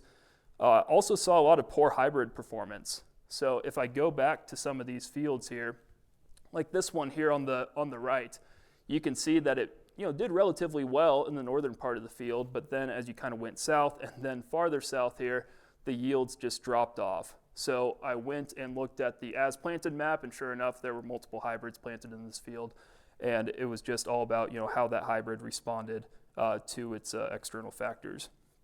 Also saw quite a bit of insect pressure this year, just in the limited scouting that I did. Saw some tip back here. This was a field that I took a picture of out in western Nebraska. Interestingly, I have these sorted by bulk area ear. Let's see, I think that middle one is one from the low nitrogen plot, and the one on the right is one from the high nitrogen plot. Saw the least amount of tip back in this field in the low nitrogen plots versus the high nitrogen or the bulk area of the field. That was just something I noticed. Don't know if that's on a wider scale or not. I just thought it was pretty interesting. But the kernels end up being about the same length roughly across all three of those ears there. So just something I observed there. So what are we doing differently, kind of moving forward here? We've talked a lot in our team about doing economically optimum nitrogen rate, or EONR calculations across our commercial sites and our trial sites. So that will give us more of an idea of if nitrogen was the limiting factor or not. Since we have, at least 3 rates per field. We have the bulk area rate, the high nitrogen, and the low nitrogen plot. So we have 3 rates per field, essentially. So we can pretty quickly find out what that economically optimum rate was for each field. So we're planning on showing that in a lot more of our data kind of moving forward here. Again, just to provide more context on some of this, on some of these results that we're seeing here. So next, I want to switch gears a little bit and talk about the trial setup for our fertigation trials. So this is something that we've continued to do for multiple years. Adjust this a little. We've continued to work with the University of Nebraska to do these replicated fertigation trials. These are blind trials, and we are typically looking at comparing nitrogen management for both the grower and Sentinel. So there's typically 2 treatments per field, a grower versus Sentinel treatment, and at least 3 reps of each. So on the right here, this would give you an example of how those trials are set up. With our fertigation trials, we split the field up into multiple pie-shaped sectors. These sectors are all equal in size, but we have grower, like in the white sectors here, and Sentinel sectors.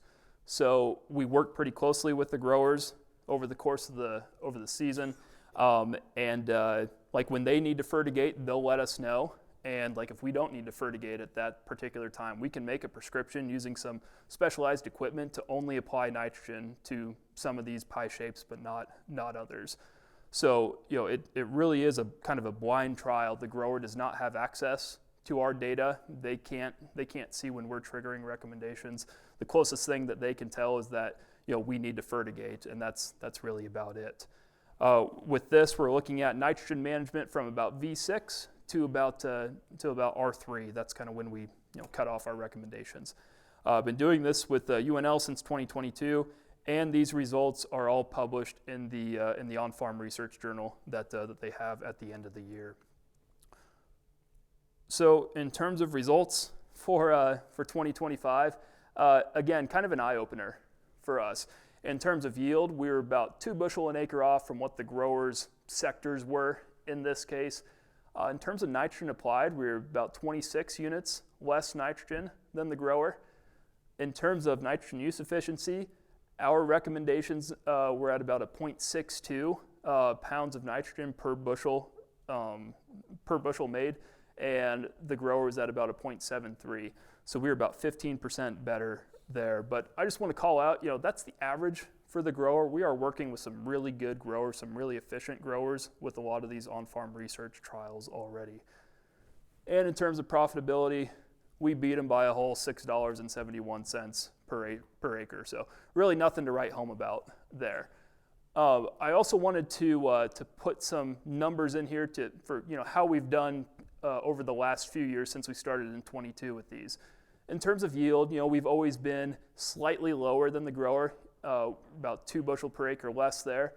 In terms of nitrogen applied, though, if you look at that value over multiple years, we're about 46 units of nitrogen less than what the grower's standard practice was. We've been able to improve that nitrogen use efficiency by 23% and increase that partial profitability by over $17 per acre there. So what's interesting, and I wish I had a graph to better show this, but as we continue to do these on-farm research trials, there's a lot of the same growers that we continue to work with. And I think what you would see if you plotted their nitrogen applied value over multiple years here, you would see that their applied rate is slowly starting to go down. So as they're using the platform, they're starting to see, how efficient they can truly be with this. And I won't say it's, impacting their decision making, but there may be some additional thinking that they're doing, just with their with how much nitrogen they want to apply. So I'll have some summary slides on that later on, kind of what we learned there. This map here is just a map of where those on-farm research trials for fertigation were held in the state of Nebraska here, mostly in the central to eastern part of the state. Not a whole lot going on out here, so this is maybe a plug. We'd love to work with you if you're especially in western Nebraska or into the panhandle here. We'd love to do some on-farm trials with you. I've got a few case studies here that I want to show with you guys. This first one was in Bellwood, Nebraska. 8 total sectors here. We had 4 grower and 4 Sentinel sectors. We established high and low plots on July 15th. We did it with the pivot in this case. So we established them on the east side and the west side. This plot here on the east side, it was used to make decisions for the Sentinel sectors on either side of it. Same with the plot on the west side here for those 2 Sentinel sectors. In terms of soil types, we were kind of in that silt loam type of soil there. In terms of a nitrogen log from this year, on April 11th, the grower applied 80 units of nitrogen across the whole part of the field. June 19th, applied another 49 units of nitrogen. And July 15th, this is when we established the high and low plots. At that point, the grower only wanted to apply 20 units of nitrogen to his sectors. And to get our high and low plots established correctly, we need at least 30 units of nitrogen be applied on our sectors. So we went with kind of the minimum rate there, which was 30 units. That ended up being the last fertigation pass that either of us did on this field. So in terms of results, the grower ended up beating us by about 10 pounds of nitrogen. We had a very slight yield advantage, and our nitrogen use efficiency was 0.64 versus the grower was 0.60, and we beat them ever so slightly, not statistically significant, but about $2.30 per acre better. So again, going against a grower that's really good with managing nitrogen already. Another one in St. Edward, Nebraska, we had 8 total treatment sectors, 4 grower, 4 Sentinel. We established high and low nitrogen plots with this implement on April 8th, and this one is kind of a siltier loam soil. We established those high and low plots with the anhydrous, applied about 160 base rate there across the whole part of the field. On July 21st, the grower said that he wanted to apply 50 units of nitrogen. At that point, we were only calling for about 28 units of nitrogen. This field was interesting. We were about going to scrap it because early on in the season, I don't know if you guys can see it, but on the east side of the field there's a very pale strip that's going through the field there. It was much more pronounced at the early part of the growing season. What come to find out is just some residue differences on that side. I think I can't remember what exactly it was, like a different hybrid that just didn't have quite as much residue when he harvested it. But I decided to keep it because it really just impacted basically both of our sectors, or all of our sectors, equally. So we just kept it in the trial here. So in terms of yield, we were about roughly 8 bushel an acre better, saving about 28 units of nitrogen. So in terms of NUE, we were about a 0.73. The grower was at a 0.88. And we ended up improving profitability by over $49 per acre there. This field in particular was a first-time grower working with us. So we saw it seems like the more first-time growers that we have, that we seem to have some pretty good results there. Another one over by Albion, Nebraska. Again, we had 4 total treatment sectors. Plots were established on June 11th. Soil types for this were silt loam, roughly, for the soil type. In terms of nitrogen applied, 60 units of nitrogen on June 11th to all sectors. It was all through fertigation. On June 30th, we applied 48 units of nitrogen through the pivot across all sectors on this one. Not all of our sectors were triggering at this point, but a lot of them were close enough to triggering where we said, let's just go ahead, pull the trigger, and apply nitrogen on our sectors because we don't want to call the grower like a week later and say, surprise, we need to actually apply nitrogen on our field or on our parts. So applied 48 units there. Then on July 14th, the grower came back, said, I want to apply 45 additional units just to our sectors. We were not triggering a recommendation at that point. So in terms of overall yield, we were about 3 bushel an acre better. In terms of nitrogen applied, about 45 units better. We got a 0.48 NUE on this field versus the grower's 0.67. Still really good values for the grower there. And we ended up improving profitability by $44.51 here. So one thing that I'll point out with these profitability values, I just used a constant value pretty much the whole way through for corn price and nitrogen price, that $4 per bushel range and 60 cents per unit of nitrogen. Yeah. We do not with that. If you wanted to get a better idea of what that was, I'd probably take off like $10 roughly for something like that.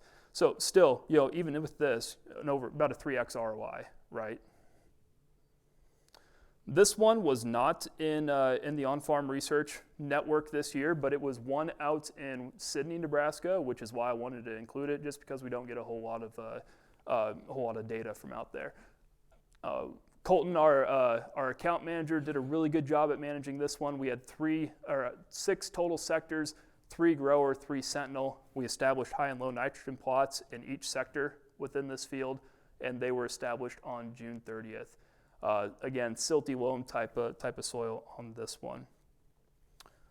The way that the nitrogen log fell on April 8th, 29 units of nitrogen across the whole field. May 10th, 62 units of nitrogen. June 30th, 36 units. Again on July 17th, 36 units. And then on the last one, July 24th, we were not triggering a recommendation on any of our sectors, so the grower only applied 20 units to his sectors within the field.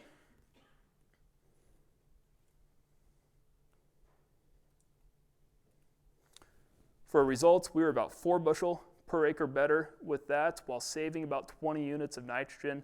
So the profitability increase there was about almost $32 per acre on our sectors versus the growers' standard practice there. So we're really happy to see these results. Like I said, we definitely want more data out in western Nebraska for sure. So if you have growers in that area, or if you are a grower in that area, please just let us know. So what did we learn with these results?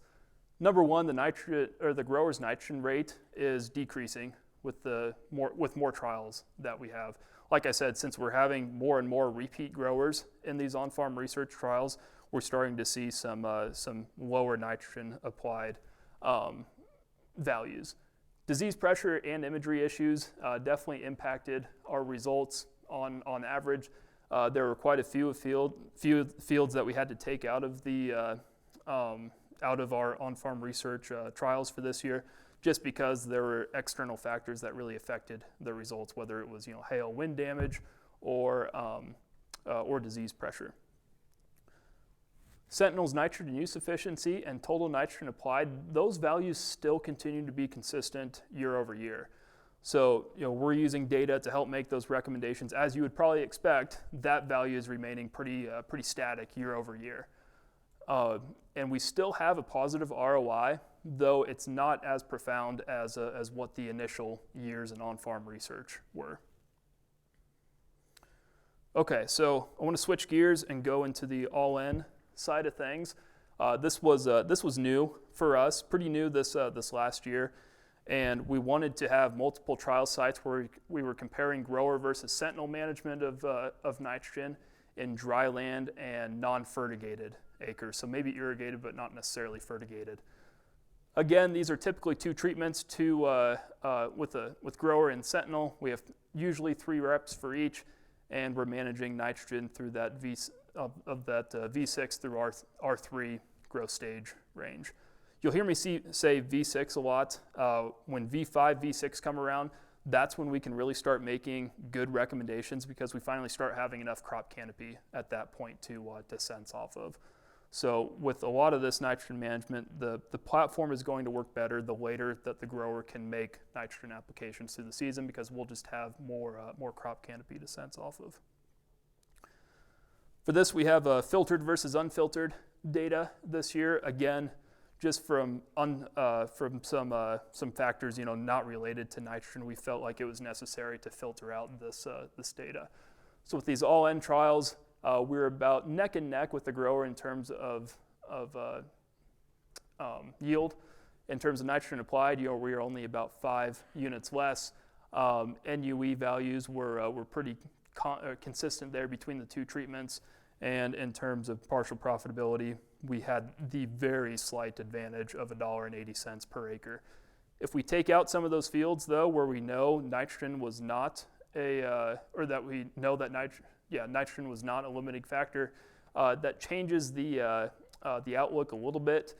In terms of yield, we were about 1 bushel an acre less, nitrogen applied about 21 units less, and in terms of partial profitability, about $8.60 per acre better. With these trials, though, we had them kind of all across, from Nebraska and east, basically. So it was really cool to operate in some of these other geographies here where Sentinel has not been previously. So just really cool to kind of see that spread. I feel like we have a really good idea of how this performs in multiple geographies. This one is a case study over in Floyd, Iowa. I have the kind of the trial set up here. And in terms of when they applied nitrogen, May 3rd and May 5th, they did 151 pounds, 18 pounds. Then July 15th was that split application, or that second application that was made. The grower applied 91 units of nitrogen to their parts of the field, and we applied, at that point, we were just calling for 35. So we were about, in terms of yield, we were about a bushel less per acre. In terms of nitrogen applied, about 55 units of nitrogen less. NUE, we were at about a 0.78, the grower was at 0.99, and for profitability, almost $35 per acre more profitable than what the grower was able to do on their parts of the field. Another one in Utica, Illinois. On May 9th, put 100 units of nitrogen across the field, and on June 10th, for that second application, the grower applied 115 units of nitrogen. We were only calling for 70 units at that point. For yield, about 2 bushel an acre better. Nitrogen applied about 45 units less, and in terms of profitability, about $35.50 per acre better than the grower's management with dry land. Had one all the way out in Maryland, which was pretty cool. And this one was ultimately a loss for us, but I still wanted to include it just from the standpoint of what we were still able to do. So on May 1st, applied 40 units of nitrogen across the whole field. May 2nd, came back with another 37 units of nitrogen. And June 17th, for that second application, we applied 55 units of nitrogen. The grower applied 83. So we were about 7 bushel per acre less than what the grower did. But oh my God, like look at those yield values. We were at 311 bushel an acre. The grower was at 318 bushel an acre corn there.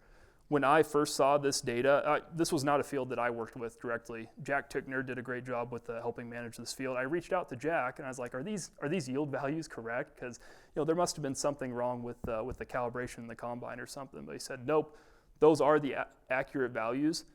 So even though we were 7 bushel an acre less, we only ended up applying 132 units of nitrogen. We got an NUE value of 0.42.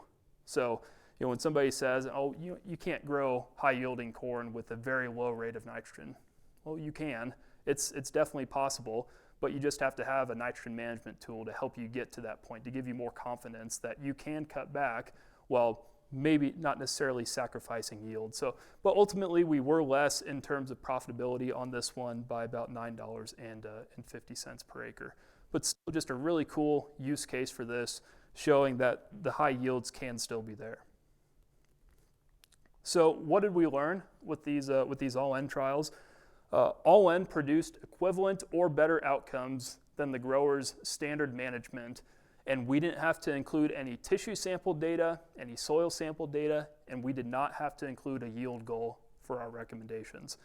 So that's a lot of data that you have to put in there, right? If you're having to put in tissue sample, soil sample, yield goal, all of that. We're able to do at least better or as good as the grower without putting that in. We think that improvements to modeling will really improve the performance of this all-N tool. And something else that we just want to underscore here is that up-to-date nitrogen logs and planting information is going to be critical to make this work correctly. You're only as good as the data that you have in front of you, right? In this case, we're only as good as the data that's inputted into the platform. So that's why keeping all this stuff up to date is going to be pretty critical to get these correct rate recommendations. So we know that's definitely an ask to have those up to date, but again, it's going to be that we're going to have better recommendations if we have good data pushed into this. So something that if you're a service provider of ours, you kind of heard me talk about it a little bit yesterday. The virtual calibration side of things. So what does virtual calibration mean? We dabbled in this a little bit this year. Saw some really good results. Virtual calibration is being able to still make recommendations without high and low nitrogen plots established in the field. Why we wanted to do this is probably one of the top reasons why a field didn't get put into the Sentinel platform was there was something that happened with the high and low nitrogen plot establishment. They did not get the high and low plots didn't get established. So really at that point, we just had to say, see you next year, we'll try it again. But this year, we wanted to see if we could use our virtual calibration approach to still make recommendations even without high and low nitrogen plots. Caveat to that, or maybe user warning I'll say, is that this should really only be used as a backup. We're not saying that you never need to apply high and low nitrogen plots to your field again, but this is still a really good use case if we maybe miss the boat for establishing those. We're not really great with this with helping the timing recommendations, at least not right now, but it's really geared more towards the amount that's recommended to more or less get you to the finish line. This can provide flat rate or variable rate recommendations, and it may be more risk adverse than typical setup with high and low nitrogen plots. What I mean by that is we may recommend applying more nitrogen just to play it on the safe side with this instead of kind of cutting the crop short, because again, if we don't have high and low plots, we're kind of going into it blind, but we at least have some science to back this up. I want to call out this case study by Takema, Nebraska. This one was kind of an accidental case study that we had. We initially set out to do a kind of an all-in trial with this, with high and low nitrogen plots established, but my fault, I did not get in contact with the grower soon enough, and those high and low plots were not established. So we didn't really want to throw this. We didn't want to throw this trial away. So we just decided to maybe run it with the virtual calibration side of things. We made a rec for the last application.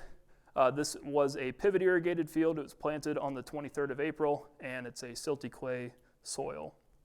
In terms of nitrogen applied, about 15, what would that be? About 19 units of nitrogen applied on the 24th of October, 150 units applied on April 28th. That probably would have been the one to establish high and low nitrogen plots on had we done that. And then July 2nd is when the grower came back and wanted to apply kind of his last application for the summer. He wanted to do a variable rate nitrogen map. So we had these 3 strips kind of right in the middle of the field here. Those were our Sentinel strips. So we applied 70 units of nitrogen to our strips within the field, and the grower on average applied about 65 units of nitrogen there. So when you break down yield, we're roughly 7 bushel per acre better. Nitrogen applied, we're slightly more at 12 pounds of nitrogen to the acre, but in terms of profitability, about $20 more profitable than the grower's management practice there. Another one over by Palmer, Nebraska.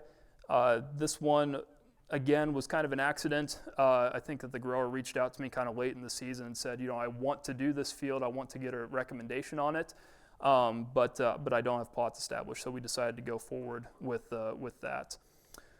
The field was planted on the 2nd of May, silt loam soil, and this one is actually a gravity irrigated field.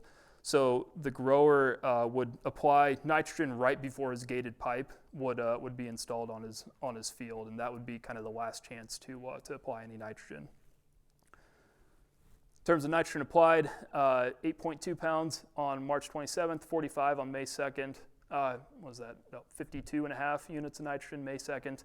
And then the last application, we recommended about 108 units of nitrogen be applied to this field using I know it doesn't show it very well, but a variable rate nitrogen map. We were about 5 bushel an acre better than what the grower is typically able to grow on this field, while using about 31 units of nitrogen less and improving that profitability by over $38 per acre. I won't 100% claim that it was due to nitrogen. They were using a different implement this year to help with the flow of water through their field, so that probably played into it as well. But at the very least, we did not hurt yield with cutting back that nitrogen rate to the field. So this was definitely a win in our books. So what did we learn here? This approach has the ability to recommend more or less nitrogen than what the grower typically does. Solid data inputs, again, really make the difference. We did have a proven ROI with this in 2025, but this is a great backup in case plots do not get established. But still, we should try to establish plots in most cases here. Yeah.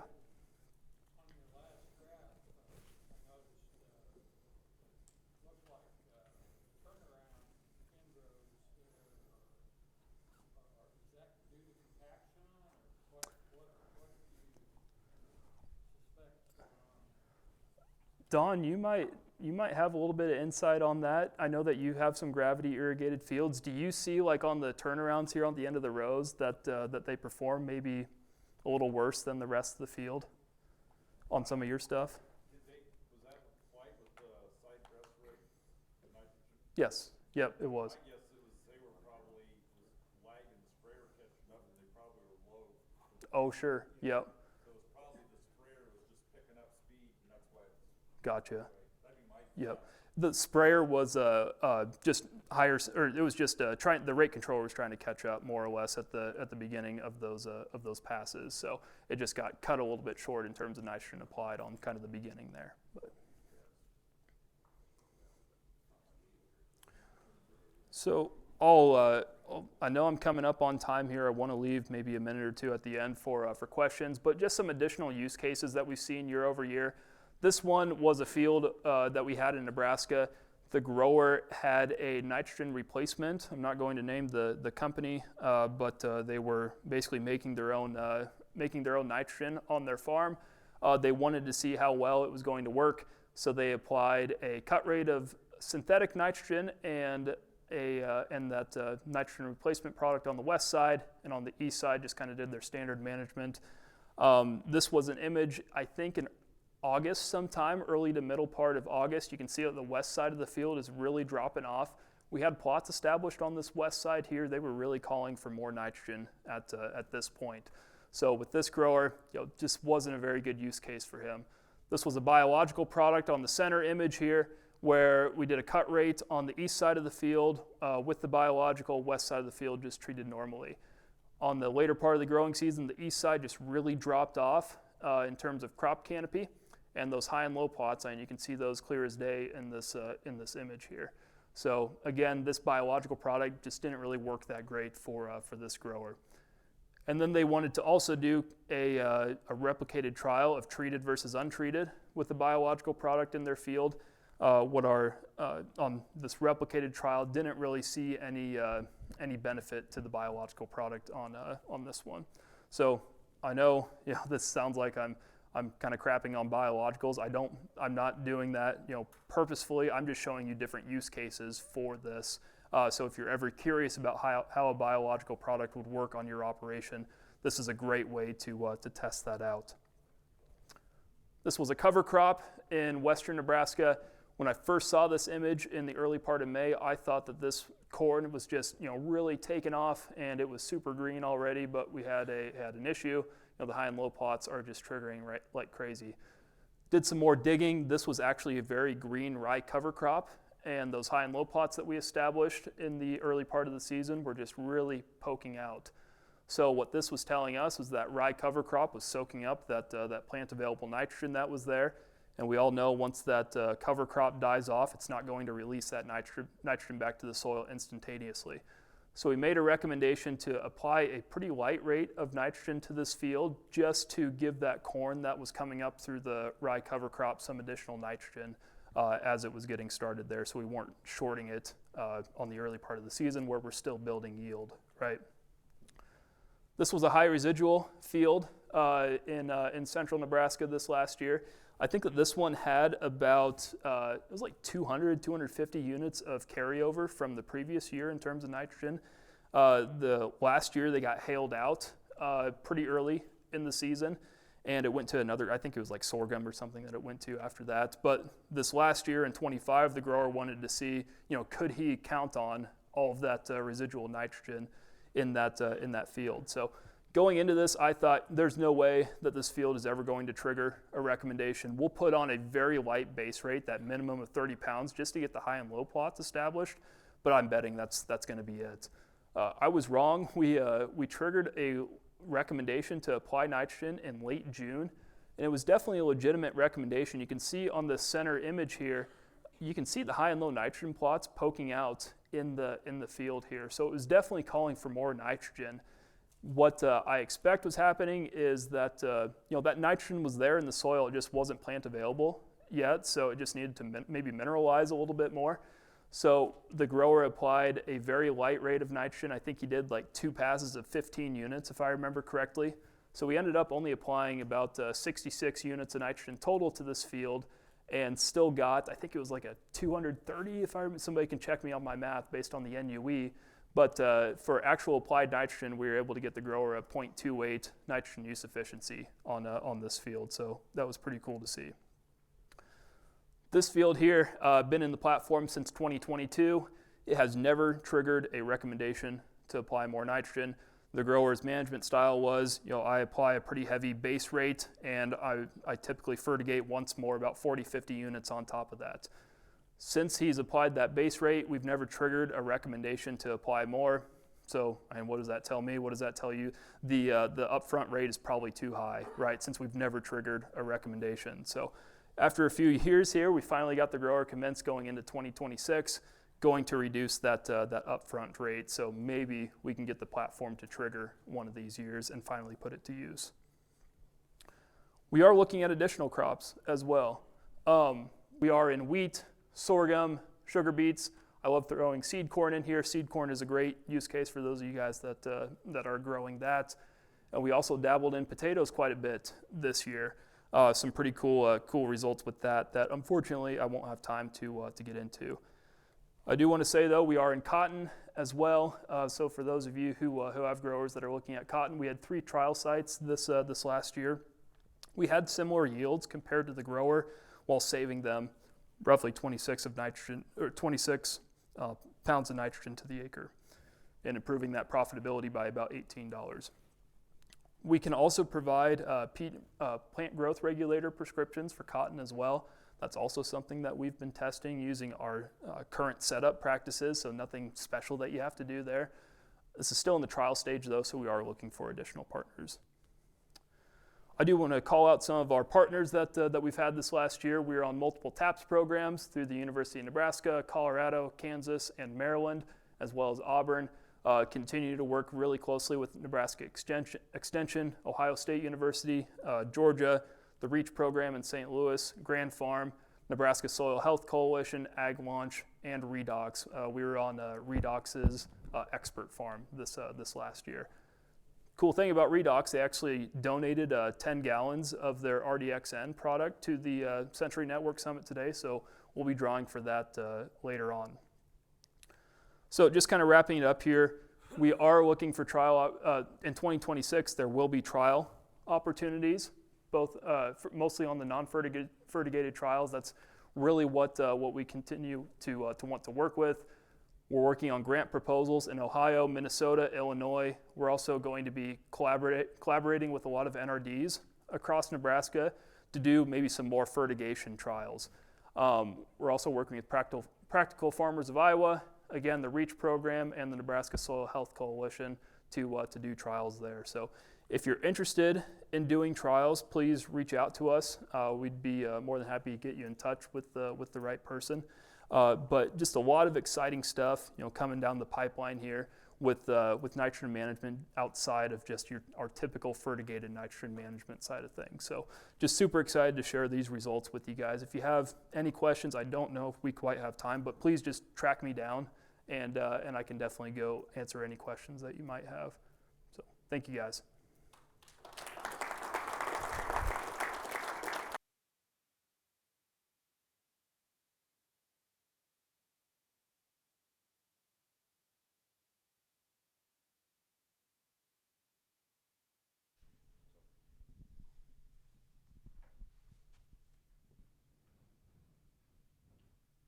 On me.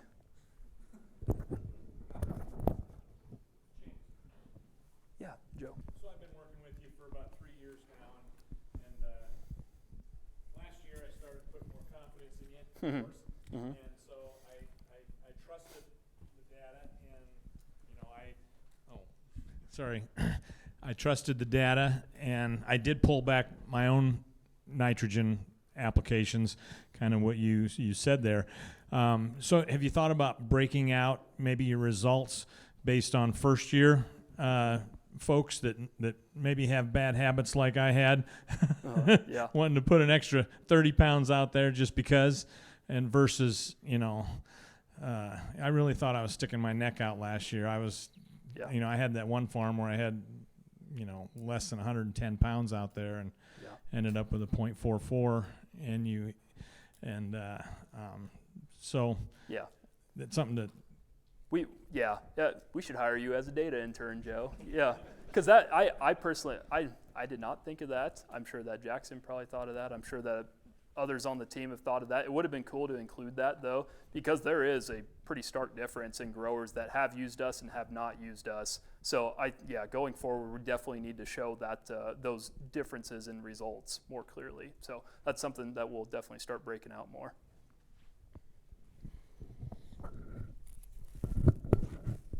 Have you seen, like, on the fields that have been in your program for a long term, I don't know, 4 or 5 years, has that, your top end NUE, has it stayed consistent around like 0.6, 0.7, or have you seen it creep up at all with like maybe a decrease of the nitrogen to carbon ratio? Yeah, we've what I would say is that we've seen it remain pretty consistent year over year, and that's honestly one of the better talking points that I like to bring up. And we've been in that kind of 0.7 to 0.8 range. I will say, like, our top scores more or less for NUE, we've been able to kind of beat those year over year. Like, I think our best one was like a 0.24 this last growing season. But on average, our nitrogen use efficiencies have kind of remained the same. You know, we started out at 0.81 when we first started commercially. These are all the same fields, or this is just all your fields? This is all of our fields, but we do have a lot of repeat fields included in this. Yep. So it's not like, you know, we're cutting off nitrogen first year and then second year or beyond, we have to hammer it back on again. We are seeing relatively consistent nitrogen savings year over year.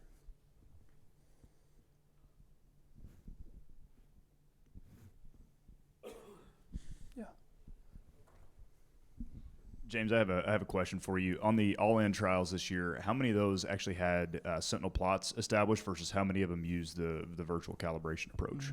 Man, I probably would not be the best one to ask about that. Jack, do you know off the top of your head? Zero. That's how many? Yep. Take it away, Jack.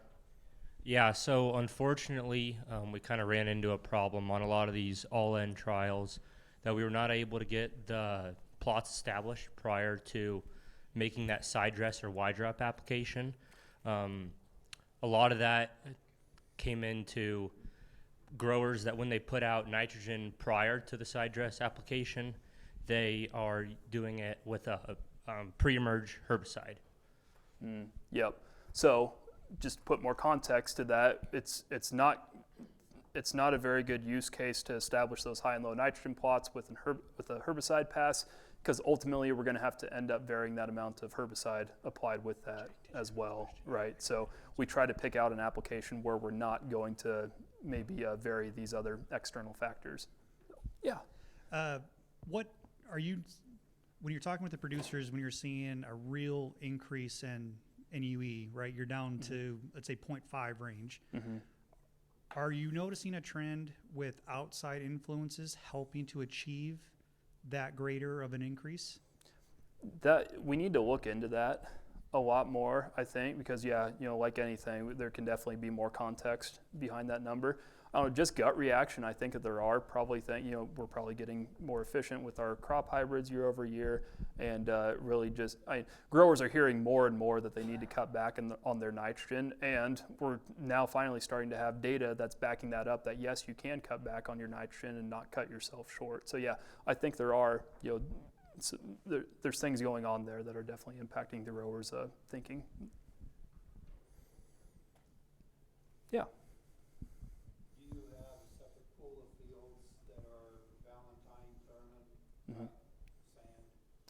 Yeah. And how do they respond, and also how does this help with the timing of nitrogen in that environment? Yeah, so the question was, do we have data broken out for Valentine fine sand fields, and how has our management helped impact that? We do have a large spreadsheet that we've been working on year over year. I think it's like 340 fields worth of data in it.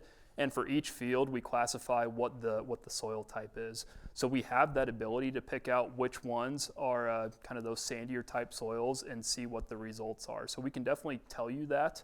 That's something that we can definitely follow up on. In terms of how it's kind of changed up management styles there, I know for some of the sandier growers that we work with, they were before using Sentinel, like true spoon feeders, like almost every week they would apply a very light rate of nitrogen, like 10-15 units with their irrigation pass.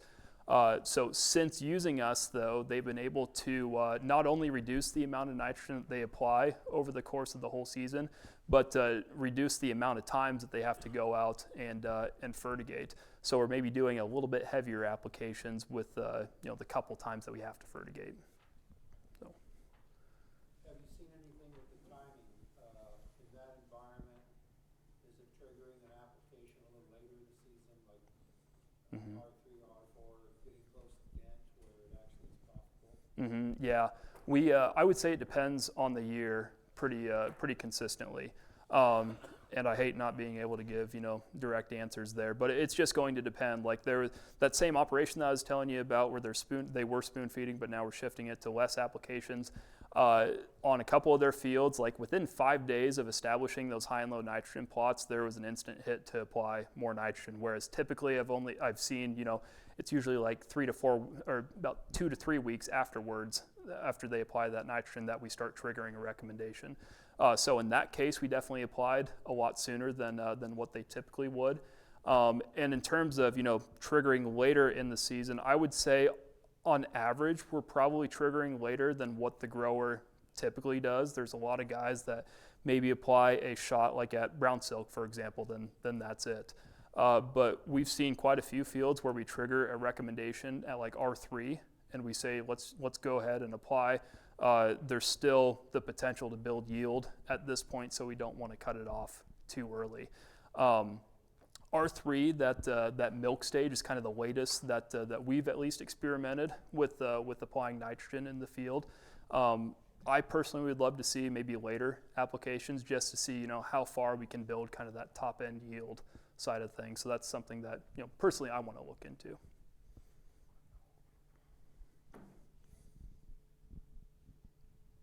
Any other questions, guys? Okay. Well, I'll let you guys go to the break. Thank you very much for all the good questions. And if you guys do have anything else, any other comments or anything like that, just please feel free to reach me. So thank you.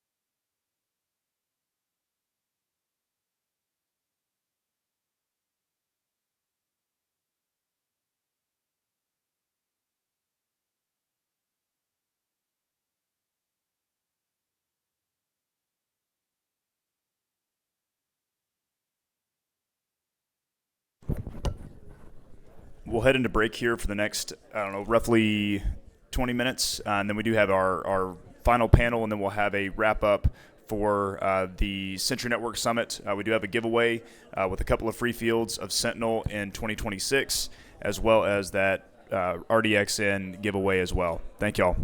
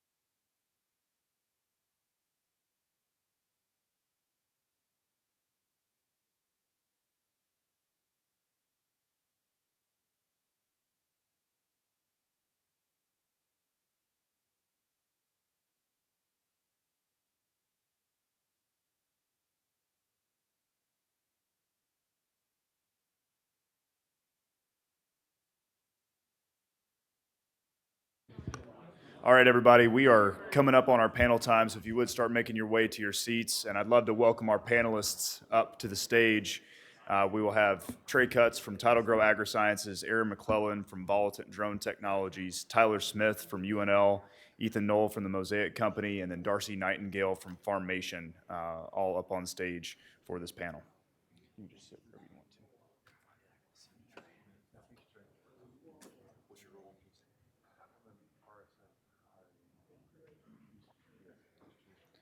Darcy, you can grab a seat over here.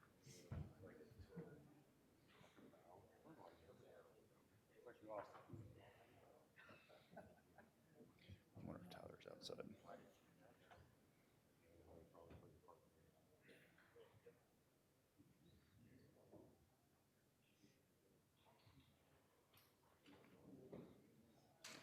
I think Tyler might be outside.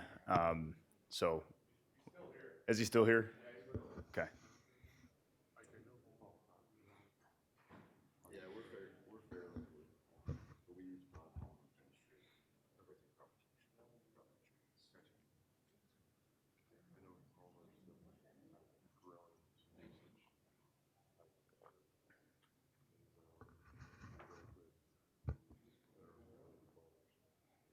So while we're waiting on Tyler, I just want to take maybe a minute to introduce this panel a little bit.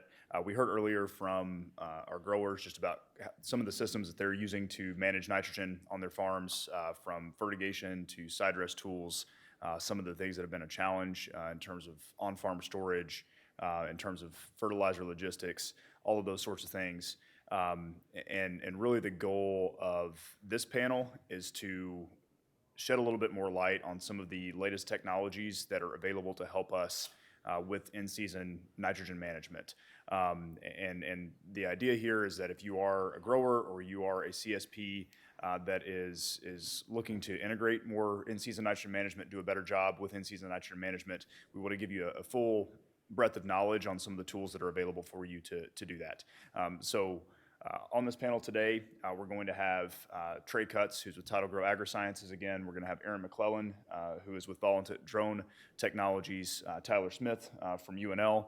We're going to have Ethan Knoll from the Mosaic Company, and Darcy Nightingale from Farmation. So without further ado, I would love to invite our panelists to introduce themselves, just kind of tell us a little bit more about your core technology or product, and maybe talk about where it fits within an in-season application system. So Trey, I may turn it over to you, and we'll just kind of go left to right. All at one time?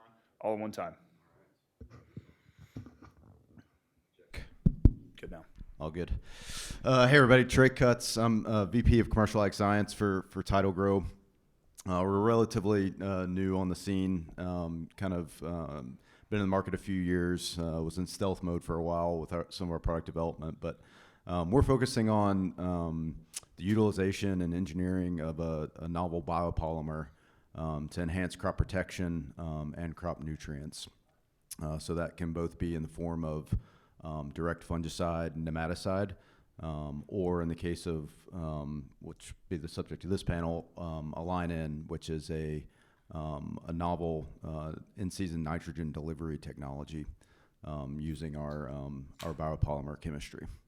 Did I get everything, Jackson? Was that it? All right. It's a good start. Very cool. Thank you. I'm Darcy Nightingale. I'm the sales manager, I guess you would call it, for Farmation. And about 5 years ago, we come up with the idea that we wanted to meter flow going into from injection pumps into pivots. Our idea was we didn't want to create a new pump. We wanted to use existing pumps and just be able to meter what was happening. And so we went to the drawing board and come out with a meter, started selling it locally there, had some bumps, had some issues with the meter. We landed up testing 42 different meters before we settled on the one we have today. But we have been successful, decided to go at a broader scale, so now that's why we're just coming out with it. Last year, we basically focused on Kansas and Nebraska, so you may have heard of us or seen us around some, especially in western and central Kansas and Nebraska. I spent a lot of time in the western part of those two states this last summer getting these things out. So we do have the ability to report up to telemetry, AgSense, FieldNet, FieldWise, RainCloud. All of those have pulse inputs. We made our pulse output a scalable pulse output so that we can be flexible on what telemetry we're using. Some of those platforms are limited in capability depending on what their inputs are. And so if you have questions surrounding that, I would be happy to answer those as well. So that's what we do. I'm Ethan Knoll. I'm with the Mosaic Company. We produce phosphorus, potassium, sulfur fertilizers. I'm going to wear a lot of hats in my answers. My background is soil science, but then I got into drone technology, and that's probably how I got to know Jackson a little bit. And then I also farm. But what Mosaic can provide in terms of nitrogen use efficiency, there's two ways to increase nitrogen use efficiency. It's either decreasing your nitrogen to get the same amount of yield, or it's producing more yield with the same amount of nitrogen. And so Bob talked about this in his presentation, but what Mosaic's focus is increasing yield with the same amount of pounds of nutrients through balanced crop nutrition. And that means getting the right amount of phosphorus, right amount of potassium, right amount of boron, zinc, sulfur out there, because your nutrient use efficiency is going to increase when you have the right amount of nutrients out there of each category. It's Liebig's law of the minimum that you've probably heard and seen many times in all your conferences and education. So.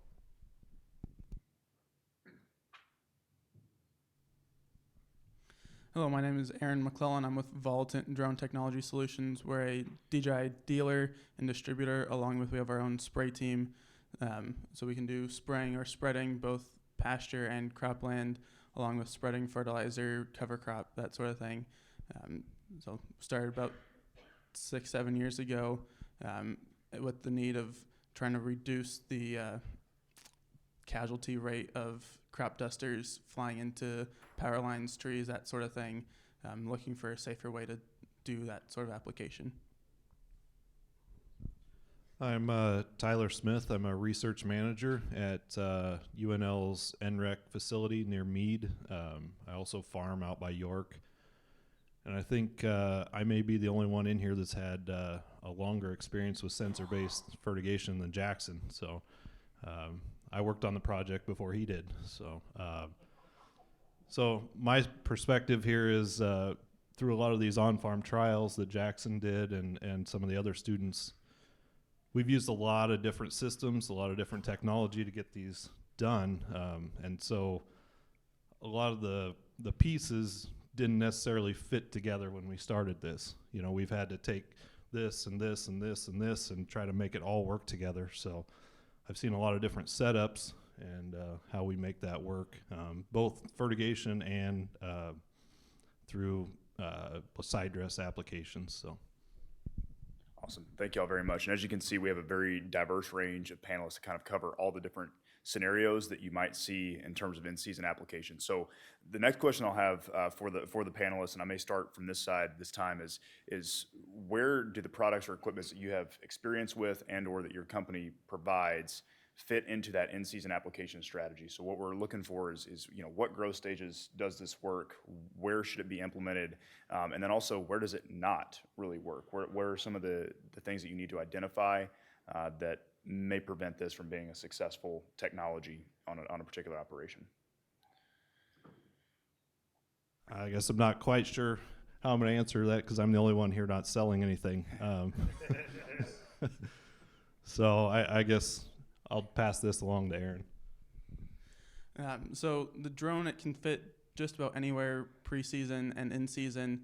The downfall is your rate. So our big drone, it has a tank capacity of 26.5 gallons. Now most stuff ground rig wise is you're doing 20 gallons an acre. Most of our stuff we top out about 5 to 7 gallons an acre doing herbicide work. We can go more per acre, but we're going to be slower and it's going to cost more. And then on the dry fertilizer side, we have a tank of 220 pounds. So anything less than that, or right around there, we're about 1 tank to 1 acre. So again, less efficient than what a ground rig or some of those other ones can be. But if it's raining and wet soils, the drones don't care. We can fly. Really, our only limitation there is wind and if it's raining. Other than that, we can fly anytime during the season. I got a couple answers here. The first one isn't going to surprise you. We produce phosphorus, so adding a little phosphorus and sulfur with that nitrogen application in season, if you're applying nitrogen, you usually need to apply sulfur too, because you're producing proteins.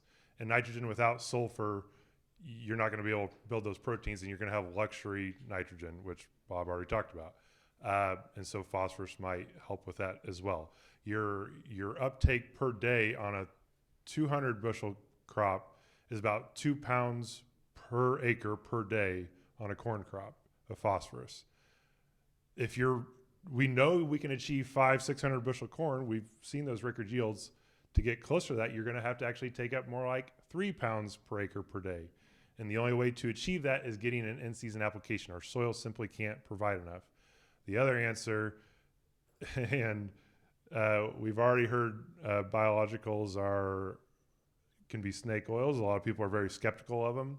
And you're going to be surprised to hear that Mosaic, a fertilizer company, has gotten into that market.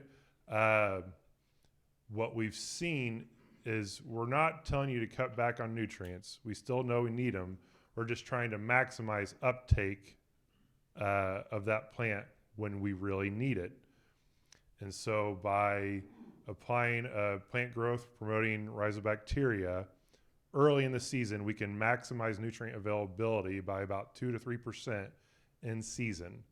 The limitations on that, though, is we don't see much plant response after V6.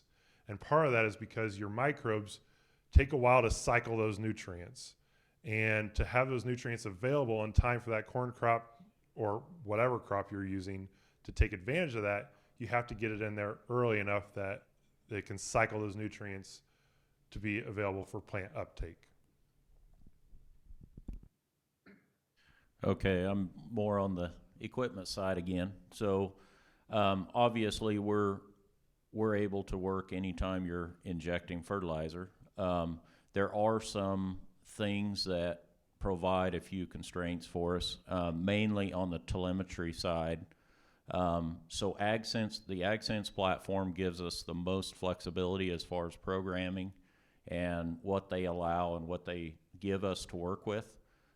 We can read flow through the other platforms. We can do different things. There are some platforms where we can't trigger a separate fertilizer alarm like we can through AgSense. But all of them can, with all of the platforms, we can wire it in so that it will shut the pivot down and stop the pump. So, or you could wire it through your pump circuit technically and shut the pump off and allow the pivot to run. You can do different things like that. One of the challenges that I'm trying to think here where I was going with this. Well, we'll skip that thought. So yeah, there you go. Other than that, yeah, I mean, we have met some challenges when so here a few years ago, they came out with a meter change. We had to go back to the drawing board and reinvent the wheel a little bit. That come out with a smaller design, more compacts and robust design so we can move it around with the pump.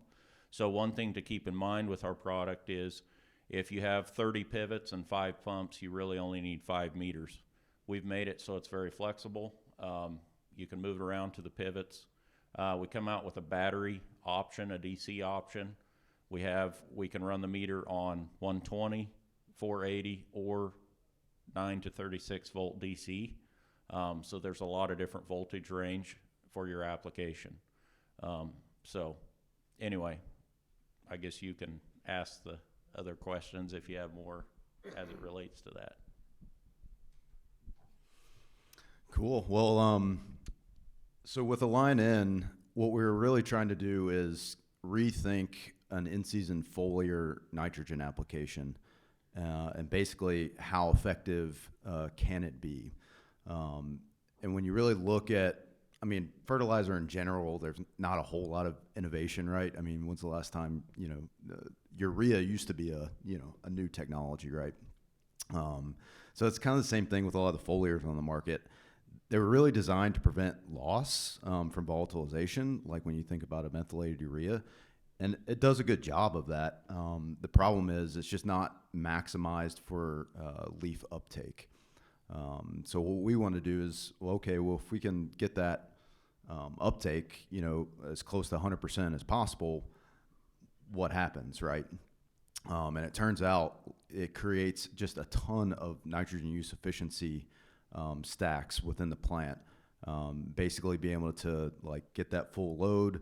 So if you get it at the right time, there's things that happen in the plant that the nitrogen utilization just goes up big time.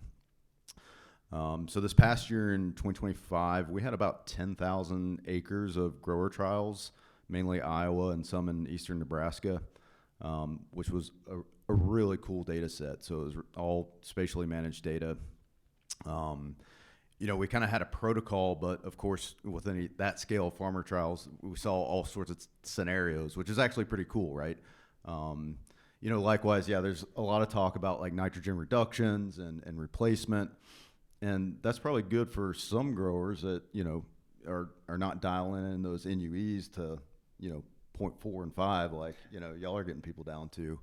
Or maybe it's a fall anhydrous, right? That, it kind of makes sense from a 4R perspective. Hey, let's move that and shift that more in season with an application with a line in.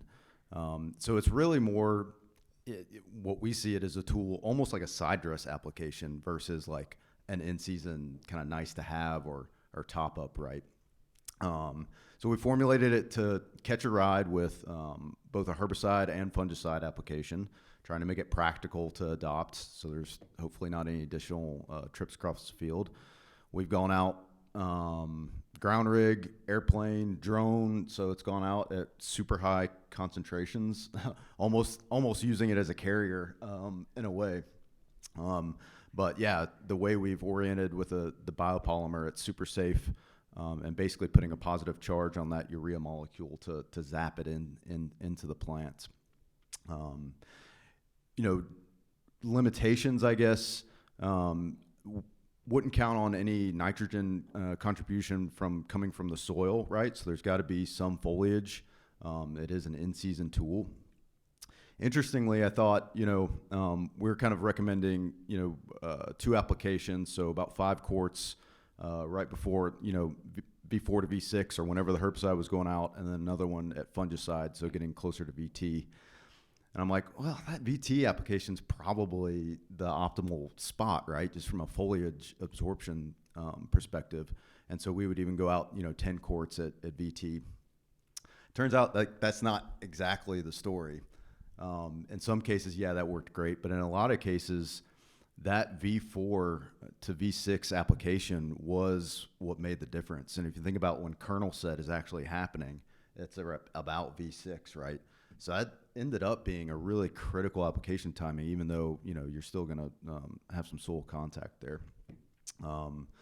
So again, we saw a bunch of ranges where, farmers reduced nitrogen or they went on top of their standard program.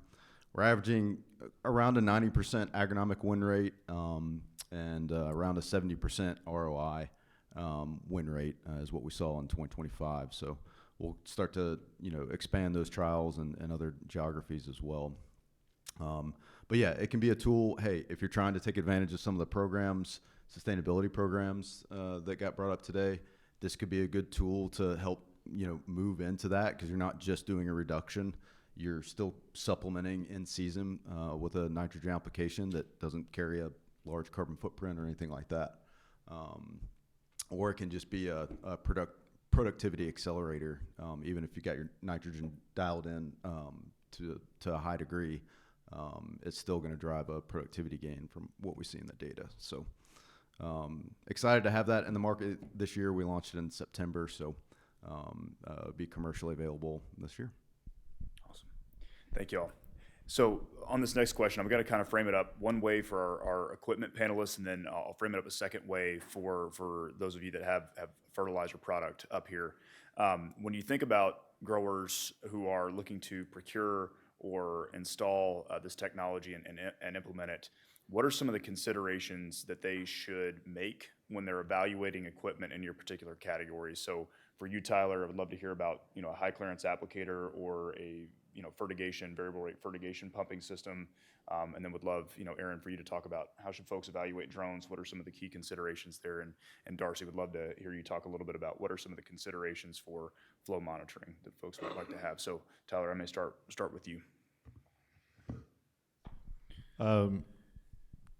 As far as side dress, in-season equipment, I guess it kind of depends on where you're at and where you need to get to. I mean, if you already have a sprayer that you're using, do you simply just need some Y drops to make that happen?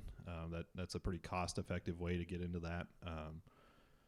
You can also go the route of some coulters to get that nitrogen into the soil.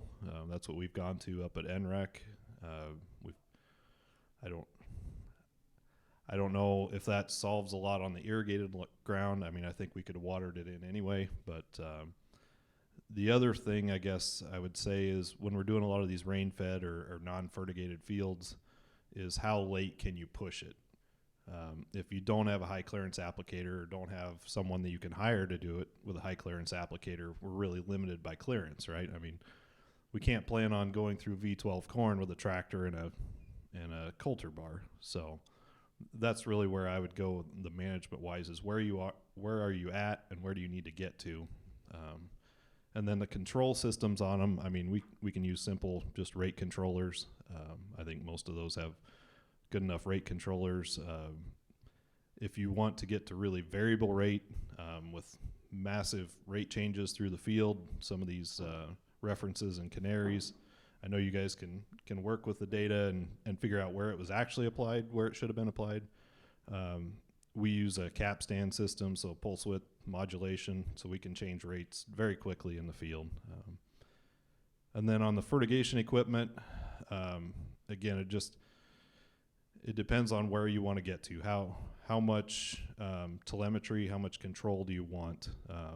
On my personal farm, old pivot panels with an outlet into them. I'm just running a simple piston pump, no telemetry, no control. So, and then you can run from that all the way up to a full reflex connect pump from AgriInject, where you get telemetry, you get rate control, you get alarms. If something were to blow a hose, it's going to send you an alarm. If you don't have one of these meters that we're talking about over here. The other way to tie some of this in is to use the pivot monitoring equipment, FieldNet, AgSense. You can use that as a simple rate control by speeding up and slowing down the pivot. So you can build a irrigation prescription with a low amount of water and do the same thing with your simple pump that you could do with an expensive pump. So that's where I'd go with that, I guess. So for the drone, the big thing is time. If you're middle of the season, you have other things going on, and you may not have time to get out and make the application when you need to. There's guys that they'll run at nighttime because that's the only time that they have free from doing their other jobs. I know some farmers, they have a side job to help pay for the farm. Between doing that and spraying with a drone, you may not have time. Most of the time, one tank on a drone, we're 8 to 10 minutes, and doing fungicide at 2 gallons an acre, we're only covering 13 acres every 8 to 10 minutes. So you start doing that over large acres, and it eats up time. And a good day on good running fields, we can get 500 to 1,000 acres done in a day. But again, that's set up with a good trailer and drones and kind of knowing the system and how it works. New to the system, don't expect to get that many acres out of it in a day. Along with if you have a higher carrier rate, you're not going to get nearly as many acres done in a day. So there's kind of those limitations. Along with that, you'll need other licensing that you won't need if you're using a ground rig or a tractor to be able to apply through a drone. Before we make it to Darcy, Aaron, I'd love to ask you, what sort of nitrogen rates do you think are feasible with a drone application if we're looking at making a late season nitrogen application with a drone? It's going to come down to what carrier rate you really want to go with. We've done 5 gallons an acre through the sprayer without any problems. Again, we have to fly slower, so it takes more time. And it's going to come down to what specific, either if it's liquid or dry, what percent of that product is nitrogen, as to how high of a rate we can go. The other thing we can do is, if we're doing dry fertilizer, we can crisscross the application to ensure that there is product that gets down to the soil and it's not trapped by leaves falling. Okay, so a couple of considerations with our meter. We have 2 different models. We have a standard flow and a low flow. The standard flow is good from 5 gallons per hour to 200 gallons per hour. The low flow is good from 2 ounces per minute to 40 gallons per hour. It is a 1/4 inch meter. The standard flow is a 1/2 inch meter. So it really depends, what your use application is. I would say 95% of all of the meters that are going out are standard flows. We don't sell very many low flows. But I tell the potato guys, especially, if you're going to be doing some of that low application consistently and you never go above 40, then maybe that's something you look at. Most of the guys, I have a few of those potato growers are buying both, but most of them go to the standard flow. The other question I get a lot about is viscosity changes and product changes. It is an EC meter, and so viscosity does not affect the accuracy of the meter when the viscosity changes. The other thing that we recently were able to determine that the EC value, since it is an EC value, we have different EC values or electrical conductivity values with different fluid, right? And the question always was, what is our accuracy when our EC changes? And the answer to that through our studies so far have been consistently, there's no difference. If we can read the flow, we have an accurate flow. So that's how that's been working. You have anything else that I should cover? I think that was great. And I guess for Ethan and Trey, what I'd like to hear about on your side, we've kind of heard about how growers should think about making decisions to use these sorts of technologies. How do growers justify using your product in season? What are some of the methods that you've seen them actually decide, yes, I need to make a foliar application of nitrogen, or am I going to plan to make a foliar application? Or, Ethan, on your side, how are they deciding to say that they need those micronutrients in season? As far as the micronutrients, we know boron, for example, is immobile in the plant, and so if you apply a foliar boron, it's only going to be in the plant tissue that it comes into contact with, and boron is essential for reproductive purposes. That's how pollination happens. If you're relying on a fungicide pass, you're usually already pollinated, so you may not get much benefit out of that boron that you apply. And so as far as a micronutrient, we're looking to get it out earlier.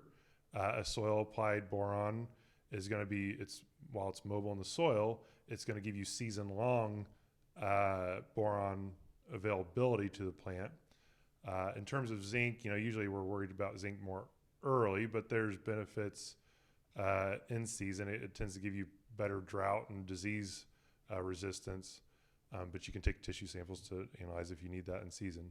As far as the biological side, what's the impetus for them to make that decision on those is, let's say they know they're going to have a really good crop, and they're trying to get more out of that fertilizer that they apply. Maybe they're just applying a urea or a nitrate. let's put something in there to make all nutrients more available in season to maximize that yield, to get that critical nutrient availability in season. This particular biological, it's working on all nutrients, but you're not going to fix anything. Like it's maybe going to get you 7 pounds of nitrogen. You're not going to replace anything. You're just really trying to enhance what's already out there. So don't think of it as a replacement like some of the other companies try to tell you.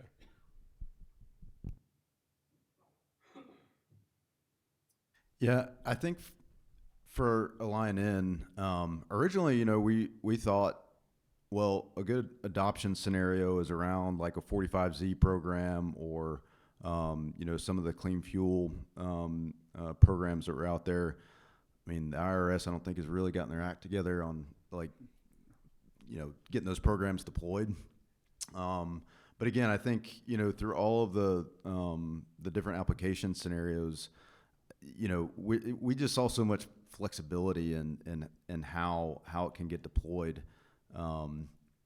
You know, either from that, you know, early application to for kernel set, or, you know, even, you know, at VT or tassel, right? I mean, there's still about 20% of nitrogen demand happening after VT, right? And there's a lot of the assimilation going on moving into the grain, so there's still value there as well. You know, I hope people make the decision for Align In because it's easy and it's practical, right? It doesn't involve a huge management shift or anything like that. So we were pretty focused on like saying, hey, like let's make this fit in to programs, you know, where they are. So now, depending on if a fungicide goes out or not on the year, maybe that's a limitation for making that later season application. You know, but you know, it's likely that you know, I don't like to say go out on its own, right? You're always trying to catch a ride and do multiple things with a pass, but it's likely it'll give that ROI. So, awesome, thank you. So the next thing that I want to talk about, we heard earlier with some of our growers, some of the challenges with procuring fertilizer in season, possibly dealing with on-farm storage, and some of the challenges that go along with that. Something we also heard from Quentin earlier is about the way that he's using custom application in his operation to make sure that he can get those late season applications. So I'll first again ask the equipment panelists that we have, what are the common ways that you see growers and or agronomists accessing this equipment? What are some of the common business models out there, and what does procurement look like for these types of technologies? So I guess it just kind of depends on the grower. As far as the getting access to it, I guess the main one is if you're trying to do a non-fertigation application and you need to cover acres, I think we have plenty of applicators out there willing to do that. There's plenty of providers that would provide that service. It's a matter of if we scale this up and continue to grow acres, can they continue to grow with us?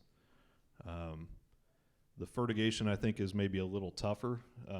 If you don't have pumps, if you don't have the ability to do it yourself, I think maybe there are some providers that will help you, that will kind of come out, set up, and do it for you. But I think you got to be working with a specific provider to do that. And then also just talking about the fertilizer a little bit, we talked about how do you order that? How do you schedule how much you need? And I know this doesn't go for everyone, but in my experiences, as long as it's not blended, they'll take it back. I don't know if that's true for everyone, but so I've never been afraid to take a little extra. And now if you're blending thiazole with your UAN or something like that, then it's a little different story. But so in my personal operation, usually I'll run thiazole with UAN in the first pass, and then I'll just go straight UAN to finish. That way, whatever I've got left, I can take back. So for drone application, it really comes down to how many acres you want to cover, or how big your operation is. Most guys are hiring a custom applicator, such as a co-op or the guy who's doing it solely on his own. There's one grower down by where we're based out of that has drones for their operation, but they cover it's like 15 or 20,000 acres that they farm, and they can't even get to all of their acres on their own. They hire guys to come in and custom apply. So most farmers, if they have anywhere from 3,000 to 5,000 acres, they're looking to get one just due to cost savings of them applying it rather than a custom applicator. But those smaller acres, the drones don't make a whole lot of sense for those farmers because they're doing other things. And there's plenty of co-ops or other custom applicators in the area that can do it for you. So I've got a couple of different aspects of this question that I'd like to cover. To start with, I have a grower in western Kansas that was very hesitant to purchase a meter because of the cost. On that operation, they're putting 50 pounds of nitrogen down with the planter. The rest of their nitrogen is going through the pivot. And so it's just about all going through, going on in season. And I convinced him to try 1 meter, and he called me back and he ordered 14 more. He has a total of 15 now. They run it on every fertilizer application, and his reasoning behind that was he said it's one of the things that makes the most sense with as much fertilizer as we put on for just the specific reason that he said our normal error rate was around 10 to 15%. As long as we were within 10%, we were happy. He said, today I can be within 1%. And so going back to some of the earlier presentations and some of the benefits that you're seeing here with Sentinel, I see us as a good complementation of that, of dialing in to what you really need when you get that recommendation, that you know that you're applying that specific amount of fertilizer. The other thing, so as far as procurement of our product, we do have some fertilizer dealers. So we are not looking to sell directly to the end user. We're looking to set up dealerships. We want that local support that a dealer provides. And so we do have some fertilizer dealers that are handling the product. Most of the time it's your local pivot dealer. It really depends on what the use application is. Some of these guys that are just using it to move it around, battery operated, all they're doing it is to set pump rates, and they don't care about the monitoring piece. Anybody can put that on. Some of you guys understand the wiring of your pivot. It's no problem for you to wire it in, but there's fertilizer companies that don't want and probably shouldn't be wiring these meters into pivot panels. So it really depends on the use application, what you guys are going to use it for. If you want it to work with your telemetry, I highly recommend that you go through the pivot supplier that understands your telemetry. And I'm happy to work with them on that. A lot of times in the past, what we've done is I'll go into an area and I've got growers that are interested in a pivot dealer that's not sure they're interested because they don't think they can sell it. And for instance, in one area, I walked into the dealership with 5 growers that were interested and said, we've got 5 units today that these guys are interested. Do you want to be a dealer for the product? And of course they're interested at that point if they've already got people signed up. And so if you're in an area, you don't know who your dealer is, pick up my card. We'll get you hooked up with somebody that can provide good service for you locally. Thank y'all. And then for Ethan and Trey, I would love to hear a little bit more about how are you manufacturing your products? What does that process look like? And are there any concerns around supply or availability, and how far ahead do farmers need to think in terms of being able to get access to the product? So y'all have a little bit of a harder question here. Well, don't you all want to know what phosphorus fertilizer is going to do? Yeah. So the process of making phosphorus fertilizer, most of what we have, it comes out of Florida, some comes out of Louisiana. But like Micro Essentials, MES might be what you hear it as. The process of making that, it's a long process. We got to ammoniate the phosphorus. We've got to add sulfur to it. We use a sulfuric acid. That's part of the reason phosphorus prices are so high, is because sulfur prices have nearly doubled because of a lot of it comes out of Russia. But the process of making that is pretty extensive. But I mean, for farmers and retailers, I mean, you lock in those prices well in advance. I mean, I know some of you are already working with us on that end. On the boron piece, that is getting made in Canada. It's part of the potash mine. We melt the prill and we add the boron to it. On the biological side, usually you're wanting to procure that product ahead of time because of all the quality controls that we've put in place. There is some ability to get that in season, but that's something you usually want to line up well in advance. Did that answer your question? Yep. Yeah. Okay. So we took kind of a unique approach, specifically for Align In, in realizing that we need to keep economics at the forefront. So we have a strategy of localized and regionalized formulation sites. So we're using, granular urea that we then put into our formulating process, and then we bring in our specific biopolymer that we've designed to do the encapsulation. So we hope that alleviates any huge supply constraints, but also quicker delivery on farm as well.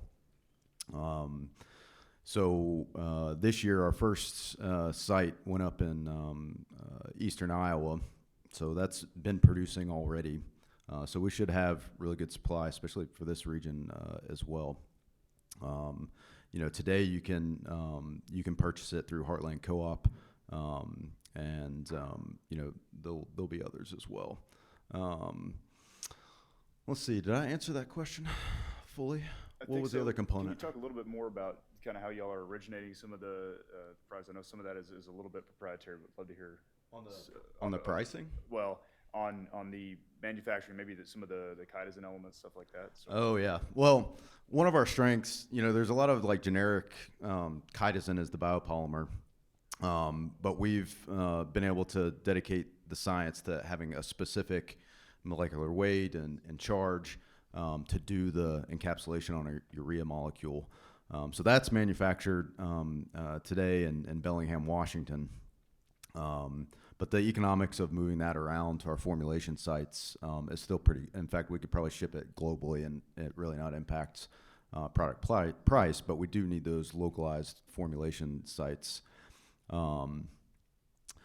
So the other component, though, I will mention price because we wanted to be as transparent on that as possible, but also look at this as not necessarily a premium product, right, in season, and more of a core nitrogen tool. So we've actually benchmarked Align In to urea, so that's a publicly available price. It does go up and down, but it also gives the ability to time your buying of it, and because a lot of that fluctuation in the market you can use to your advantage, right? So that's one unique thing we've done in that aspect to physically make it available, but also give some price transparency in the market to growers. Awesome. Thank you. I'd love to open it up to the audience for some questions. If y'all do have any questions about any of these technologies, how they actually get implemented on the farm, if you've tried any of these techniques and have had any struggles, it might be a good time to ask those questions. On the melted urea, is there a timing on that versus using like a 32 later season? Application timing or? Yeah, like later season versus earlier season. Yeah, that's what I guess was maybe trying to articulate earlier. getting 2 applications out is going to be the best, right? Both, hitting that early season nitrogen demand before, the rapid vegetative growth, but also around tassel, right? Because the plant is still trying to assimilate and get in. But from a safety aspect, there's really no, phytotox risk or anything like that. So that's why it's pretty flexible. Theories that the nitrate, the 32 is better for vegetative, and the ammonia and the urea is better for the reproductive? Yeah, I don't. Maybe. Yeah, I think it's all about speed of availability, right? And probably that earlier season, if you're doing an ammonia, it's got to work its way through the nitrogen cycle, and plants are going to take it up in either the nitrate or the ammonia form. So nitrate, you're going to get really rapid uptake and adoption in the plants. And then ammonia, the plant has to work a little bit harder to convert that into the nitrate, right, once it gets in the plant. But so yeah, it's nitrogen's easy, right?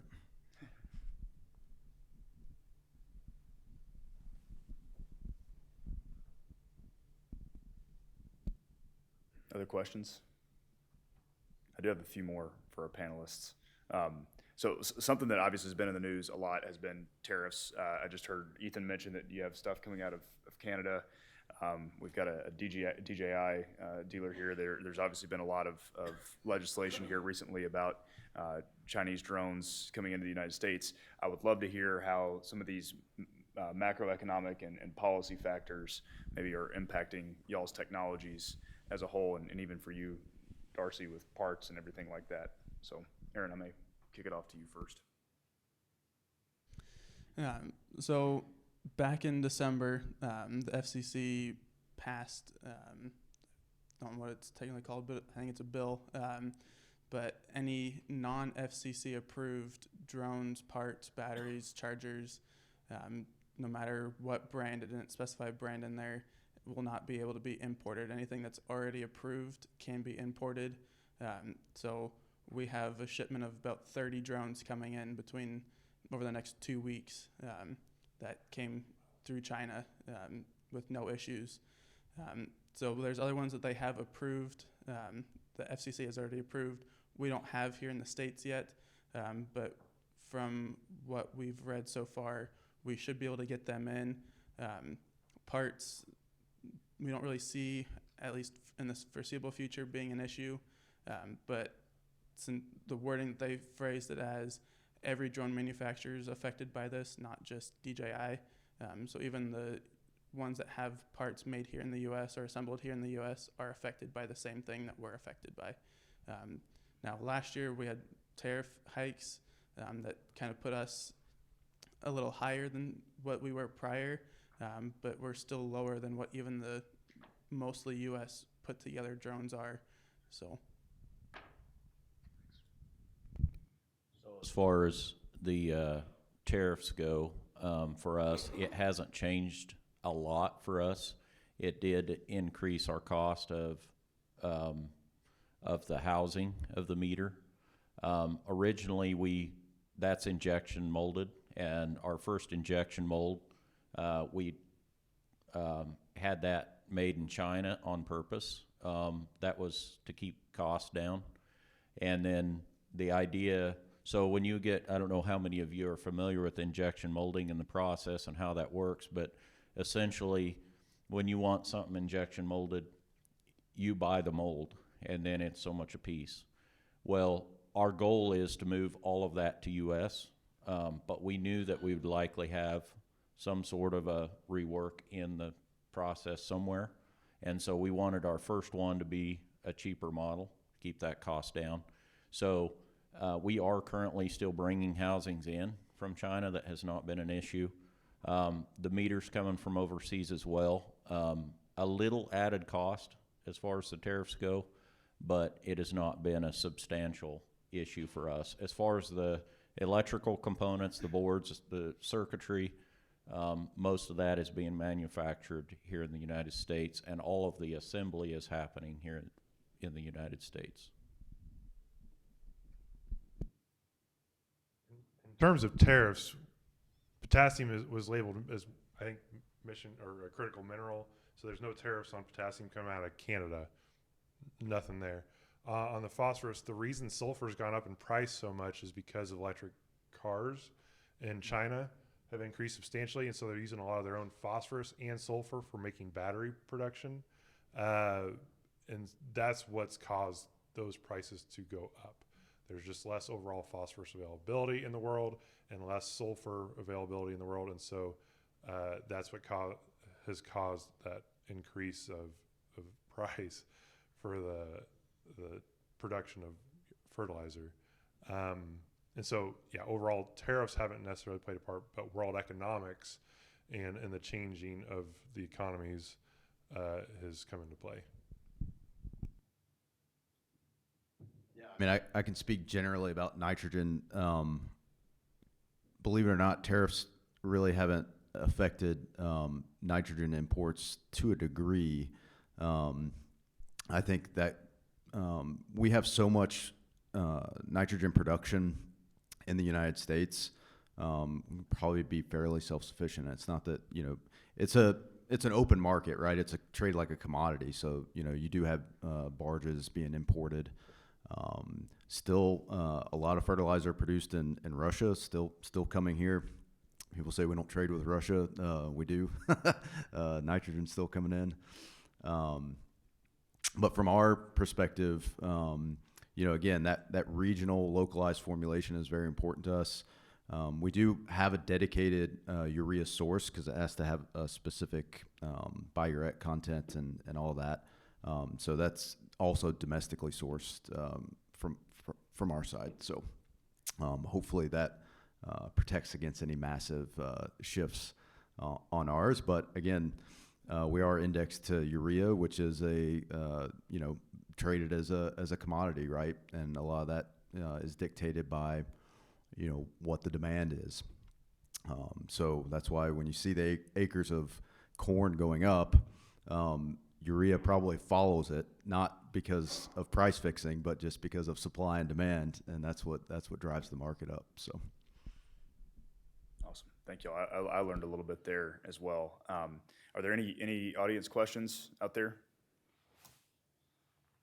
So we're all aware of Jackson's very common path to agriculture in Nebraska, right? Pretty unique. For those of you on the panel, did you grow up in ag? A couple of you maybe mentioned your why already, but what brought you to this point, or what stoked your passion? Great question, Jason. Tyler, maybe let's start with you. And why are you doing what you do?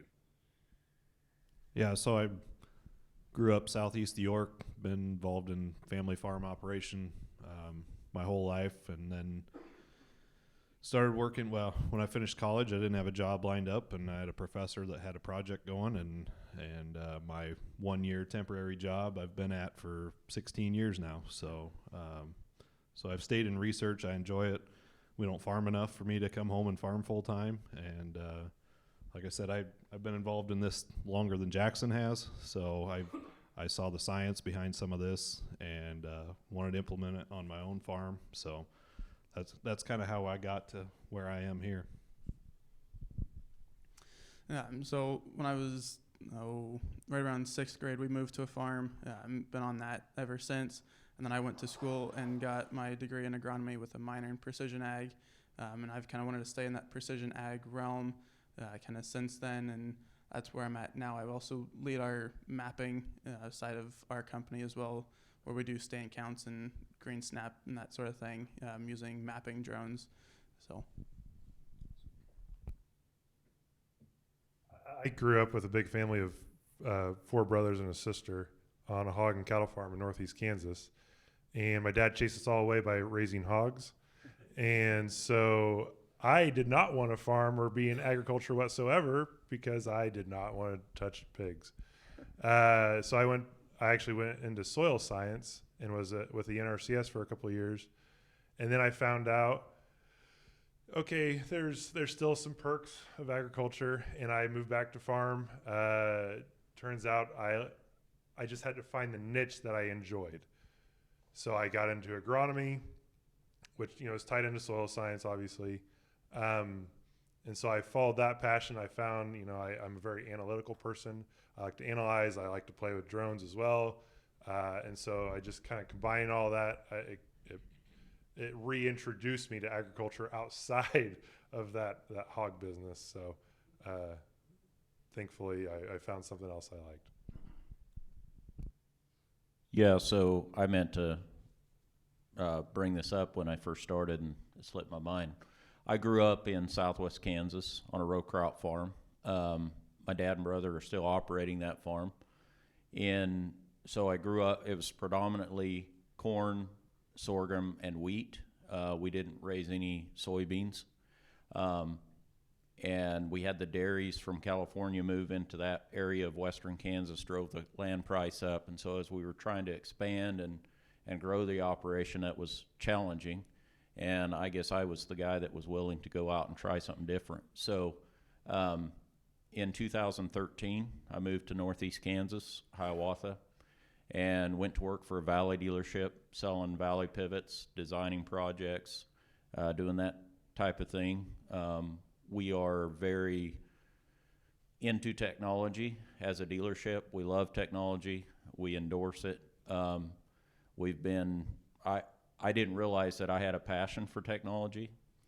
If you had told me 15 years ago that today I'd be working in CAD and I'd be even sitting up here talking about a flow meter or something like that, technology, I would have just laughed because I didn't know that much about it. But I got enthused about the technology that we can provide to the irrigation industry, and so that's where I'm at today. Yeah, nothing beats Jackson's story. I think he's the only person I know from LA that went to Harvard. By LA, I mean Lower Alabama. So my dad grew up in the same town. Jackson's from in Dothan, actually, so a bit of a connection there. But I was not blessed to grow up in agriculture. I was a suburb kid from Atlanta. So I actually got into it by accident when I went to Georgia. I think I checked the wrong major or something.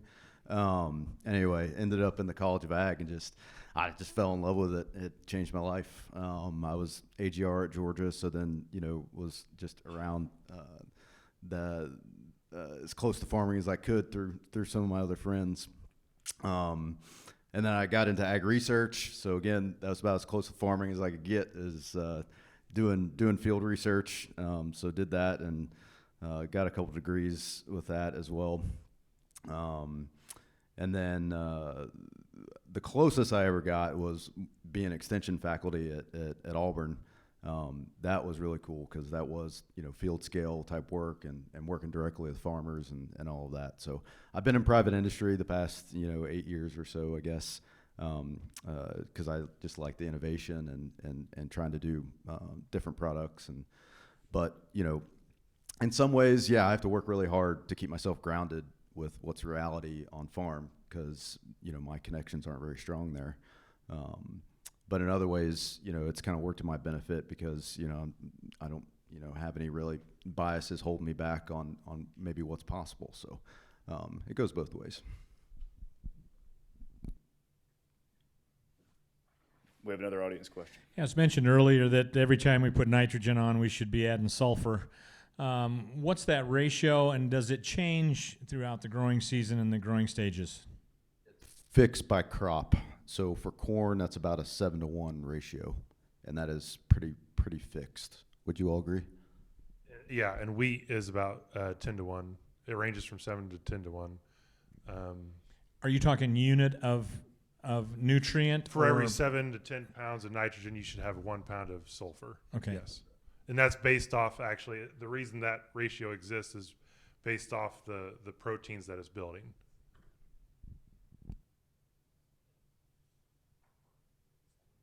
Good questions. More audience questions for the panelists?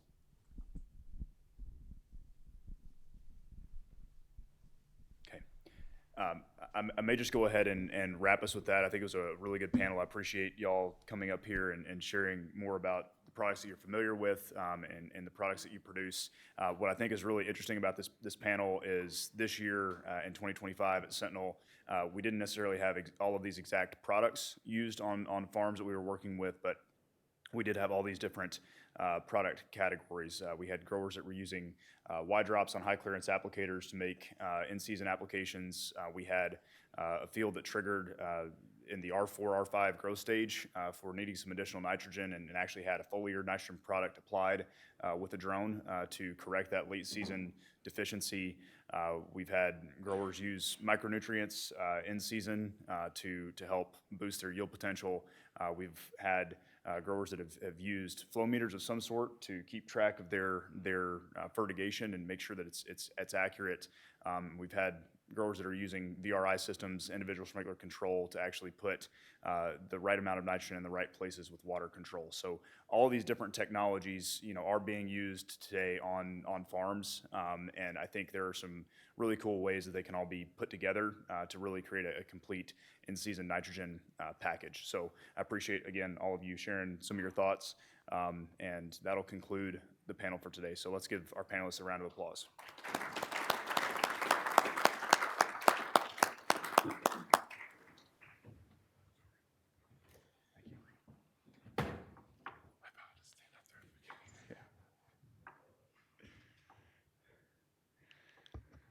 All right, so we have reached the end of our Sentry Network Summit 2026. We do have a few last things for you before you all take off. So I just want to pull up kind of our last slides for the day.